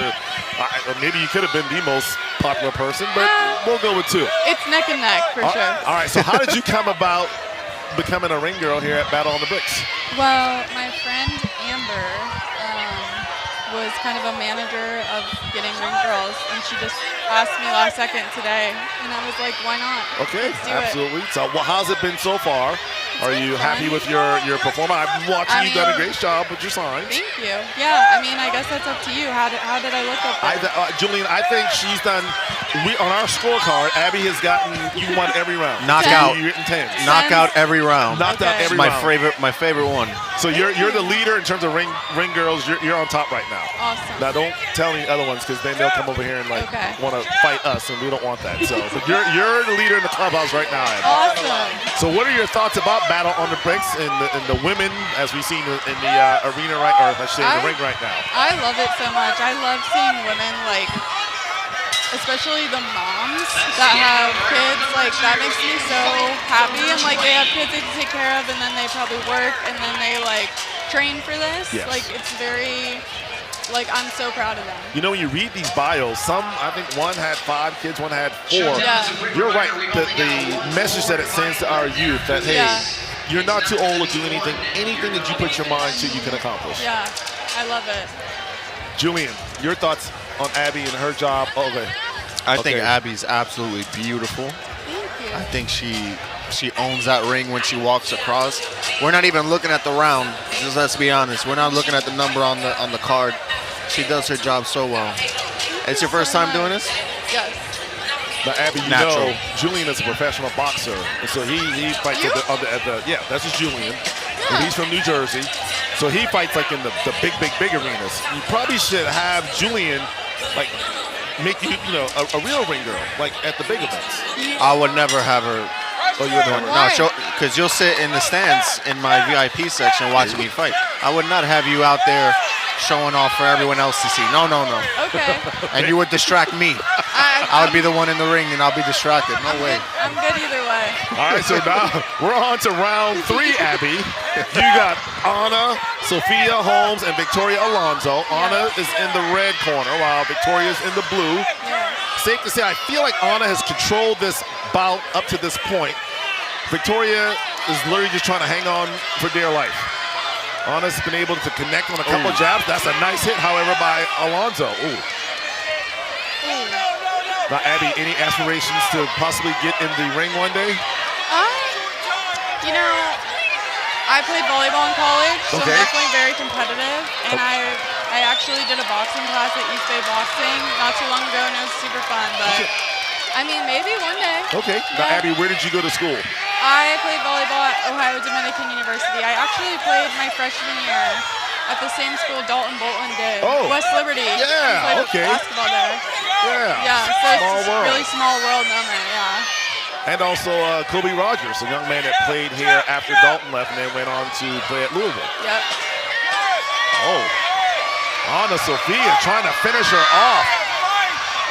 Can Victoria hold on? Anna got the eye of the tiger looking. Both ladies connecting, and that'll do it. What a bout for Victoria Alonso out of Long Island, New York. And Anna Sophia Holmes, the 21-year recent college graduate here at the College of Charleston in the red corner. Abby, you crushed it.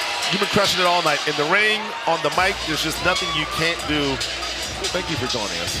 And making this broadcast. Me and Julian, we're just two ugly dudes. You guys are so Wait, chill. hold on, Abby. Okay.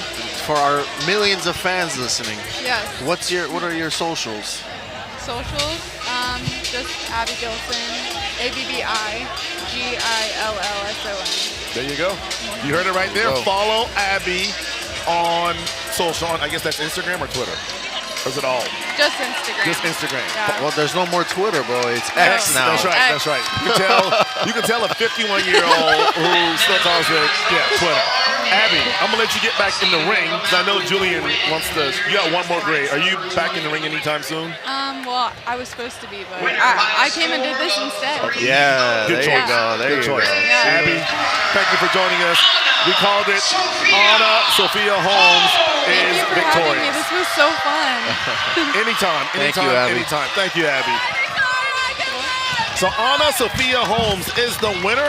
Represented Hurricane. Imagine that Hurricane Boxing has just been elite all night long as they secure another win, their last bout of the night. Hurricane Boxing definitely showed up, showed out, and took care of business tonight. The final victory goes to Anna Sophia Holmes. Well, believe it or not, Julian, we got one bout left. Dylan Schultz and Devin Youngblood, our final bout. We had 21 boxing matches. People still standing, drinking, having a good time. It's the main event. Julian, it's been a blast, man. I tell you what, the knowledge that I've gained listening to you and your analytics and just how you kind of attack boxing, it's been a pleasure, man. I hope you've enjoyed having I appreciate here in Charleston. I appreciate that, man. It's something I'm very passionate about. It's something that I'm very knowledgeable in. I've been doing this since I'm 7 years old, man, so I know all the inside and outs. I've helped set up the rings before. I do the commentating on the side. I'm a fighter. You know, there's not really, I love every aspect of boxing, and I'm excited to see where boxing takes my life in a matter of 20, 30 years, you know. So I guess the next question is, when do you fight again, or do you know when you fight again? Yeah, I did get an offer to fight in July, but I'm rehabbing some body stuff going on. Gotcha. No major injuries, but just my body needs a little rest. So we're looking to come back around September to November, around there. Gotcha. Well, Dylan Schultz was the first out of the locker room with Checkmate Boxing, 22-year-old out of Charleston. He works at Windjammer, also in nursing school. And his opponent will be Devin Youngblood with White Rock Boxing. And last but not least, our final guest, the man, the myth, the legend, the guy that What's it, E-Money? was responsible for this great event. It's Ryan Ulateri. Ryan, you have outdone yourself once again, my friend. Congratulations. This is a bonkers night. The fire alarm goes off we are 20 minutes from starting the event, and the fire alarm goes off. There was fireworks in here for sure, in the ring and, well, up in the concession stand, as Ryan mentioned. The only thing, it wasn't our fault, so I feel like we're okay. Right. Julian, what did you think? This is your first time in Charleston? Yeah, first day. Good time? I just landed this morning. Great time. Fantastic people. Fantastic atmosphere. I like the professionalism. Yeah, the show went smoothly. You know, I think that's a good sign. I've seen shows all across America and stuff like that, and this is, you know, the crazy thing is, like, I'm not an athlete. I'm not a smart guy. No, you're a very smart person and a very successful business person. Every fight, I thought I knew who was going to win it. I was wrong. How about you just stick to putting great events like this on? Apparently, that's all I can do. Although, Ron, I was joking with Julian earlier. I think the next step is have either in the middle or the end an actual pro boxing. And Julian said, sign him up. I think we get Julian back to Charleston. We do the full, like, real deal. We'll pack this thing out. Oh, absolutely. I'm moving here in 2 years. Are you really? 2 years, yeah. Listen, it's a great city. Like, we are very fortunate. It took a little while. I think most people didn't think boxing in Charleston was ever going to be a big thing. And one of the things that Hunter and I have been super excited about is, and again, it is not us. It's the coaches and the boxers that have dedicated their entire 6 months of their lives to this. They've built this. I think it's the visibility thing has been so. It's been cool to see. So I obviously know nothing about boxing because I've called every fight wrong. Well, you just stay here and listen to this guy because he knows a lot about it. Devin Youngblood in the blue corner, Dylan Schultz in the red. Off the rip, Julian, I can tell Youngblood has a huge advantage in terms of his height and his arm length. Yeah, and skill. I mean, you could tell he's confident in himself and in his skills. He definitely has more skill, more tools in it, than Dylan Schultz. Dylan But seems we'll to have see. We'll see the conditioning energy. here. Dylan, 22 years old. Devin, 23. Schultz and Youngblood. Youngblood trying to land the big right. Schultz doing a great job of, he walked right into that one, Julian. Yeah, for you to have your hands out in the fight, And there's that you gotta shoulder be shift pretty as you confident. see Youngblood pushed to the ground. Looks like Youngblood already drew some blood in the nose of Schultz as we near the end of round one. From a tactical standpoint, what are you seeing from Youngblood as round one comes to an end? That he has good, decent defense, and he's using his length and his arm length to his advantage. You know, I think Dylan is a little bit outmatched here a little bit, but we'll see, because you could look great in round one, and then by three, you look like a whole different fighter. So, and that's where fighters like Dylan, if they just keep on pressing, they can find some success. Julian, when did you think, like, when did you know, like, boxing was a sport for you? When I was 12. Really? Like, what was it? Because, you know, everyone in my family, especially like the women, they were concerned for what I was going through in my life at that time. And they begged me to, like, you know, my mom begged me to say, like, I don't want to box anymore because I was going through a lot. I was being trained like a pro fighter when I was 12. But in that moment, as much as I wanted to say, like, no, like, I'm done with this, I just thought of all the effort and all the time I put into this, and my parents also. And I couldn't give this away, you know. And I was already Did you fall in love with in it the right away, country. or was it take a while? No, it took a long time. Because what kid would Schultz. rather go to a sweaty gym and fight other kids instead of going to the park and eating ice cream? You know what I mean? So, but I just had to shift my perception on what boxing was to me and what I can learn from it, and it's I can't survive without it now. Youngblood in the ropes. Schultz trying to deliver, got a blow to the head with the right hand. And Youngblood able to land a couple of punches himself. But right now, Schultz taking it to Youngblood. Yeah, he's applying pressure. So let me ask you, Julian, how do you negate that reach and the height of Youngblood if you're smaller and shorter like Schultz? Well, yeah, I mean, that's my forte. The last guy I just fought was 6'3". Oh, wow. You just stay out of their range, and typically when they're longer than you, and it's by a lot, they're slower than you. So I stay inside and I stay outside whenever I need to. It's dangerous to stay in the middle red zone. So yeah, I just stay inside and I work inside pretty tough, or I'm all the way outside where they can't get me. So I kind of switch between the two. Obviously, you have to have a ton of discipline to be a boxer. What are some of the life skills that these boxers are gaining from participating in the 4th annual Battle on the Bricks? You know what? There is no ego in boxing. You can pretend to be all tough outside. You can come in with your favorite song, or you can have a lot of tattoos and then lose to a kid who's 18 years old with no tattoos. Right. You know, it's a great thing for you because it's an ego killer. But also you get what you put in. So if you really sacrifice and stay disciplined to just to do the best you can for 6, 7, 8 months, and with this foreign thing that you're doing, I think it does a lot for you and your self-confidence, your self-belief, and with that, you can take that and accomplish other goals in life. Julian, how do you, like, we've got some boxers tonight, they put in 6 months of their life, and they had some fights where they lost, right? How do you come back from a loss? It's devastating, right? Do you just get back in the ring? Well, it depends on the severity of the loss, but you just have to put the focus on, like, okay, well, maybe I'm not where I want to be yet.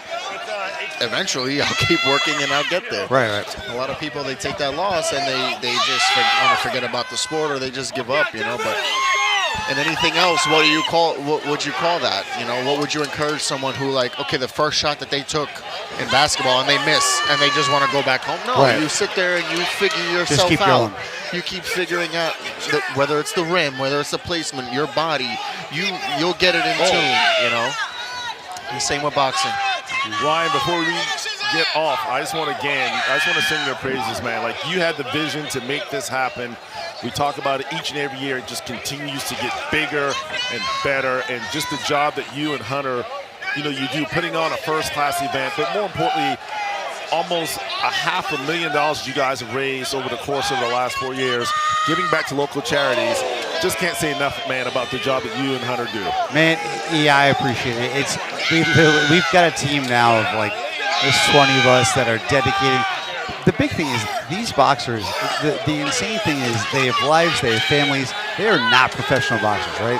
They're not handsome-ass Julian going in, like, training out. They got to take care of their families, and they're raising money for charity. Wow, that one just ended with a bang. What a bout between Devin Youngblood and Dylan Schultz. It looked like Youngblood was going to be the winner early on, but got to give credit to Dylan Schultz. He came back with a flurry, and it'll be interesting to see how this our final How do you guys score it? goes. All right, how do we score this one? I think last impression is huge, and I think Dylan Schultz actually won the last round and a half. Really? Yeah. Youngblood kind of Hammer hands, what do you think? Damn. It's a little tricky because Youngblood was sharper and was landing the cleaner shots, but towards the end of the fight, when the ratio is maybe 3 to 4 shots to 1, you're kind of being outworked at that point. But we'll see, Again, I want to thank our presenting sponsor, Hendrick Toyota of North Charleston, Tito's Vodka, Charleston Mix, PDA, Share House, Bodega, Uptown Hospitality Group, Frontier Lounge, Red Palm Lounge. Winner by split decision. Decisions in. Out of the red corner. Oh, so I called it. Dylan Schultz ended on a high note. Had the voting been done after the round one, it definitely would have been Youngblood, but Schultz takes the belt home. Again, all of our amazing charities that will benefit. MUSC, Shawn Jenkins Children's Hospital, Warrior Surf, Operation Heal Our Heroes, the Charleston Athletic Fund, Down Syndrome Association of the Lowcountry, South Carolina Fighter Fighters Burn Children Fund, and Lens Foundation. E, before we sign off, I've got to tell you, man, you've been by our side from the very beginning, and it means the world to us. I know not having our boy Jack here, I feel like Julian's probably done an okay job. Yeah, but like, I want to tell you, man, it elevates the entire event having you, and I would be remiss to not thank the entire team, athletic fund team, all the guys here that work here at the arena. They have put the last 2 weeks in, just dedicating their lives to make sure this thing goes up.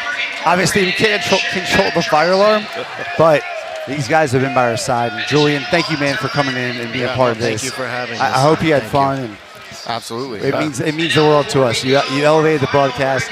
Jack, I love you, but like, this guy knows a little more about boxing than you do. And I got to ask you, Ryan, do we already have dates for the 5th annual battle? Everett, I don't have a whole lot of hair left. Like, I don't know if I can do it again. He doesn't even know where we're going after this. Well, I guess you can I know where you're going. I had half the ring girls are looking at you. CharlestonBoxing.com, CHSBoxing.com. Visit there to get all of the updates on Battle on the Bricks. We appreciate everybody. Thank you for tuning in. This is it means the world to us. Well, for Julian Hammer Hands Rodriguez, I'm Everett German, and I say thanks for watching the 4th annual Battle on the Bricks here at TD Arena. Hey, let's go, baby! We'll see you next year. Yes, sir. Thank you for having us. As our charity, MUSC, Shawn Jenkins Children's Hospital. College of Charleston Athletic Fund, Down Syndrome Association of the Lowcountry, the Lens Foundation, and South Carolina Firefighters Burn Children's Fund. The impact behind every punch as the Battle on the Bricks is more than a night of boxing. It's a platform for meaningful change across